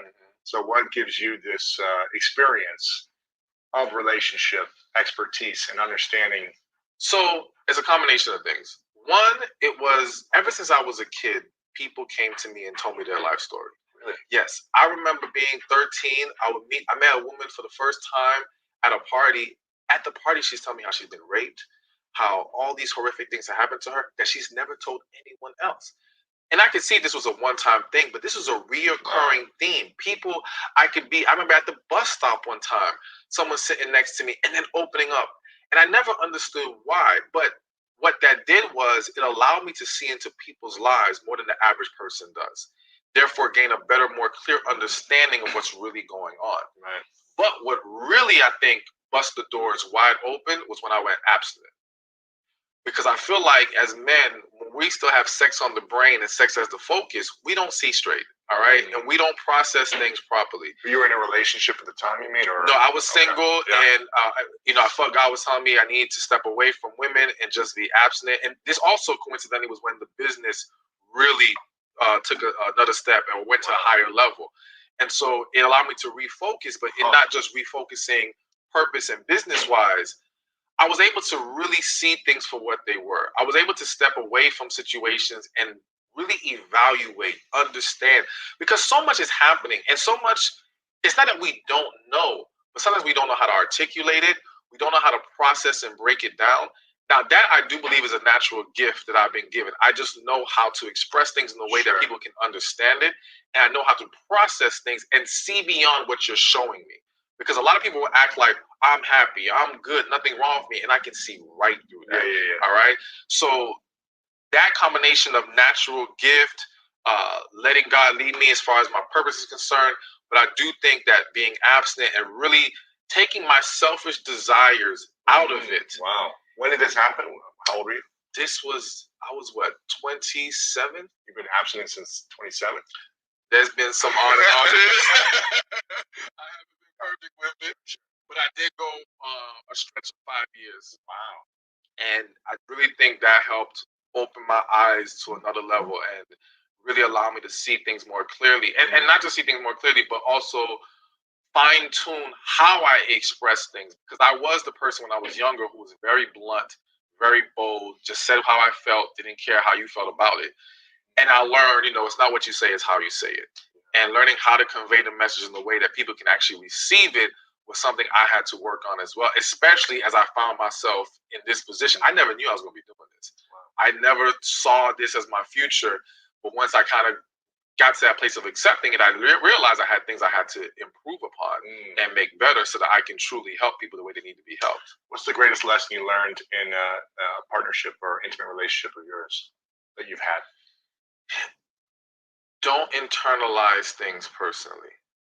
And what I mean is, a lot of times we react to what they're doing or how they're talking to us or their behavior towards us in that moment, not realizing it's deeper than us in that moment. It's not about us. It's Exactly. About them. Yeah. And if we internalize it and we react to that, we will now make things worse. And we will pile on more negative energy into the situation, and it starts to make things harder to overcome, or it can just break apart the whole relationship. Yeah. So learning to kind of take a step back and really, again, hearing them, not just listening to what they're saying, or not just hearing them, more so listening as far as listen to the key words, listen to what's really going on with them. Take your own emotions out of it. Don't react emotionally to things. I think that's a lesson for not just romantic relationships. That's for any relationship, business, family, whatever. Don't be so quick to react emotionally. Allow yourself to process. I always tell people, how they say, think before you speak, pray before you speak, pray before you react. Allow yourself to just calm your spirit, listen, process, then speak. Because too many times that emotional reaction, it's just adding more fire to the flame. What should be the key things people are looking for in any partner to thrive and maintain a relationship long term in today's society? The first thing that came to mind is connection. All right. I am a firm believer that you can't have an amazing relationship, at least long term, without connection. A lot of people get by on that initial hype. All right, that initial excitement. Oh, they're so wonderful. Their resume is so great, blah, blah, blah. Okay, that's cool. But that's not going to sustain you. Is there something deeper there? Can you two truly be each other, be yourselves with each other? Open up, share your inner thoughts, be emotionally naked with this person. If you can, and you still enjoy their presence, enjoy speaking to them, you feel good when they're around you. Okay, we got something we can work with here. Even if everything's not in perfect alignment, we have the foundation to now grow the relationship. But without that, it's just fluff. Is connection something that's created, or is it just does it only happen between certain people? It only happens between certain people. Really? It's either there or it's not. You And you cannot should know create it in the connection. first few minutes, or maybe it takes. I won't say you'll know it in the first few minutes. I think it can vary. I think it depends on how spiritually in tuned you are, or how emotionally grounded you are. If you're in a very emotionally healthy place, I do think you're going to recognize it very quickly. All right, but a lot of times you pick up on it, but you're scared to embrace it. You're still rationalizing what's going on here, and we've been programmed to believe it all takes time. So when we see this experience where two people it's like this, they click, and they're feeling these intense feelings right away. Everyone else is saying, slow down, this can't be real, or, you're jumping the gun. In reality, no. Because in most situations, let's just say, if not in a few minutes, the first date, people know. People know, like, there's potential here or there's not, or this one could be the one or they're not. But we rationalize why we should entertain this and move further, give it a chance, waste our time, and then we find ourselves stuck in situations we don't belong in. And now we try to make it work because we've invested so much, and we don't want to now admit that we were wrong or we wasted our time. We're lonely. Various reasons cause us to hang on to situations we don't belong in. But we knew from the beginning. Like when I speak to people who are divorced and I ask them, when did you know? When did you know? Yeah. A lot of people like my wedding day or like, it's exactly. Like, I knew when I was walking down the aisle. You're like, why did you get married? Exactly. I hate when people answer that way. I'm like, why did you get married? And even way before then, forget the marriage day might have been when reality truly hit, but they allowed themselves to see it. But then at that point, what are you going to do? Yeah, you got to fall through. Your family's there. You don't want to be embarrassed. Exactly. But again, the reality is that person saw it way before. But again, they rationalized past it then. And now they found themselves in this more difficult position, and they can't do anything about it. And then they get a divorce a year or two later. 25 years later. I know one couple who were married for 25 years. After they got divorced, everyone was against it because on the outside looking in, they looked like this great couple, all right? But they were miserable, all right, behind closed doors. Well, the wife let me read a letter that the husband wrote her before they got married. I read this letter, and the first thing I say is, why did you ever get married? It was clear as day in this letter that you guys should not have taken that step. What did it say generally? It was just in general calling out all these different issues and problems. It was a clear disconnect between the two. And once I started to learn the real story, you saw that they did not have that deep connection. They were two people who did not fit together. And what they lacked was the other thing I was going to bring up as far as what people need is balance. All right. I think too many times we're fixated on equality and not enough on balance. What's the difference? The difference is this. Equality is almost like, all right, LeBron and Dwayne Wade joined together. They both are alpha males of their team. They're both superstars. They both can shoot. There's some level of equality there. But you know what? They could not win a championship until one decided who's going to be the main person here. It wasn't about equality. It was about balance. It was about complementing each other, learning how to work together. D Wade or the rest of the team being able to do the things that LeBron can't do everything on his team. He needs the right players around him. So it's the same thing in relationships. It's not about they have to be able to do everything we do. We got to be able to do everything they do. It's about, can we complement each other? Can we balance each other? Can I fit in, or can I have the strengths where you have the weaknesses? All right. And in a way that doesn't conflict. And I believe the conflict part is when you don't have a connection, they will conflict. When there is a connection, that's when you're going to find balance. Because now when there's a connection, we embrace our differences. Communicate better. You can say, this is what you're really good at. Why don't you do more of these things and let me do these things? Exactly. And we can find a way to make it a whole unit. Wow. That's how we create amazing relationships. Balance to me is the greatest key. Balance and connection, you have those two things, you win. Wow. You know, and if you look at most failed relationships, they lack those two things. Two things: connection and balance. There might be some forced connection, or they've lost the connection because it wasn't really.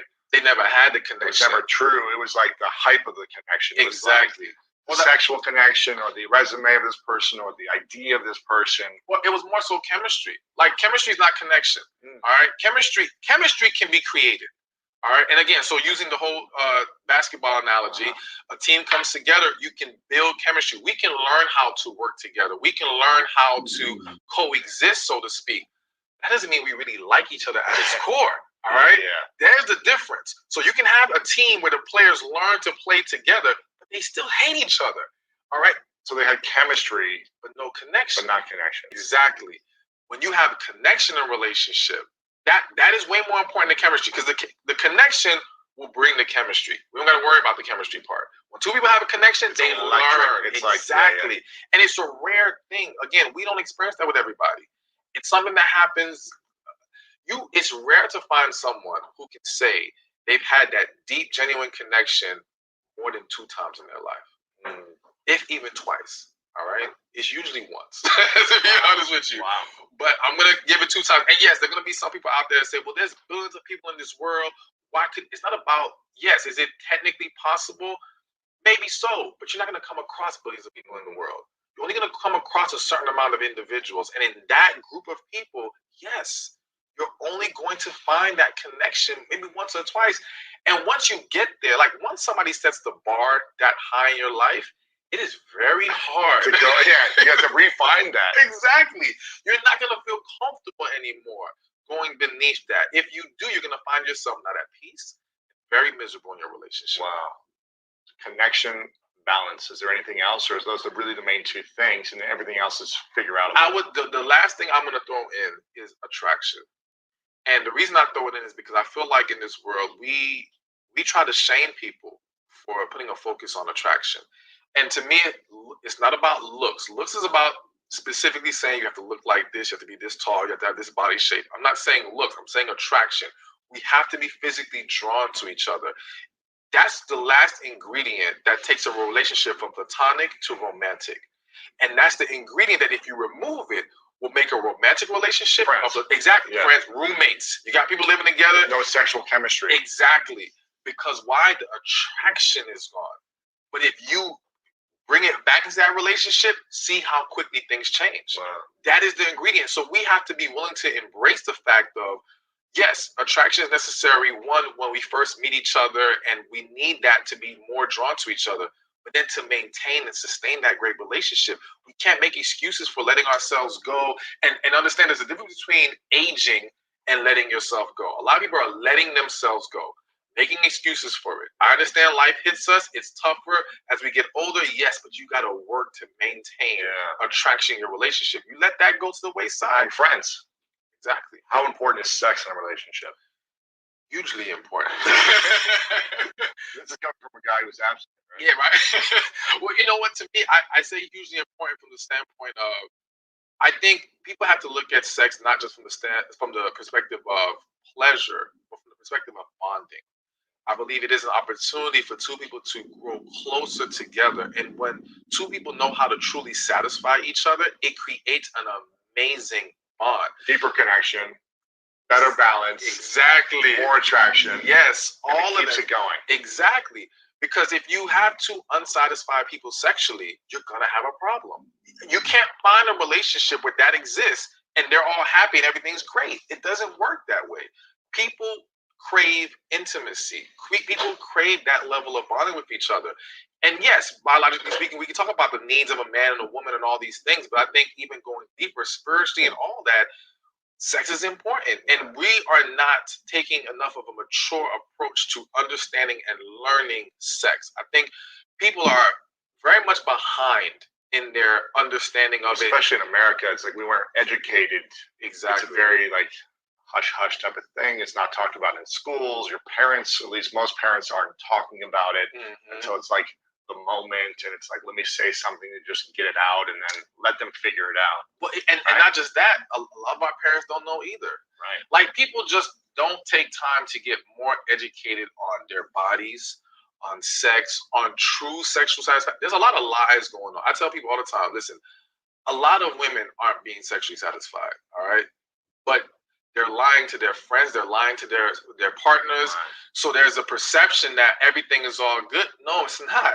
There's a huge disconnect between the reality or the perception of women's sexual satisfaction and the reality of women's sexual satisfaction. And that contributes to a disconnect in marriages. Because again, if the woman is not satisfied, she now becomes less willing to be sexually involved with her husband. Now he starts to gain resentment. He starts to feel neglected. Starts to wander. Exactly. Every snowballs from there. We can't overlook that and act like everything's going to be fine. And we can't say, well, you should love them enough to where it doesn't matter. Listen, we're talking about maintaining a committed relationship. That's a part of it, plain and simple. And we have to learn how to make it better on both sides and how to be more honest with each other. I think if we can learn to be more honest and transparent, then we can work on the things that are lacking. Wow. But people, again, they feel very uncomfortable speaking about sex, speaking about their needs, and constructively criticizing their partners. We have to learn We how don't to hurt do someone. that. Yeah. So Exactly. How often should we be talking about our sexual needs in an intimate relationship? Should it be like once a month we sit down and like schedule it out? Is it like pillow talk every week? Like what should be? Again, everyone's different, but what do you think is an appropriate amount of time? Yeah, I think it depends. So what jumps in my head, I would say every 3 months, if I had to put a number on it. All right. But I do think it depends on the couple. I think more so it's when an issue arises, talk about it. The key is we have to create environments where we can have those talks. See, again, we're laying the wrong foundations in our relationships to where we can't have these open discussions about sex and other things lacking in our relationship. And we're afraid to push our partners away. We're afraid to ruffle the feathers or rock the boat. But if you can't talk to them, we resent things, right? Exactly. And what happens is you hold it in, and now the negative energy comes out in other ways. And now they're confused because they're like, why are they giving me this attitude? And they're thinking, like I said earlier, he's thinking it's about the towel. No, it's not about the towel. It's really about something else that you're not telling him. So we need to be more honest and transparent, and we need to create an environment where we can have this talk, and you're not going to take it personally to where you're going to internalize it or allow it to now throw our relationship off because you're getting upset and you're allowing it to, have a negative impact. No, take it as, okay, that's how you feel. Cool. Let's work on this. How can we make this better? We have to be serious about tending to the needs of our partner if we're going to have successful relationships. Yeah. There's so many divorces happening. It's higher than ever, right? Yeah. I think we had a divorce attorney on who was talking about how it's higher than ever. There's also even more people who stay married who probably shouldn't be divorced, who aren't happy. And so it sounds like there's a very small percentage of married people who've been together for many years who are actually still thriving in relationship. Maybe I'm wrong. Maybe there's more, but it sounds like it, right? There's a very small percentage that are having like these incredible long-lasting marriages and relationships that like have the attraction and connection and balance and all these things. Why do you think that is, and how can we decrease the number of failed relationships? Or is that the wrong question to ask? No, I think it's a good question. I think, well, one, we have to understand marriage is not the issue. It's marrying the wrong person and marrying for the wrong reasons. All right. And then underlying to those things is the lack of healing. Because it's the lack of healing that leads us into these wrong relationships and allows us to entertain situations we should not entertain. Because again, for example, if you're a guy or a woman, if you've been through some things and now you think you don't deserve that great person, that great relationship, because your perception of yourself is low, now you're going to just latch on to whoever comes around who says, I want to be with you and willing to give you what you want at that moment. Yeah. And you're thinking, okay, this is safe. This will work. Let me go ahead and go with it. But you're never truly into them like that. It's never going to be the relationship it needs to be. All right. But that all stemmed from your lack of self-worth because you didn't heal from whatever traumatized you emotionally before. So how do we heal first?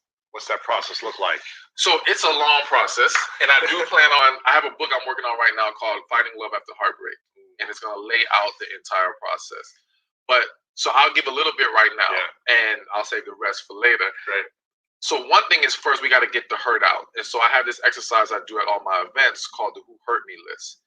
And so you get a piece of paper, write down 100 people, like, oh, motherfucker. It happens. Ask yourself the question, who hurt me? And now every person who comes to mind, write them on that paper. Doesn't matter if you think you moved past it. Doesn't matter if you think it's small or insignificant. If they came to mind when you asked yourself that question, put them on the Anyone in paper. your life, Anyone from a in your childhood life. friend to your parents to a lover. Anyone, anything, if they come to mind, put them on that list. Because that's how we start to recognize the pain points in your life. Now we see, okay, this is where it's coming from. A lot of people have suppressed what has happened to them. And so you can't address and resolve something that you're not willing to accept exist in your life. And the reality is that just because it was 10 years ago, 20 years ago, it's still lingering within you. And it's causing a lot of problems. And it causes a lot of emotional stress, which then turns into physical ailments. And it just snowballs from Tension, there. anxiety, Yes, all of fear, that. Yes, depression. Yeah. All right. A lot of these things that we go through in mental health stems from things that we have not resolved from our past. All right. And it's just all contributing to the issues that we're experiencing in the now. Right. And some of us, we may not be experiencing the issues right now, but we will. It's coming. It's just festering in you, and it's going to come out at some point. Yeah. So write a list and think about those moments and reflect on them, or what? Well, no. So at that point, once you get the list, now we can see the first person. And I won't go too much further, but let's just say you're going to have to go through a process of getting things off your chest. We have not released these things from our spirit, from our system, and we need to essentially emotionally detox. And to do that, you've got to get it out. So whether you speaking to a recorder, write a letter, something, and like I said, scream into a pillow, right? Yeah, but I do want like a full release.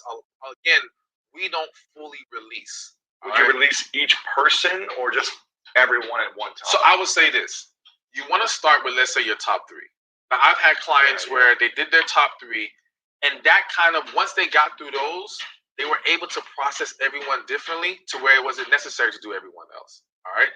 Now, if you have 10 significant experiences and 10 significant different people that need to be addressed, yes, you may have to release with 10 different people. So it depends on the person. And that's why something like this requires a more in-depth process. We got to talk about things. We got to understand what about it did you internalize, how you're seeing it, because some of it is changing your mindset, changing your perception of what happened, understanding that it wasn't about you. Like we said earlier, hurt people hurt people. And so once you understand that, and understand how they behave and why they behave the way they do, it changes how you look at things and how you internalize those situations. So there's so much more we got to get into, but just getting at least that list started, well, yes, because now you at least get to see, okay, here's where it is. Here's what needs to be addressed. Now let me get help to address these things and start the process of healing so that I'm not ending up in more bad situations or bad relationships. Repeating process. Let's say you've dealt with the hurt and it takes the time that it takes you and you've gone through all that.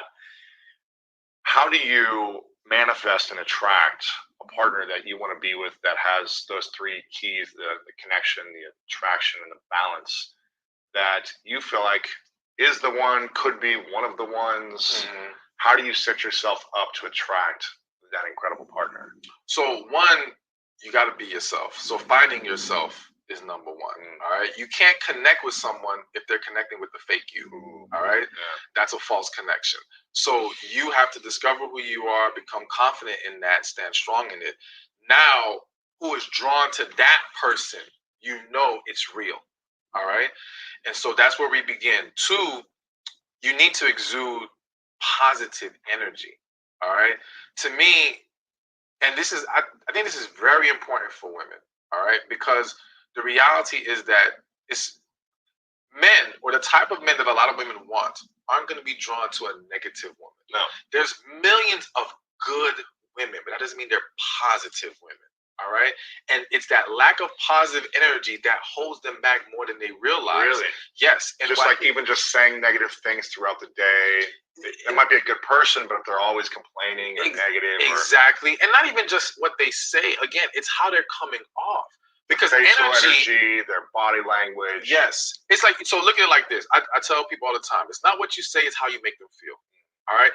So you can say all the wonderful things you want, but if in your presence they don't feel at ease, they don't feel peace, they don't feel that positivity, that's still going to throw everything off. If you say nice things, but you have a frown. Exactly. Like, what's the point? Exactly. You know what I mean? Yeah. Exactly. And what a lot of women aren't realizing is that their energy is off because they have walls up. They're so scared. They're so fixated on protecting themselves. Because they've been hurt in the past. Exactly. Haven't healed from those things. But I tell people all the time The same walls you have up to protect you are the same walls blocking your blessings. All right. So you don't realize you're restricting your ability to love and be loved because you're walking in fear. All right. You can't walk in fear and expect all these wonderful things to happen. It doesn't work that way. Even in business, the ones who succeed are the ones who put the fear aside and say, I'm going to have faith and push forward no matter what, no matter how it looks in front of me, no matter how many people tell me you're doing the wrong thing, get a regular job, whatever. No, you believe what you need to do and you push forward past that fear. It's the same thing with relationships. You have to push forward in faith, not fear, if you want to receive that great relationship. And so, yes, this can happen with men as well. I don't want men thinking they can carry around a bunch of negative energy and they're going to get a great relationship. But I do think it shoots women in the foot more, because here's the other thing that people don't talk about a lot. And some people may not like this, but I'm just going to keep it real. Yeah, for sure. It pulls women away from their feminine energy. And when they're not positive. When they're not positive. And when they're holding on to these fears and have these walls up. And it's the feminine energy that makes the woman so powerful. That's the tool that's at her disposal that can make the world her oyster. All right.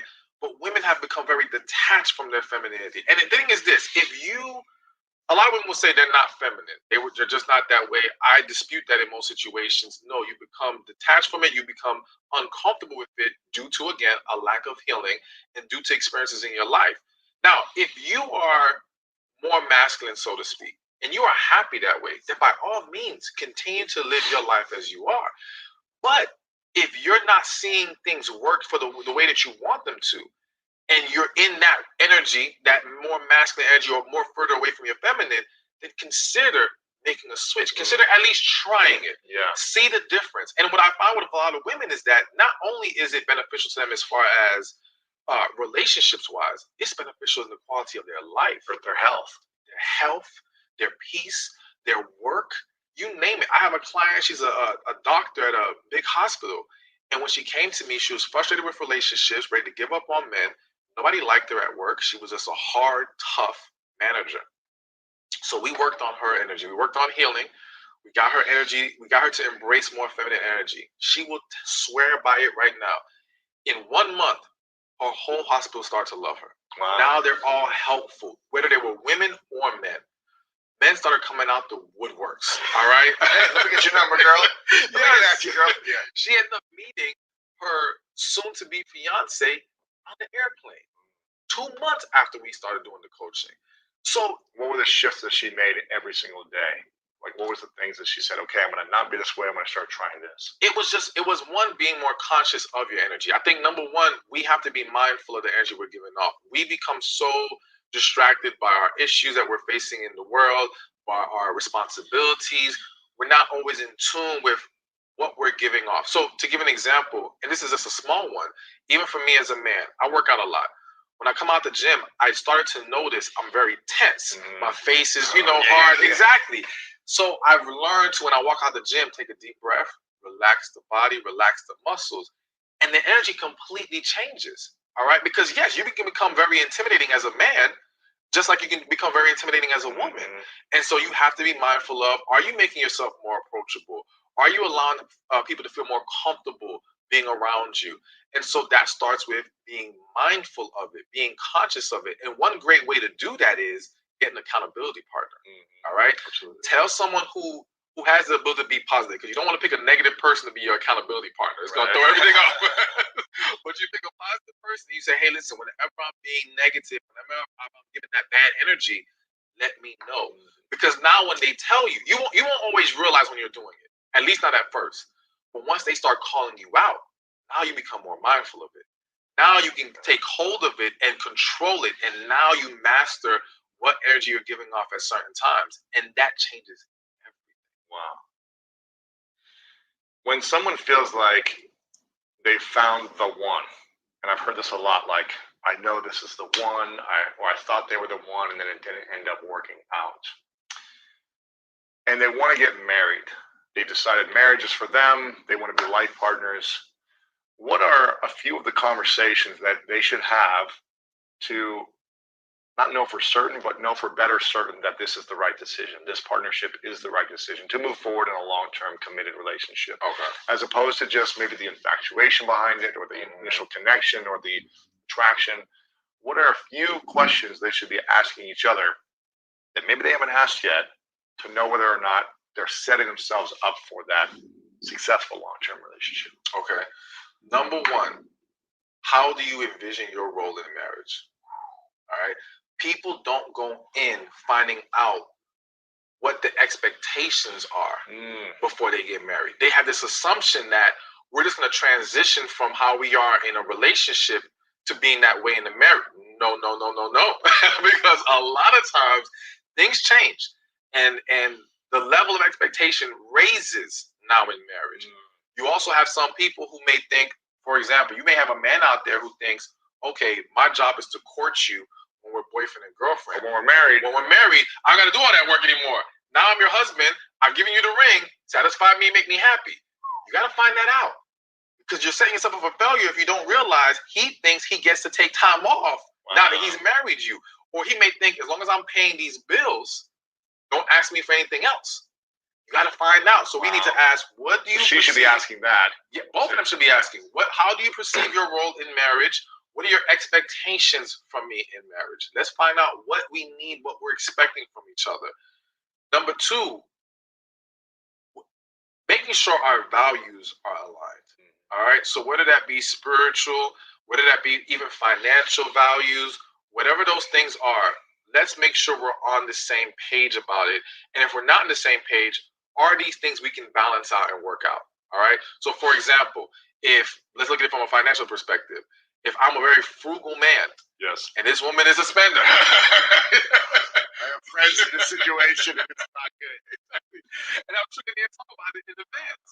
You want to talk about these things and say, okay, how do we view this? What are your expectations as a spender? Are you someone who thinks, well, I got to be able to spend some free money every month? I got to go shopping every month.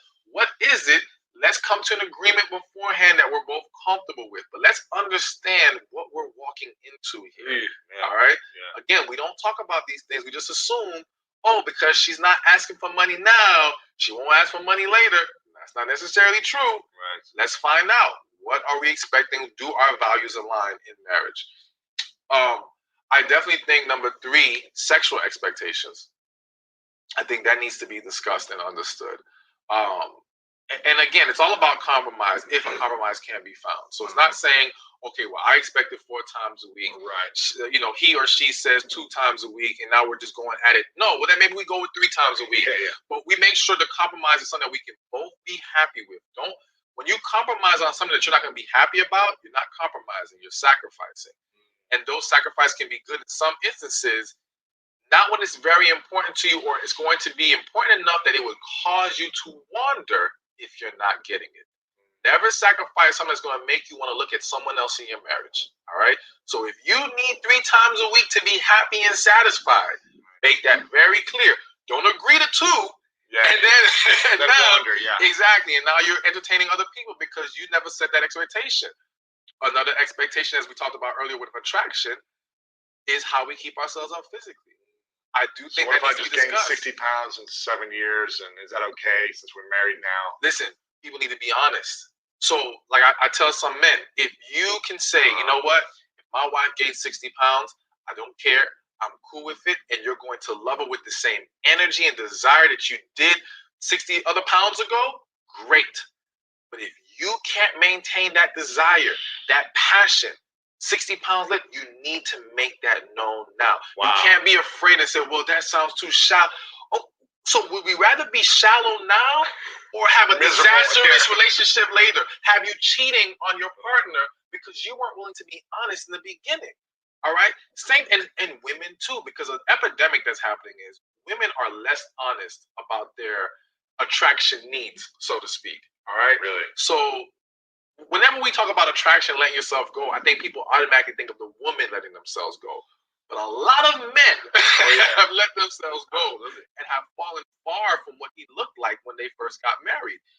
But she's not always being as honest and straightforward about that. One reason may be because she doesn't want the pressure on her.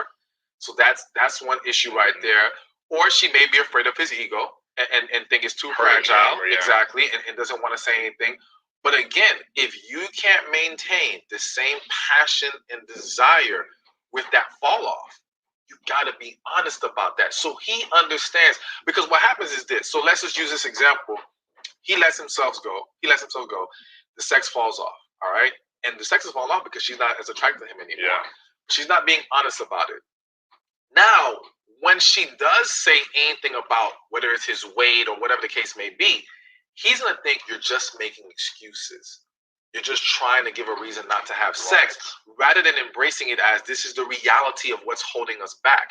However, if we had this conversation from the jump and you were honest about it, then I always knew this would be an issue. Now, when you bring it back up, it's going to be like, yeah, you did tell me. Wow, This happened. So now it's going to be easier for me to embrace that and actually do something about it. Have the recognition and awareness about it because we'd already talked about it. Exactly. Now, you do a lot of these events and workshops for hundreds of women at a time. Are women opening up in these experiences when you're connecting with them and saying, yes, I do lose the attraction, like appearances are important to me, or is it not as important? And from the events that you've done with the women you've talked to, what is the feedback on appearance and looks? So I will say this: when it comes to appearance, looks, and sex, women aren't as vocal and transparent in a group of people. Really? Yes. But one-on-one with you. One-on-one, different story. So same thing, like using the sex example. If I ask a group of women, are you getting orgasms regularly? There's going to be women in there who lie because they don't want to feel inadequate. They don't want to be the woman who doesn't raise their hand and say, yes, I'm getting it good. So they're going to be hesitant or not know how to answer it. But if I ask in private, now I'm going to get the real truth. Yes. And now she's going to be very clear about loss of attraction, lack of sexual satisfaction, and all these things. So that's why people have to be careful, because I think sometimes we're assuming these issues don't really exist because we're not hearing it in that group setting.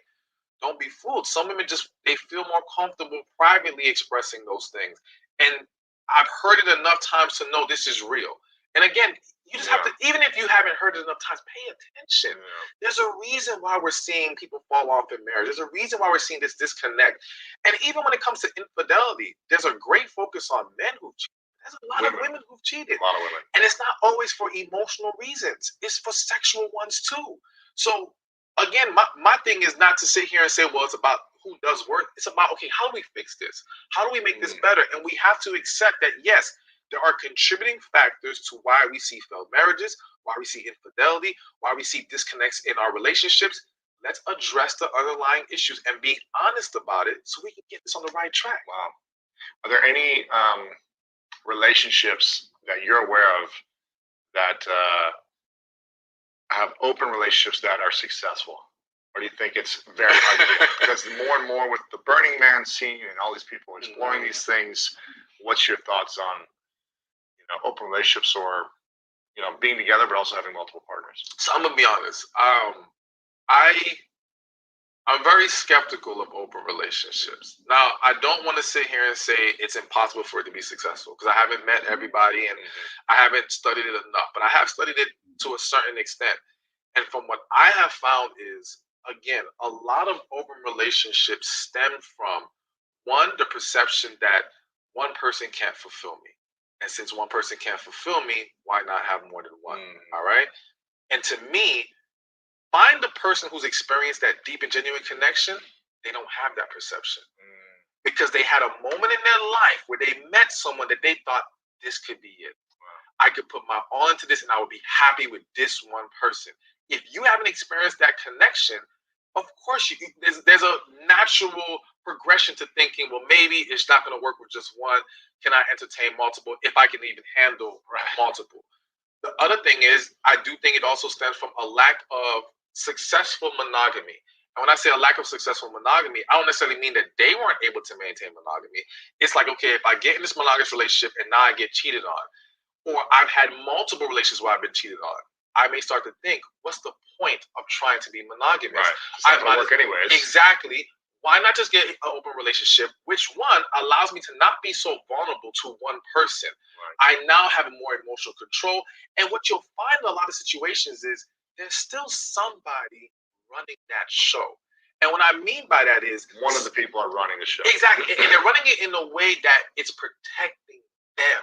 All right. So I met a woman one time. She was into polyamory, and she said, well, her ideal polyamorous relationship was a man and a woman, but they're not allowed to have other people. All right. So it's like you're trying to control this environment for your sake. Right. All right. For your protection. So that means there's something deeper going on here. So to me, I just tell people when it comes to open relationships, if you really believe that's your thing, fine. I'm not here to tell people that they can't live their life that way. But I just want you to make sure you've healed from everything first. If you heal from everything and you still feel like this is for you, do your thing. But you might be surprised what's going to happen when you uncover and address some of these past traumas and issues. You may not be so inclined to want to be in this open relationship anymore. And again, I would still argue that if you meet that person you have that amazing connection with, it changes the game. And it can completely throw you for a loop. Because I've seen people who were once into open relationships and completely shift to monogamy because they met that person. It was like, I never thought this could happen, but it's here and I want it. I'm going for it. Wow. That's powerful insight. What about in a relationship that's you've been together for a long time, you've been married together for a long time, and it just feels like it's not working? And you're talking about divorce, and both of you aren't happy. You've got the kids, you've got the home, you've got the lives together, and both of you aren't happy, right? And you've like addressed this and talked about it. You've tried different things, they haven't worked maybe. Is there a way to rekindle those three things and find that connection again? Maybe you've lost that attraction and that balance. Is that even possible in these times? Or is divorce the only way to then go find true happiness or connection somewhere else? If a true connection ever existed in that relationship, then it can be fixed. But that's the key. Did it ever really exist? And we've got to examine that because, again, many people have been living off the fantasy of their perception of things, what they wanted to believe it was, and wanted to hold on to this feeling of being in love, but in reality, they were involved in an unhealthy attachment to this individual. So we have to go deeper and find out, is that there? So if the connection was there, yes, we can work on everything else. We can get things on track. It's going to create a lot of deeper emotional discovery, so to speak, as far as finding out, okay, why is there a disconnect now? How did we fall off of track? How can we now correct these specific things? Because there's very specific things that need to change. Are we both willing to put in that work? All right. And if both sides are willing to do that, then it absolutely can work. Now, if there was no connection, you get a divorce. Get a divorce? Get a divorce. Sooner than later? I'm a man of God, and I would love for everyone to be able to stay married, right? But even when people have been convinced that you get married, you stay married forever, even if it's a religious thing or you feel like the pressure of society, like here's why, despite those things, you don't stay married, especially when you have kids. So many people stay married because of the kids, right? Yeah. But if you can't create a positive environment at home, you are damaging the kids worse than you would in divorce. Divorce isn't, in my opinion, the greatest struggle for the child. It's lacking the understanding of what just happened here.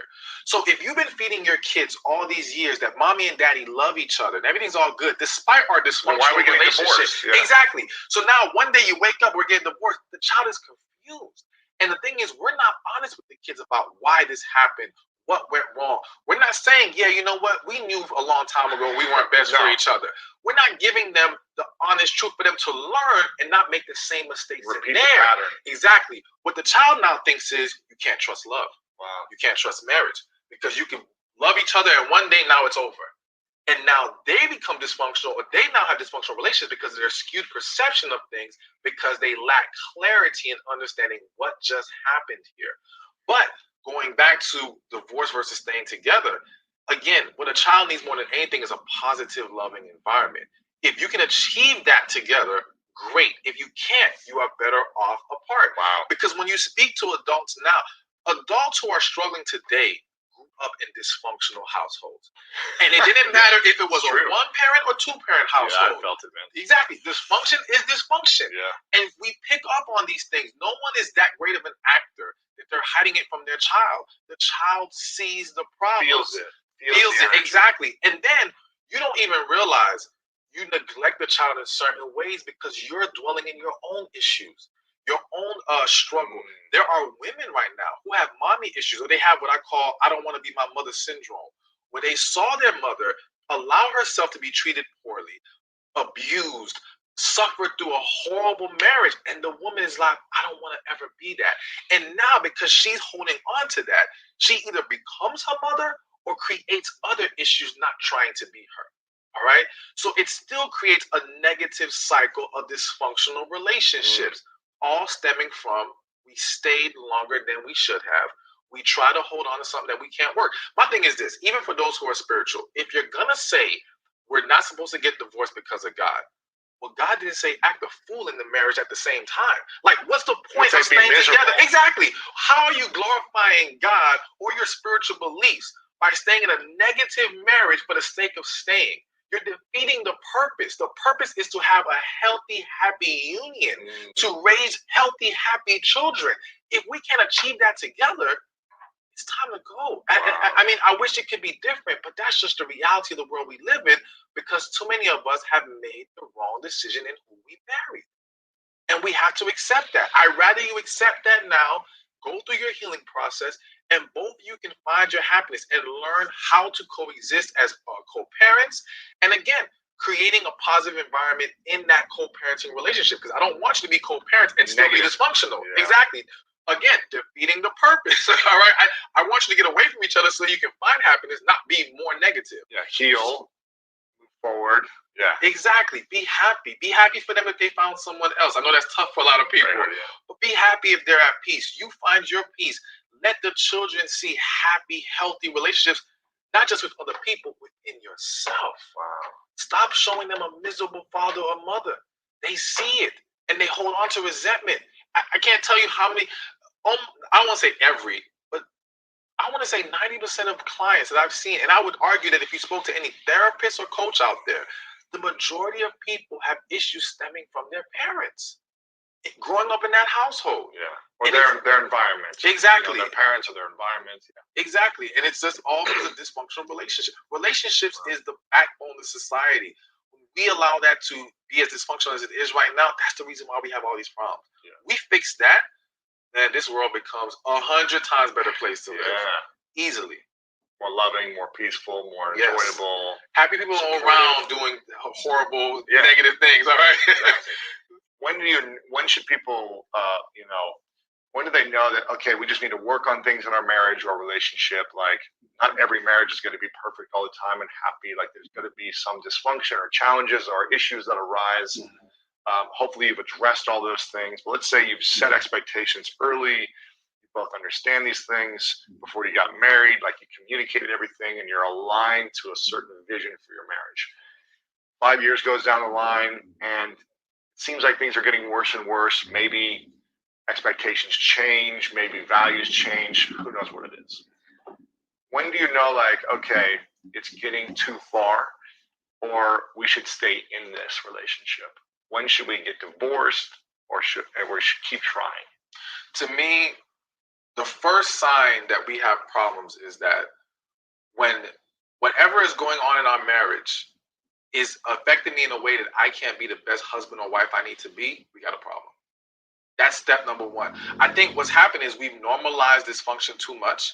We've normalized this idea that we're going to all have problems. Yeah, but we all have problems because we don't learn how to work through them. Interesting. Because we have dysfunction and individual dysfunction that we have not processed and resolved.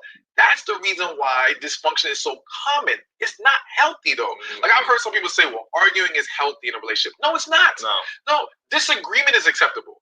But when yelling at each other is not good. Exactly. I just watched the Will Smith and Jada, the Red Table Talk of Will Smith, like, opening up about their marriage. I don't know if you watched this yet. I haven't watched it. I just watched it last night. It's actually really powerful what he said.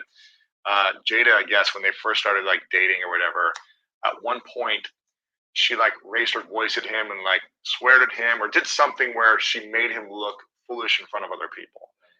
And he took her into the other room and said, "Can I speak with you for a minute privately?" Took her into the other room and said, "I can't be with someone who's going to raise their voice, yell at me, or swear at me. It just doesn't work for me. And it's going to put me into a shell. Like, I'm not going to be the best version of myself.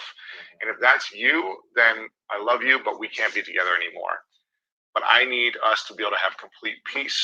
If we don't agree on something, then we have to set ground rules where we step away. We take care of our anger on our own, not in front of the other person. Then we come back and communicate from a peaceful, loving place of what we're upset with or frustrated with. And so we never put that on the other person." When I heard that, I was like, wow, that's so powerful, because most of us, most people, it seems like in relationships, will allow themselves to yell once and swear once. And then it's just like, once you've said, "You son of a B," once, it's like, you can say whatever you want. Exactly. And then that respect is gone, that, that love is gone, or it seems to be gone. And the other problem is we expect our partners to be our emotional punching bags. We think, well, because you love us, you should deal with our crazy moment, our dysfunction, our disrespect, all these things, because, okay, but we show you love in other moments, so don't blame me for this one. No, like, focus on giving your partner the best of you, not the worst of you. Yes, they should help you through your struggle, but struggle is not an excuse to blatantly disrespect, stress out, throw negativity at your partner. You can't do that. So I think we have to all hold ourselves accountable to a higher standard of how we behave in our relationships. And yes, stop giving this excuse of, well, we're all going to have our dysfunction. No, listen, it can happen, granted, but we should be focused on, as Will laid out for Jada in that talk, we have to discuss things peacefully. Yes. We have to come to the table calmly, maturely, and see how we can resolve it and not just lash out. That's not healthy. Because screaming is not communicating. No. It's not creating a connection. There's not an attraction there. There's no balance. Exactly. You don't have those three things that are all of necessary. it. It destroys all of it. And, whenever I have gotten in arguments in the past, in my relationships, all I want to do is go be alone afterwards. I'm like, I don't want to be around you. I just want to be alone. Like, I need space to like heal and recover now, because it's very traumatic, or at least it has been for me. And that's just been my personal experience. And I think that's why it is so important to learn how to communicate in a peaceful way. And sure, you might get frustrated and tension might come up, but you got to create ground rules, I think, for yourself and your partner. What are we going to do when that happens? Exactly. Maybe we're just quiet until we can breathe and like communicate calmly. But I don't think there's anything good that comes from screaming. No, not at all. I witnessed that with my parents screaming and escalating, and it was just like, it never felt good in the house. There was nothing that ever came from that was good. They always had to like apologize to each other in ways, and then it was like passive aggressive for a week, and it was just like why can't we just be more peaceful about these things? So I think it's really important. It doesn't just affect your relationship, it affects the people that are in your relationship, family, friends, and affects those people as well. It even affects your coworkers, because I'm a firm believer that people take a lot of their relationship issues into the office, and it affects their attitude, their energy, their focus, and they don't realize how they're hurting their efficiency and hurting their ability to do so much more and do so much better, whether they're an entrepreneur or they work for somebody, because their relationship is dysfunctional. And so, like, I'm a firm believer in, if we can help people who work in corporate or whatever have stronger, better relationships, their careers will thrive, their companies will thrive. Like, it pours into everything. So we have to create that positivity in our lives so that we can reach our true potential. I think it affects everything in business. I mean, when you're having a bad relationship intimately, it affects the way you show up in your career, for sure. What's one thing you wish men understood more about women in general, and one thing you wish women knew about men in general? All right, every man and everyone's different.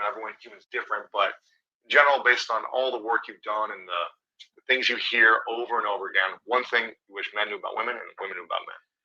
This may sound bad, but what's coming to, I always just say what comes to mind, all right? Because I never practice any of these things, is learn to look past her words. And what I mean by that is, a lot of times again, women don't always fully express themselves. As much as women will say men are horrible communicators, women are actually horrible communicators. and it's because, yes, they talk, but they're not always clear. And part of it is because women can see past our words. All right. Sometimes to the point where they overanalyze and over-rationalize things, and it causes them to look at things the wrong way. But they know how to pay attention to all the small details. They understand if our moods are different, even if we say we're okay, they're very in tune with that. So they kind of have that expectation with us. Yeah. And though I want women to be more clear and transparent, I want men to be more aware and be more in tune with your partner. It's not just about her saying, I'm okay. Look at her. Pay attention. Does she show you she's okay? Does she really look like there's nothing going on right now? And if you can see past that, I'm not saying badger her, because yeah, she might not want to be badgered, but at least one, show a true concern for her feelings, and show that you are going to be there for her when she is ready to let you know and have that talk. You want to create a very secure environment with your partner, a very safe environment where she can open up to you, she can be herself. And again, I do believe that starts with look past the words, and even in understanding how to keep her satisfied and happy. It's like the woman who says to you, you don't need to buy me anything for my birthday. All right. Yeah, right. Exactly. Don't listen to her words. Exactly. Look past that. And even if you think she's telling the truth, you know what? There's nothing wrong with still doing a little special something for her. It just shows that, again, you're more in tune with what's really going on with her emotionally, and not just what she's speaking. But I do believe that as you do that more often, and you show a willingness to hear her out, we have to consider our partner's feelings. I think too many men don't consider their partner's feelings. When you do that, she will become more transparent. When she knows that she can be open and honest, and you're not going to reject how she feels or what she says or call it crazy, she'll be more willing to speak up about it. So I do think men need to be more in tune, look past the words. As far as what I wish women would know with men, so it's kind of the flip side of that. He can't read your mind. Yeah. He can't read your mind. And a lot of times men generally just don't know. There's a difference between the man who loves you, but does not know how you want to be loved, and the man who doesn't care about what you want and how you want to be loved. All right? Don't confuse the two. Some guys not doing the right thing is simply a lack of knowledge, and simply not a lack of caring. Exactly. So it's like I tell women, you got to be more specific. If you say, I need you to spend more time with me, what does that How look much like? time? Exactly. What are we doing together? Exactly. I have this example where I was counseling this couple, and the wife was like, he doesn't spend any time with me. I just want him to watch some TV with me, whatever. So I said, okay, cool. I'm going to speak to your husband. We're going to get this worked out. So I spoke to him. He said, all right, deal. I'll do it. I said, let's do it for a week. Let's see what happens. So a week passes. I said, what's the progress report? He says, man, I did everything you told me. I watched TV with her every single day. I was there. I showed interest. I asked her, I said, what happened? Oh, he didn't do anything. I said, what do you mean? He said he watched TV with you. She said, yeah, he watched TV with me, but he was on one side of the couch and I was on the other side of the couch. So you see, in his mind, if you asked me to watch TV with you, I did that. In her mind, He asked me to cuddle you and caress exactly. you. And She wanted intimacy. She wanted desire to be shown. She wanted a closeness or non-sexual intimacy is what I call it. And that's what she was really looking for. So on one end, I can go back to the man and say, listen, look past the words. If she says, I want time with you, it usually means she wants a closeness to you. She wants to feel there with you. So be mindful of that. But on her end, be more clear. Be more specific. It's not fair to hold it against him or to claim he doesn't care when you didn't explain to him what you need. I tell women all the time, one of the greatest tests to seeing if a man is serious about you is not seeing what he does on his own or what he already knows. It's seeing how he handles your desires and your feelings. If when you express those things to him, he makes the corrections, you're good. But you got to be specific. You got to make it clear. Let's see if he actually does what you ask him to do. Because a man who's very much into you, he'll do it. Right. I know plenty of husbands or men who are like, if she would just tell me what she wants, I'd give it to her. He has no clue what she wants. So communicate very clearly. Yes. Don't just expect them to read your mind. Exactly. I have a few questions for you left. This has been fascinating. This one is about gender roles. With all the gender roles being redefined in society, at least in, let's say, at least in our culture, I feel like it is. It seems that way. What are the best ways for men and women to create healthier roles in relationships with all this that seems like it's being redefined and figuring out, and equality and role shifting or whatever it may be? So one, I am a believer in roles. All right. Even if you want to dispel gender roles, we still need roles. Roles is what makes any unit thrive. A team needs roles. Basketball team. Exactly. Yeah. Corporations, you gotta have members. Gotta know their roles. That's how we're gonna get to the next level. If you have an entrepreneur, you got a team. They gotta know their roles. So roles are important. Now, once we start to slap gender on it, here's my thing.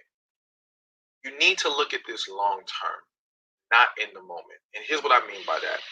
So you have a lot of people arguing against gender roles. So they say, well, the woman can do this, the man can do that. Okay, fine. If that's what makes you happy, go with it. I do believe that traditional roles are more beneficial in the long run. But let's start with the non-traditional ones right now. So let's just say as the woman, you're the breadwinner of the household. You're kind of leading the household. To the woman, or the woman saying this to the man? No, I'm saying. Let's just define that dynamic where the woman is more in the more traditional masculine. The breadwinner. Yes, he's the breadwinner. He's more the a house dad, so to speak. Stay-at-home dad. Yeah, this is just one example. All right. Now, if you can picture yourself 20 years from now still happy in that dynamic, you got to be honest with yourself. Then okay, cool, roll with that. The problem that I'm coming across is they'll start off that way, and then 10 years later, you're mad because he's not doing more with his life. You're mad because he's not being more assertive. You're mad because he's not walking in that traditional role of masculinity, so to speak. Now you're resenting him. You're losing respect for him. He's feeling like you don't treat him like a man. You don't respect him. He doesn't feel valued. Now, if they go cheat, I tell people this all the time, pay attention. If they go cheat, she always ends up cheating with a masculine man, and he ends up cheating with a woman that treats him like a king. Wow. Every single time. So that's my only argument. It's like, okay, fine. If you want to say we don't need traditional gender roles, cool. If that truly makes you happy, you can live with that, cool. But I need you to look at it from the long term. Because what's happening in a lot of situations is a lot of people are trying to switch the roles based on what's convenient for them right now. So, for example, if I'm the guy and I'm not doing well successfully, all right, and I don't have all my stuff in order, then of course I'm going to champion the reversal of roles because I need a woman who makes some money, who's going to accept me exactly as I am, who's not going to expect me to do all the manly things we're used to doing. It's about convenience. He's not really looking out for the interests of the woman. He's looking out for himself. On the flip side, you got a lot of women who champion this role of her being more of the masculine role because it's protection, it's control, all right? She feels safer, which is why one thing you're hearing from a lot of people right now is narcissism, all right? And everybody and their mama has dated a narcissist or is with a narcissist, but they don't realize that that dynamic feeds into narcissism. Because what happens is this woman now gets with this guy in a lot of situations, not always, because there are some genuine dynamics where maybe the guy is the house dad and she's a bear and they're happy and everything's good and it's healthy. But you have a lot of situations where she's with him because she feels needed and valued in the relationship. He's with her because he needs her. All right. She is his meal ticket, his come up. And now he's draining her and taking and taking and taking. This is the narcissistic dynamic that happens, all right? And she's not happy, and at some point, this is going to all blow up in everyone's face. Or before it even she comes to that full realization, he'll get everything he needs, move on to someone else, because a man's desire for a woman can change based off his status.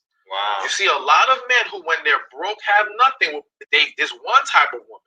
Let them become successful, and now they're dating this completely different type of woman. And I always say it's because they always wanted that woman they wanted when they were successful, but it was easier to get that other woman when they were broke. All right. So with that said, I encourage women to consider: is he really dating you at his best? And when I say at his best, I don't mean he has to be rich. All right. I don't mean he has to be super popular, super successful, any of that status stuff. But is his character developed? Is he a man who embraces responsibility, is going to be willing to pour into the relationship? See, that kind of guy, whether he is the breadwinner, whether he is the house dad, is the guy you can respect and be in a relationship with. Because that kind of guy, even if I'm not the breadwinner, I have the mentality of, I want to do for you. I want to take some burden off of your back. I want to have balance. I'm not going to just be here and leech off of you. All right? Take. Exactly. But you have men who will just take in those dynamics and drain that woman dry and destroy her. So we have to be very careful. And again, going back to the original question, are you going to be happy with the current role you're setting yourself up for in the long run? Wow. And if you will be, cool. But if you won't, reconsider what you're about to walk into. Dang, man. I'm loving this stuff. I feel like we could talk about this for a while. This is going to be powerful for people, I think. I want to ask you a question I ask everyone at the end of our interviews, and this is called the 3 truths. So you've had a lot of experience working with people for a long time and a lot of life experience. We haven't even gone into your personal life, which we'll go on after off camera and go more about it. But imagine this is your last day many years from now, and you get to pick the last day that you're physically here in this world. Right? It's just hypothetical. It's as long as you want to be. It could be 100 years old, 300 years old, whatever you want to be. But you got to pick a day eventually, and you pass. Okay. But it's a beautiful moment, and you're at peace with everything, and you've created the life of your dreams. You've written all the books you want to write. You've done all the work. You've been the person you're meant to be. But for whatever reason, you got to take all your information with you. Like all the work you've created, the videos, this podcast, it's with you. You can't leave it for the rest of us. Okay. But you get to write down 3 final truths, 3 lessons that you would leave with the world. Okay. And these would be the only 3 things that you could essentially leave behind. Okay. What would be the 3 truths that you would share, or the lessons to the world for us to have? Okay. Lesson 1, you have to heal. There's no way around that. Your key to success in every area of your life starts with healing. And so when you can learn how to address hurts and disappointments, not internalize them, learn from them, grow, you are going to set yourself up for amazing things in life. So number 1, you have to heal. No way around that. Number 2, you have to find who you are. All right? Purpose, your true personality. So many people have flawed perceptions of who they really are, all right? And they're trying to find themselves by things that are only there because of the trauma they've experienced, not because of the true essence that exists within them. So you got to find that true self, all right? And I do believe that finding your purpose, whatever that may be, is a very powerful, freeing thing in life, all right? Because so many people they might find success, but they're not finding purpose. And that's why you'll find people who are millionaires and still depressed. It's because the purpose isn't there. You got to find that thing that it's you, it's your gift, it's why you're here, it's what you're going to share with the world, because purpose is always about what can you share with the world. We're not here to be selfish. We're here to love and share and connect. So find that, but also find your true self. And I think that all goes together. So we got heal, we have find your true self, and then number 3, never be afraid of love. Can't be afraid to love yourself. So many people are making excuses for not taking care of them. Well, I have kids, I have this, I have to worry about that. Oh, isn't it selfish to love? No, it's not. It's necessary. You've got to make time for yourself. You got to take care of yourself. You need rest. You need healing. You need to pour into yourself happiness and positivity. We allow so many negative things from this world to be poured into us, and we don't balance that out with any positivity or enough positivity. So take an inventory of your life, whether it be the TV shows, the things that you listen to, how you're eating, whatever it is.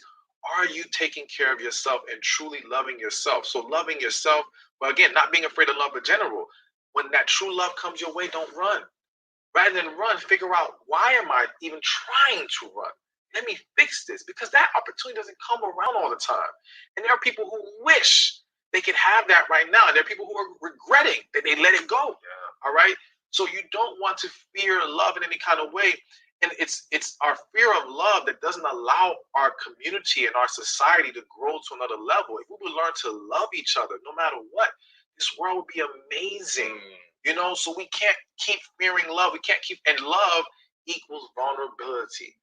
We're afraid to be vulnerable. All right. And it's vulnerability that is a beautiful thing, because you ever have a situation where you may share a story with someone that you don't know, and it might be a deep story that you don't share with everybody. And then once you share it with them, they're like, oh my gosh, that happened to me too. Yeah. And now, Greater connection. exactly. And not even just a greater connection, you freed them from being afraid to express their own story. Yeah. There are so many people who think I'm the only one going through this, but they don't realize you're not alone. And that's why when people who go through traumatic experiences get on big stages and share it, they free millions of people from their bondage, because it's almost like, oh my gosh, if they can talk about it, I can talk about it now. I can accept this. And now with me accepting it, I can resolve it. And I can see the light at the end of the tunnel and turn this into something amazing, turn my trial into my testimony.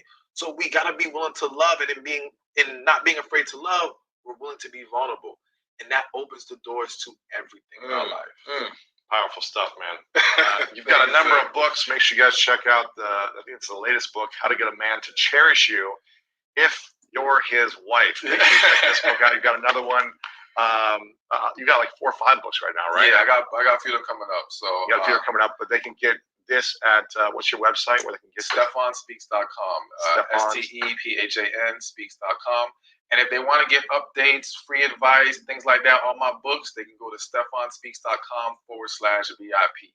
Join my list, and you'll get all the updates that you're looking for. It's great stuff. You've got a great social media following, a massive audience. What's your social media handles? And so at Stephan Speaks, STEPHAN on Speaks, Instagram, Twitter, and on Facebook is Stephan Speaks Relationships. There you go. Very cool. You're doing a tour right now, I think, or you do different events where you'll speak for a half day or a day. What are these events? Yeah, so right now I'm doing the Truth About Love tour. I actually have an event Sunday in LA, and it's like 3 to 4 hours. We're talking different topics. We're doing Q&A. We're addressing all these things. I'm laying out how to heal. So even though we gave a piece today, if they come to the event, they get the whole thing.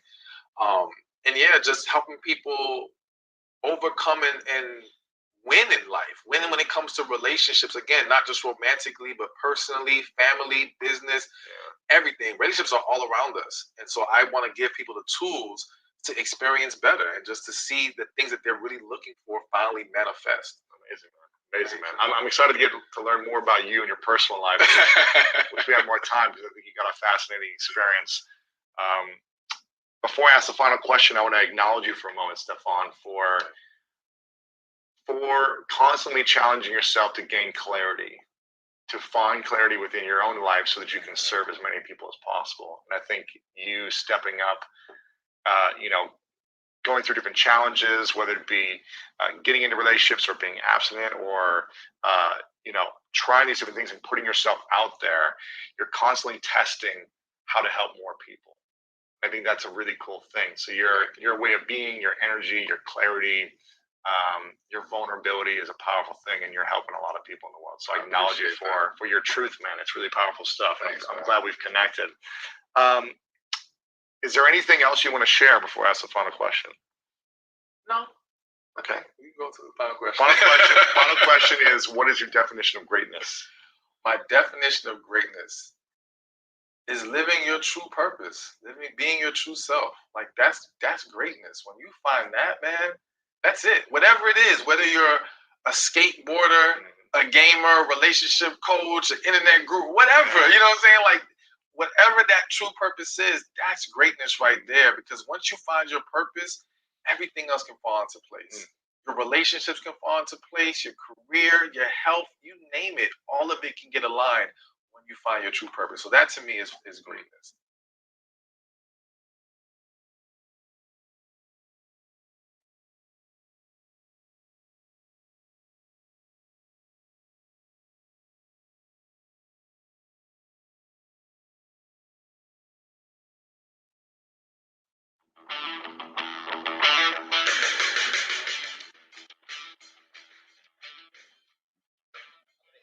Our next speaker, our first speaker kicking off the event, which is Socrates.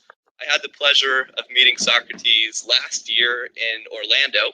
Got to hang out at his awesome place, spend some time with him. So I'm really excited to hear his speech. I heard it in Orlando. This speech is brand new, and the title is relationship building in the earthquake landscape of post-feminine culture. So what that means is the relationship talk your father never gave you. Gonna be awesome. A little bit about Socrates. He's a returning keynote speaker to the 21 Convention. He's featured in the 21 Convention documentary.